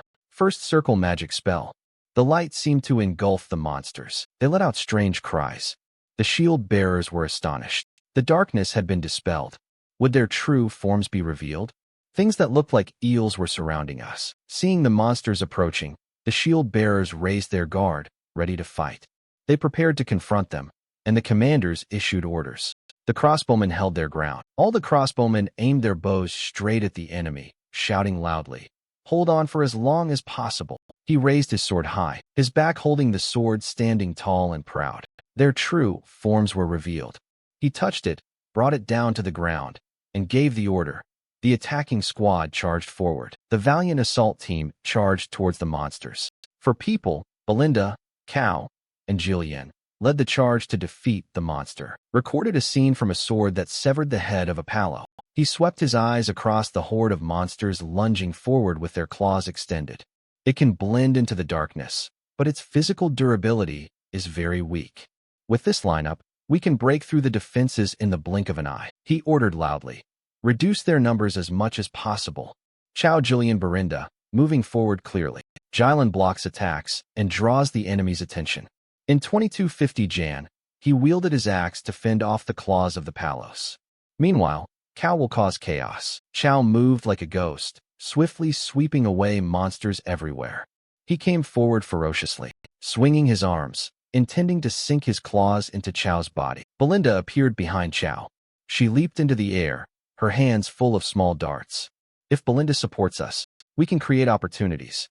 Belinda accurately threw her darts into the eyes of the monsters attempting a sneak attack. She turned her head and shouted. The young master swept his sword around, taking down a whole group of Palo, Piram's most elite force. GHI's eyes, filled with murderous intent, glared at the monsters he had just sliced in half. The sound of arrows being shot from the crossbows blended with the explosions of spells in the sky. The crossbowmen relentlessly shot down the monsters that swarmed in. One after another, they dodged the arrows that rushed towards the formation. These mercenaries were gradually losing patience.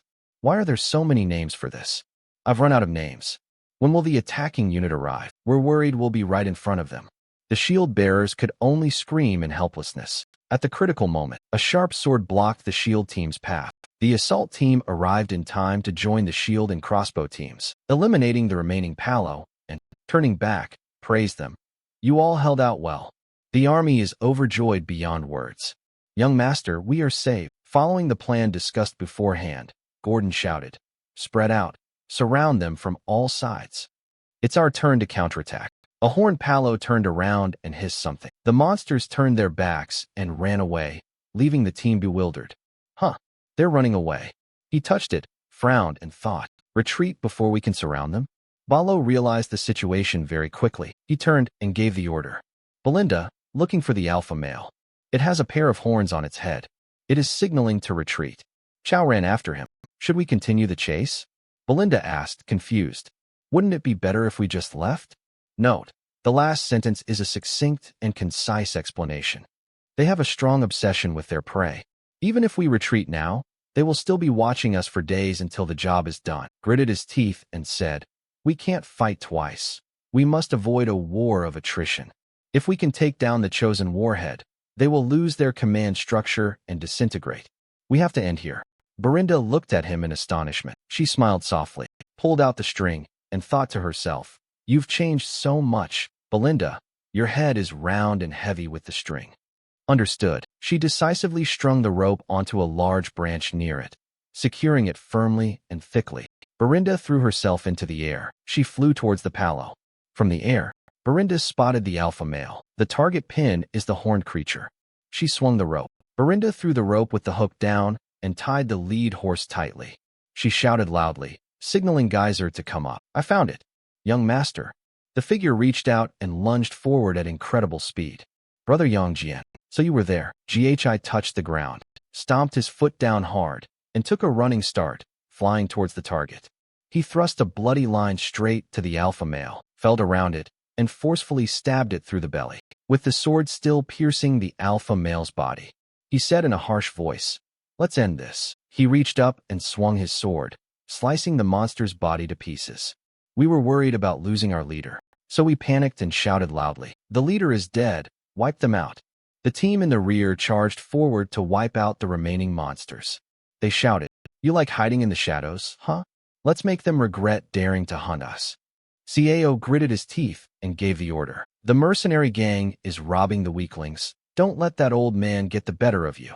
Hearing that, D-Lion could only sigh helplessly. The battle raged until dawn, the sword mercilessly piercing the monster's throat. This is the last one. He reached up and pulled the sword out of the throat of the unfortunate Paulo. He praised, "Everyone did a great job. We won." The mercenaries raised their weapons and cheered in joy. They shouted with joy, "We survived, we're alive." Belinda ran over to ask what was wrong. "Young master, are you injured anywhere?" Jian asked politely. "You've worked hard. You all did a good job." Immediately, Belinda, the team commander, checked the number of people. "Chow will gather the men of Cop Es Julian, and we will scatter the corpses around the camp." Belinda respectfully replied. What was the purpose of dissecting the corpses? He touched and examined the corpses of the monsters. The smell of the corpses will drive away the other monsters. Below is one of the tallest monsters at the entrance to the forest. The beast Jan scorned. That means the camp area will be safe. The little kid, who was as big as a ruffled cat, turned and snapped. What? He leaned over and kicked Jillian. Is the old man planning to end everything today? This scene made him sigh helplessly. Note, touch it, look up, and ponder. It's been about 10 days since we entered the monster forest, and now we've hunted 3. All the dangerous individuals along the route he had mapped out have been dealt with. All that remains is to extract the rock veins. He gazed at the brilliant sunrise welcoming the new day in the beast forest, his expression wary, his brow furrowed, thinking to himself, is that all? Berindo approached and reported, Young master, I've checked. The mercenary team has 41 members. The number of contracted mercenaries has decreased by 3, leaving 126. GHI so pondered. The mercenary team has suffered no casualties yet. Cao sneered. Of course, look who's leading them. DL, standing nearby, was speechless and repeated, 3 contract mercenaries are dead? Berinda suddenly realized the problem. Wait, we can't confirm the identity yet because the body hasn't been found. Looking closely, I suddenly remembered the whereabouts of the man. A mercenary nearby speculated. Maybe he died in battle? Another countered. They said they couldn't find his body. A mercenary nearby added.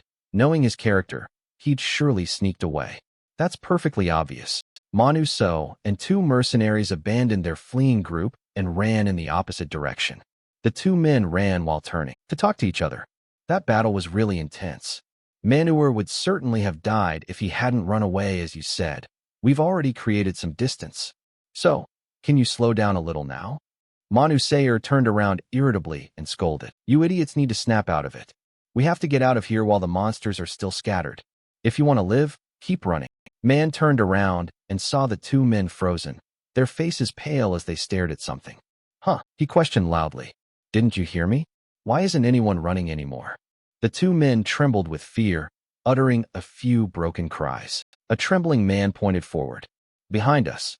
Manhwa followed the direction and turned around, a pair of blood-red, malevolent eyes locking onto the 3 prey in front of him. Mao's eyes widened in astonishment as he asked, What is that? Amidst the mystical, glowing pillars of spirit stones, a gigantic serpent monster with scales as red as lava stood. Its eyes were like 2 burning coals, and what it held in its mouth still dripped blood onto the ground strewn with skeletons. The thing the monster was holding in its mouth fell to the ground with a heavy thud. Looking closely, they were 3 soldiers, their bodies stained red from head to toe, lying motionless amidst a pile of dry bones. The snake's eyes were wide open, like 2 bottomless pits. And in that darkness, the thirst for blood became clearly visible, like a blazing fire. The scene shifts to a scene of hard work. There was a regular crackling sound of the logs as they were stacked on top of each other. The axes struck the tree trunks in a hurried motion, the soldiers rushing like a swarm of bees. This cart is full. That tree is falling. Clear this wretched forest. Chao silently observed the soldiers skillfully dividing up the tasks, and couldn't help but exclaim in admiration. Now they know what to do without needing any prompting. This is the first time I've seen mercenaries. That lazy person is surprisingly disciplined. In the tense atmosphere, some wielded axes, others carried wooden shields, all moving rhythmically and swiftly, each shouldering a heavy log. Jan spoke softly to Cao as she passed by, and unlike someone else, Cao turned around and nodded. Ah yes, pausing. Chao leisurely hoisted the axe onto his shoulder, his eyes following the backs of the soldiers. Will they disband this expedition? It would be a waste to only use them once. Stroking a recently felled tree trunk beside him, said, Don't worry, I intend to hire all of them as my personal soldiers. He thought to himself, everyone knows that mercenaries are poorly organized and cannot defeat regular armies in large-scale battles. But these people have surpassed the limits of mercenaries just through the experience from this trip. They will be an excellent platform for expanding our forces. Go brushed his hands together and led the soldiers to report to Ko. Captain Ko, we've cleared the bowler monster near the empty area, as you ordered. He said with satisfaction. Excellent, Ga do. Cao turned to look at him. Just as you said, the effect is fantastic. Not a single monster has appeared from the campsite to here. There must be at least one stray creature wandering around here. The forest harbors countless lurking dangers, but the strange absence of monsters leaves a big question mark hanging in everyone's mind. He reached up, listened for sounds, and carefully observed the dense foliage in the distance. A dream appeared in his mind, hoping it was a bucket. Suddenly, without any warning, Berinda landed, appearing softly where they were gathered. She exclaimed, Young master, I'm back. He reached out and asked, How was it? Is there anything ahead? Her face brightened considerably, her eyes sparkling with excitement as she spoke. He paused, his pensive eyes suddenly widening, an undeniable surprise evident on his face. He reached up, turned around, and shouted orders to the mercenaries who were chopping down trees. Charge at full speed to clear the road, they shouted in unison. Behind the green canopy of the forest, the destination of the journey finally revealed itself. A mysterious destination is calling him. He quickly announces it to everyone. Our destination is right before our eyes. Everyone was surprised, repeatedly saying, Impossible. This is impossible. As if to answer their questions, the figure spoke up. This is why we began this expedition. A high-grade mineral vein, a colossal mineral vein, appeared like a blue glacier, countless sparkling crystal formations. Everyone's eyes were stunned by the magnificent beauty of the enormous mineral vein. Cao looked at the mineral in front of him and said, So there really is something valuable in this forest. D-Lion looked at him and said, Didn't I tell you? He always has a plan. Berinda jumped over and hugged him tightly. How did the young master find out about this? To everyone's astonishment, his expression remained unchanged. Is all that mineral soil? Something I might never even touch in my lifetime. And now it's spread all over here. If we mine all of this and bring it back, we will become rich. In the midst of the tranquil space of the mineral vein, a sudden sound rang out, as if tearing apart their feeling of joy. Sir, none of you are going anywhere. A fleeting look of displeasure crossed his face. His eyes narrowed, coldly staring at the one who had just shattered their joy. The readiness to fight is evident. Everyone watched the figure intently, but saw no movement from him. Only voices could be heard. It's all over. After that voice, he fell down. Suddenly a voice shouted, and recognizing the man's identity, Manhua Gordon and the blindfolded soldier beside him approached, bewildered. That idiot, you dog, why are you here? Just as the two figures were about to lunge forward, a sword blocked their advance. He stood at the front, assuming a fighting stance, quickly ordering his two subordinates to retreat. Without hesitation, he reached out, turned around, and, using the momentum of a sword swing from behind, launched a furious attack forward. With incredible force, he unleashed a sword strike, creating an invisible yet powerful wall of wind that swept forward like a whirlwind. After the tremor, the scene that unfolded before them became even more horrifying. Scattered skeletons lay there, their white bones still bearing the marks of dried, dark red blood. The mercenaries behind them were in chaos. Bodies were everywhere. What the hell is going on here? It seems there aren't just monster corpses here, but human corpses too? Belinda called out anxiously to the young master. DL, standing beside him, also felt a surge of unease. Master, he said, observing the situation, it seems we won't be able to easily obtain the ore. Given its size, it's highly likely this is the nest of a high-level monster. Some bodies had not completely decomposed, indicating that they were not simply left behind. Toxic fumes from the corpses mixed with the fog and spread, making them undetectable at first. After analyzing the situation, he inwardly cursed under his breath. Damn, there's no record whatsoever of any particular danger in the mineral vein area. He turned and ordered them all to get ready. Everyone, pay attention and prepare for battle. Before the order could even be given, he was horrified to discover, hidden beneath the glittering mineral layer, a gigantic monster. Its scales, bright red like blood, were staring straight at them, as fast as lightning. The gigantic monster opened its mouth wide, filled with sharp teeth, revealing a bottomless abyss stained with fresh blood. He quickly grabbed his sword and shouted, "Disperse!" Everyone looked back in confusion, all horrified, the cold blade of the sword touching the enormous, deadly mouth of the python. Without hesitation, he unleashed a sword strike, the steel blade tearing through the air and hurtling down towards the giant snake's head with terrifying force, faster than the monster's reflexes, leaping onto its head in an instant. Taking advantage of a rare moment of vulnerability, with a cold gaze, he channeled all his strength into his arm, plunging the sword forcefully through the steel-hard shell, pinning it firmly to the monster's head. Contrary to expectations, that fatal stab only left a small scratch on the giant monster's steel-thick scales. Jan and Cao, observing from below, frowned and said, "Even with internal energy, it only left a scratch. What kind of scales are these? They're so hard." Quickly, they touched the scales and leaped into the air. The giant python opened its mouth again, pointing towards him. Before I could even react, a stream of slimy green liquid spurted from the snake's mouth. He reached out and hastily raised his sword, hoping to stop this poisonous thing. He avoided the strange play, a thought flashing through his mind. Unexpectedly, without any warning signs, a strange greenish fluid spurted directly onto the person who touched it. The incredibly corrosive poison caused the cloak, upon impact, to dissolve instantly. And before he could even collect himself, the serpent's enormous tail lashed out like a steel whip, disregarding the imminent danger. Ghison didn't flinch at all. He tightened his grip on his sword, and Ghison's sword flashed upwards, just in time to block the terrifying whip of the snake's tail. The force from the enormous tail was so great, pressing down on his sword, making Ghison's knuckles feel like they were about to break. In a brutal attack, the python lashed its tail violently, slamming into the man who was about to touch it, burying him in the ground. Belinda saw the soldier being struck down to the ground by the giant serpent and shouted, "Young master, the giant monster is writhing." Its twists created tremors that spread throughout the area, making it difficult for the soldiers to maintain their balance. The soldiers kept shouting, "Hey, be careful not to get caught in it. That snake is huge.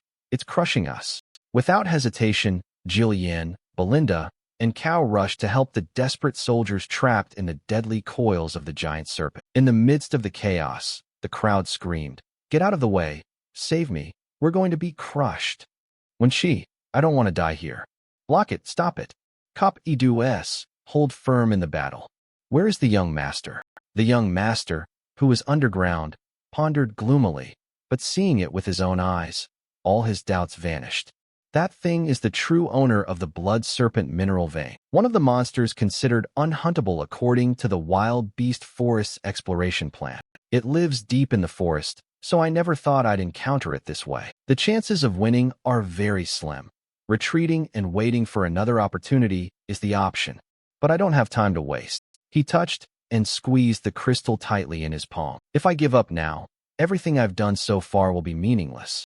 In the deathly atmosphere, Ghi-sun raised his sword, an unusual pink light emanating from his chest, his eyes as resolute as steel. "Don't get in my way. I'll be the one shouldering many responsibilities." Activating the third core, a soft pink light enveloped Ghi-sun's sword like a challenge, facing the ferocious python head-on, which was charging towards them at terrifying speed. The giant python lunged at him at terrifying speed, but he dodged to the side, narrowly escaping its deadly jaws. Ghi, taking advantage of his speed, slashed a sharp sword strike at the side of the monster's mouth. Gear's speed increased so rapidly that it was difficult for the naked eye to follow, leaving only the whistling sound of the sword as it swept past. The pink glowing blade of the sword tore through the air, leaving a trail of bright red blood on the rough scales near the serpent's mouth. As fast as lightning, the python suddenly lashed its tail violently, a vicious attack from behind. He braced himself, using his sword to block the tremendous pressure from the lashing snake tail. The force from the enormous tail far exceeded his endurance, making defense extremely difficult. The enraged python snarled, its heart pounding, knowing full well that no matter how slim the chances, there were battles that could not be avoided. Responsibility, he shouted, gathering his strength. The serpent, like a terrifying human being, provoking him in front of him. Faced with the chaotic scene of the recording, everyone was left speechless with surprise. He leaped up, swinging his sword toward the serpent's mouth, and a stream of bright red blood spurted from the snake's mouth. Now is the moment to fulfill that responsibility. After delivering a powerful sword blow to the python, So Len landed on the ground, his face heavy with worry, his expression somber, his eyes thoughtful. The blood python, So Len thought, showed no signs of collapsing. Holding open the third core for too long was too dangerous. If things continue like this, my magical power will be depleted before I can kill it. The danger of the situation made it impossible for the people behind to stand still. They ran towards him. Duke, Jillian, and Cao advanced to the front lines to defend, while Berinda quickly moved closer, anxiously checking on the body. "Are you hurt anywhere?" she pleaded. "Please go to a safe place. Young master, we will hold off that monster." His face darkened, and without hesitation, he grabbed the pen and roared the command. "Everyone leave here immediately." Everyone stared at him in astonishment. Berlin suspected he had misheard and asked again. "What?" Gord asked anxiously. "What did the Duke just say?" Deanne's expression turned serious as she turned around to ask for clarification. "What do you mean?" "Your Grace," looking up at the giant serpent, "even I cannot guarantee that I can protect everyone from this colossal monster." With a firm voice, yet tinged with deep concern, he said solemnly, his eyebrows furrowed with worry, "I cannot let you all die here. Berinda is worried about her young master." "And what about you, sir?"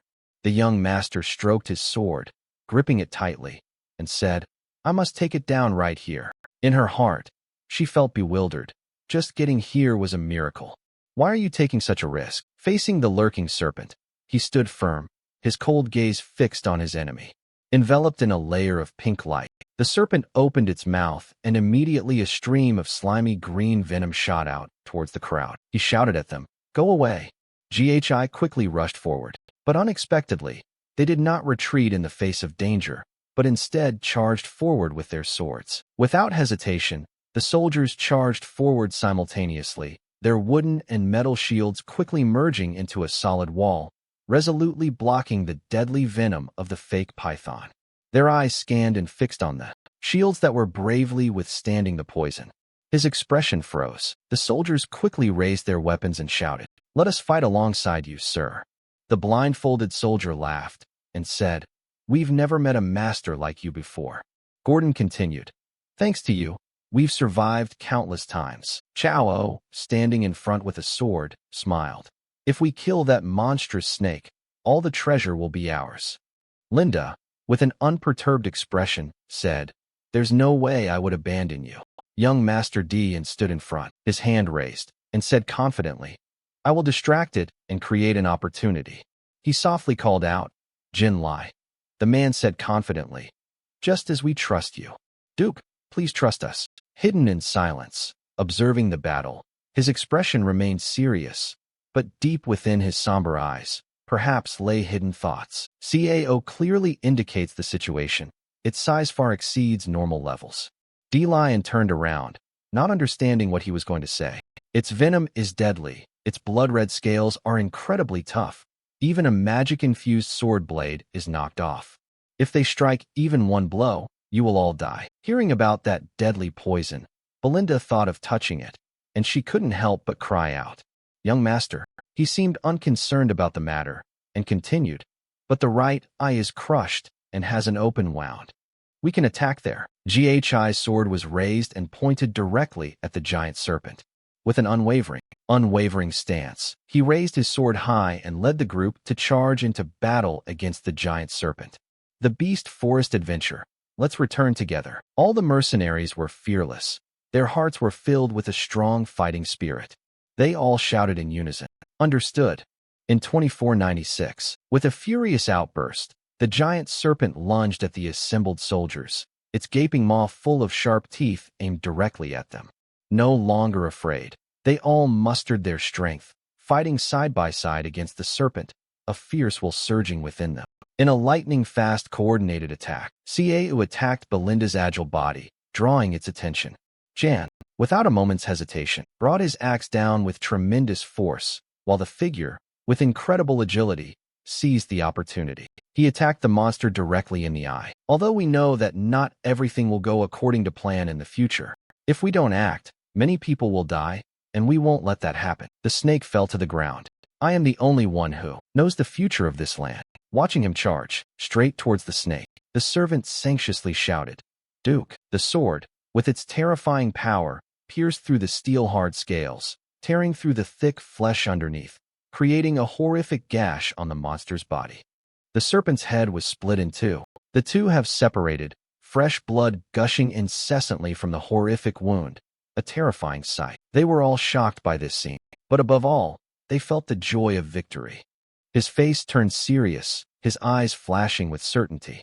I am the future of Pyram. Countless slashes were continuously activated. Scene change at Persium Castle, a magnificent castle with layers of blue-tiled roofs. And Boss angrily slammed his hand on the table and shouted, "This is a clear act of rebellion. 3 people are talking inside the castle," and raised his hand to his forehead and rubbed his head. Ignoring the Lord's orders, he ventured into the forest of beasts on his own. Homejun saw him angrily say, "Calm down." Ambert frowned in annoyance. Even Lord Hom knew the Duke's reckless nature. The Lord is away on a long military campaign. Does he think he's the ruler? He raised his hand and said, "Getting angry now is useless." The Duke had been in the beast forest for 15 days. If that bastard So Kovin hadn't falsified his report, we could have stopped this sooner. I can't understand why he would help the Duke. He could lose his knighthood because of this. The 2 men are speaking loudly. We can no longer ignore them, my lord. We must act before he causes an even greater catastrophe. As soon as he returns, he must be thrown into prison and severely punished. At 25:23, Ganter pondered deeply, recalling what these 2 had said, and wrote it down. While 25:24 was deep in thought, Giando burst through the door and said, "My lord, his call startled you, and you looked towards the door." Giando approached the 3 of them and said, "There's an urgent matter. You need to leave immediately." Ganter asked, "What is it?" Giando looked bewildered. Giando announced shocking news. The official who had been recorded on camera had returned. Upon hearing the news, the 3 men's expressions changed drastically, surprised by what they had just heard. Outside, they were touching the ground, mentioning that he had returned and was walking towards Pyram Castle, returned from a life-or-death battle, and sat down in front of everyone. The atmosphere in the room seemed to freeze. All eyes were fixed on him, for pairs of eyes intently watching, their gazes filled with anticipation and silent questions about the battle that had just taken place. Looking straight at his father, he said, "I've come home, father." Ganter frowned, his eyes scrutinizing his son, his face showing a great sense of unease. "I certainly said that the forest of beasts must not be exploited," wrote, touching, closing eyes, bowing head. "I'm sorry, but it's something I have to do." Homeland frowned and asked again, "Is it absolutely necessary?" Giando, standing behind, didn't understand either. "Do you mean it's worth breaking the order?" he questioned. "Entering the beast forest is a grave crime, not to mention risking your life. What if the monsters swarmed out of the forest and attacked the territory?" He took a breath. "As you can see, father, I'm still alive and the monsters haven't invaded the territory at all." His mother's face darkened with surprise. 25:40 what? Jondu shouted. "How dare you say that?" And Bo, who had been silent until now, also asked, "Do you find this interesting, Duke?" He reached into his pocket, searching for something. Indeed, nothing had happened in the monster forest this time, so it could be temporarily overlooked. However, Albert put the paper down on the table and said to Ghi, "But in this matter there is no room for any excuses." He frowned, then picked up the paper to look at it, and touched it in surprise. "This is a letter from the Count." He replied, "That's right. From the moment I heard that you were coming to see me without prior notice, I had a bad feeling. But forcing Lady Amelia, whom you regularly send money to support Pum, to hand over 20,000 gold coins. Thanks to you, Count Phone is extremely angry.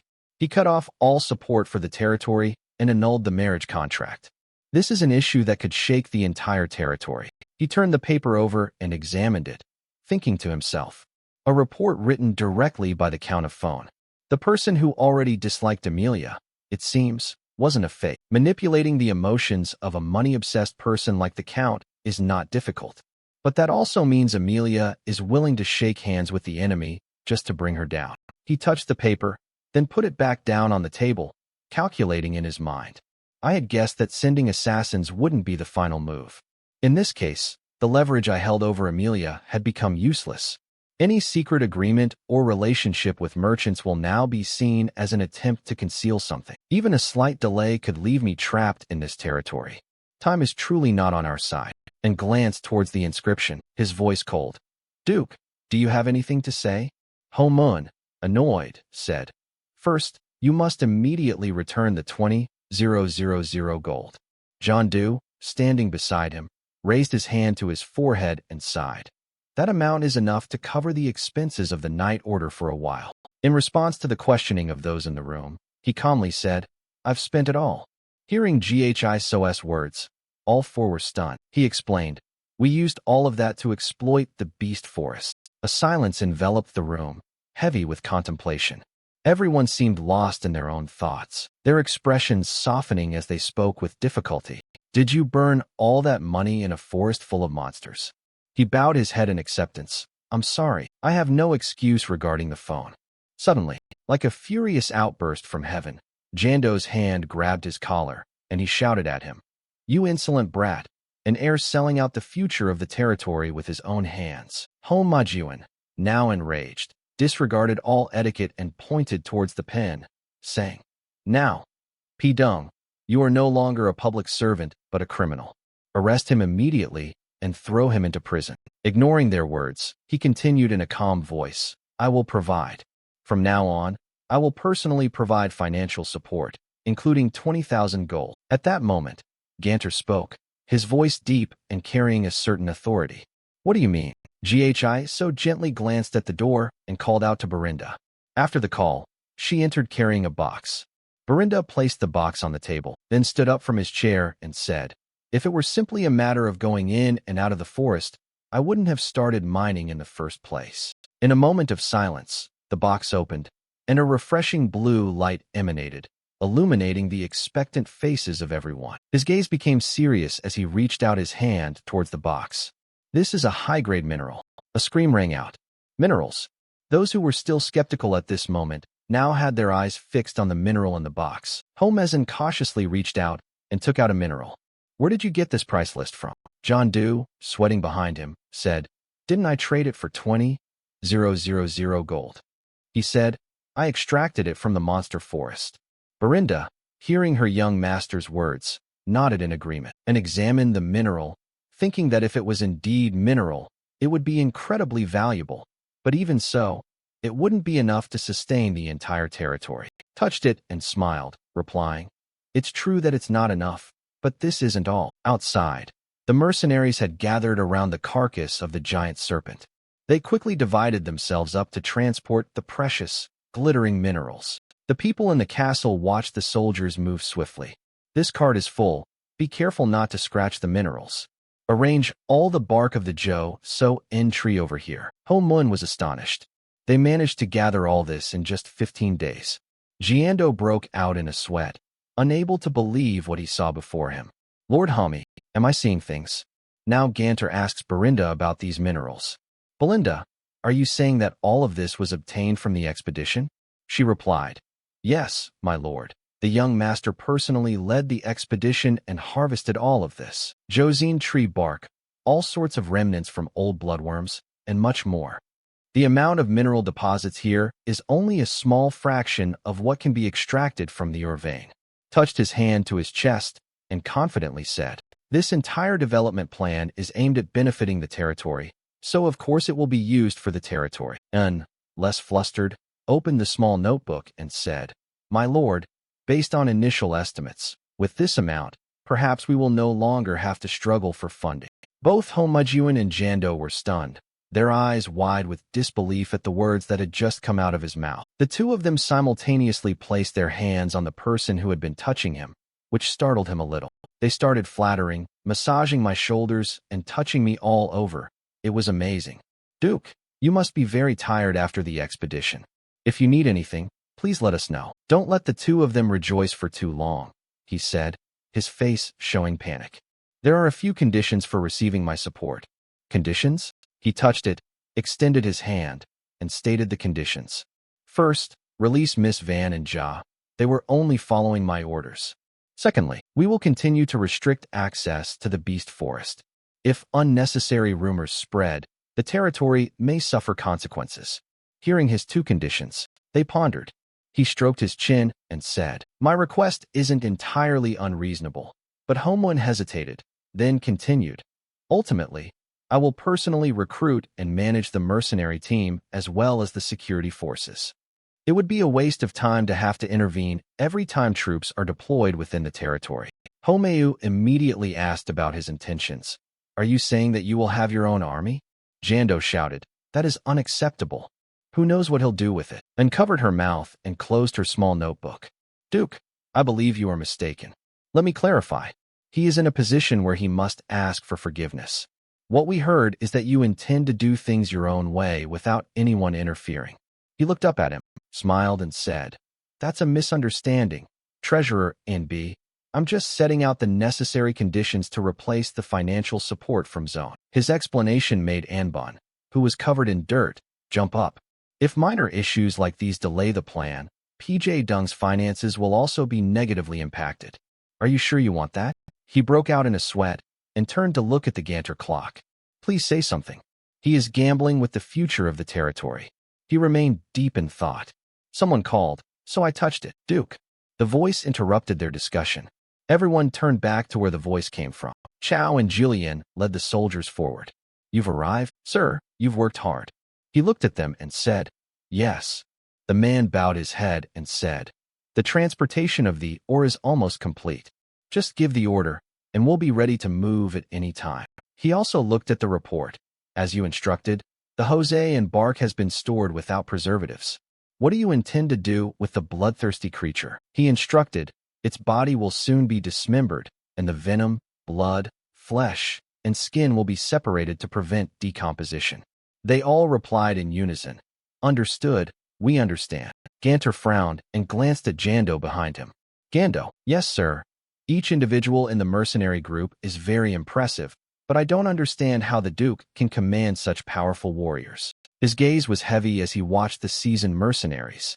They are like an elite unit. While talking to his subordinate, Guy instinctively reached out and looked behind him, catching his father's eye. He approached to listen to Ganter's words. Getting those unruly mercenaries to obey orders voluntarily must have taken considerable effort. GHI bowed his head and replied, Sir, Father, without their help, this expedition would have been extremely difficult. The old man closed his eyes slightly, nodded gently, indicating that he understood what GHI had just said. So, now Ganter turns around. Let's go back. The crowd was surprised and confused when he accepted this. The Lord turned and walked away. Now Ganter said to his son, This time I will let it slide. He added, But if you disobey my orders again, be prepared to face the consequences. Although a slight unease flickered in his heart after his father's warning, he still managed to smile and said, Thank you, Father. Ganter, without turning back, continued walking, telling him, One day you will inherit this land as the successor.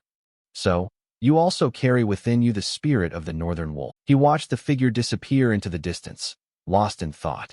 Northern Wolf, a title bestowed upon the Count of Tadiam, the protector of the northern border of the Kingdom of Lithuania. My father was a lonely man. His military was weak, and his territory was mired in poverty. Yet he still had to fight relentlessly on the farthest northern front lines, dedicating his entire life to protecting a territory without his mother, without Elena, and even without himself, his son. And in the end, his reward was only a death so gruesome that no one would remember him. Chao happily looked up at the sky and said, Finally, I can relax a little. Berinda asked, Young master, you'll be going straight back to the castle, right? After everything, your face still looks so gloomy. He's not ready yet. He's getting everything prepared so he can leave at any time. She widened her eyes and said, Huh? Aren't you going to rest? Dee Lion said worriedly, You've pushed yourself too hard. Your body still has a long way to go before it fully recovers. Berindo advised that it was already a miracle that he was still alive after being swallowed by the blood serpent. She said anxiously, Do you know how much effort it took to detoxify you? Noticing the worry on Berinda's face, he reached out and gently placed his hand on her shoulder. Berinda, he looked straight into her eyes and said without a doubt, I count on you. They can't hide their anxiety. Their eyes held concern and a touch of unease. Turning around, they thought, News of our acquisition of the ore will spread quickly, and of course, it will reach the ears of those who covet the territory. We must consolidate our forces as quickly as possible, to a level where no one will dare challenge us. Looked up at the deep blue sky at the horizon. That imposing castle was what he needed to protect. Suddenly, like a giant tree being felled, he collapsed to the ground with a loud crash, startling everyone. The Duke, in the gloomy and silent room, was suddenly visited by a pure white dove that flew in from nowhere, carrying a letter. The mysterious man sat motionless in his chair, and upon seeing the dove approach, he slowly raised his hand. The man untied the small letter attached to the pigeon's leg, his eyes scanning the words, confirming the recapture of a portion of the beast forest, the start of a territorial war with the JD clan, and the elimination of the Pyrium. Then the official would act. The small candle flame reflected in his eyes, but in his mind another fire blazed, destroying Pyrium. The people below the round table debated, Are you saying we should turn Pyrium into a land without a ruler? The final moment has arrived, which means the government must appoint a new ruler for Persia. He raised his voice and questioned the group of people who were arguing. How many of us are left in Persia? A man below asked. 2 attendants and a knight sent 2 attendants to the territory of Giga LD. The discovery of the body of Giga LD's missing heir in Persium was sufficient grounds for war. His gaze was as sharp as a blade, revealing the cruelty and malice hidden deep within. In addition, Victor will have full command of this operation. Hearing that name, the crowd below became agitated again. Victor, I can't believe we brought out Deadman's strongest trump card so early. If the flag bearer had completed his task properly, Pyrium would have collapsed on its own. One man offered an opinion, saying, Sir, Victor will surely be able to handle this. But aren't we revealing our trump card too soon? We've been cautious all this time, but this move seems too hasty. Why does the Duke always act secretly? Yet he directly intervened in the Dime case, his hand gripping the chair tightly. Because of the forest of beasts, they asked in surprise. The forest of beasts? He propped himself up, every decision dictated by the whims of the lowly Duke.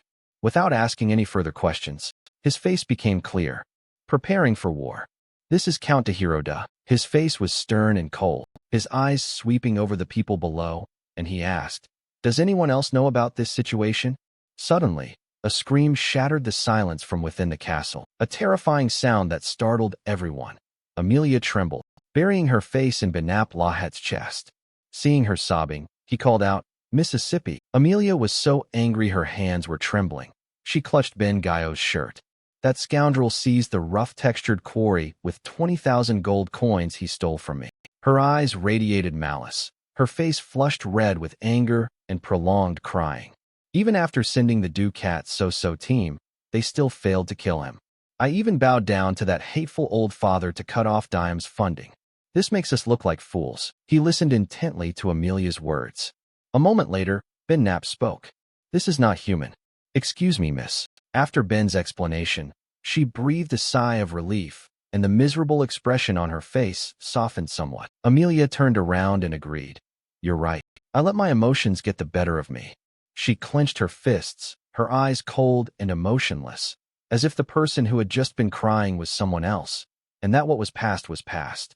His head bowed slightly, and he said in a serious tone, Just give the order, Mississippi. Amelia placed her hand on the map and said, Now that Pum has found the mineral deposit, they'll soon be out of their financial crisis. Ben stepped forward and replied, Perhaps there will be a celebration there. She turned to look at him, seemingly so, but the important thing is that they haven't sold those minerals yet. Ben's confusing design, not yet sold. based on the latest information. They only captured them 2 days ago, not enough time to establish a supply chain. We will exploit that weakness. Obviously, they will try to sell them somewhere. Hearing these words, he wondered, so you intend to act before they can sell the minerals? But where? Amelia closed her eyes and thought. There was only one place in the north where they could buy them. The Northern Magic Tower is guarded by a 7th-rank mage wearing eyes. The Advancement Tower places a chess piece on the map. It says, minerals are a crucial component for magic research. The magicians have always been very stressed about securing a supply of minerals. Uncle Dew's ambush on the main road leading to the tower. The target was not the record breakers but the workers transporting the ore, attacking and then withdrawing, causing disruption and cutting off the supply line.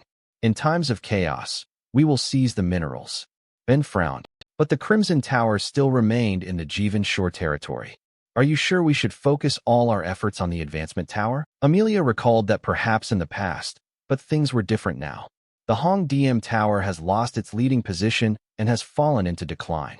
Since then, greedy records will never reach the Tower of Crimson Flames when the Tower of Advancement pays a higher price. She uttered a cold, sharp sentence, devoid of any warmth or fluctuation in her tone.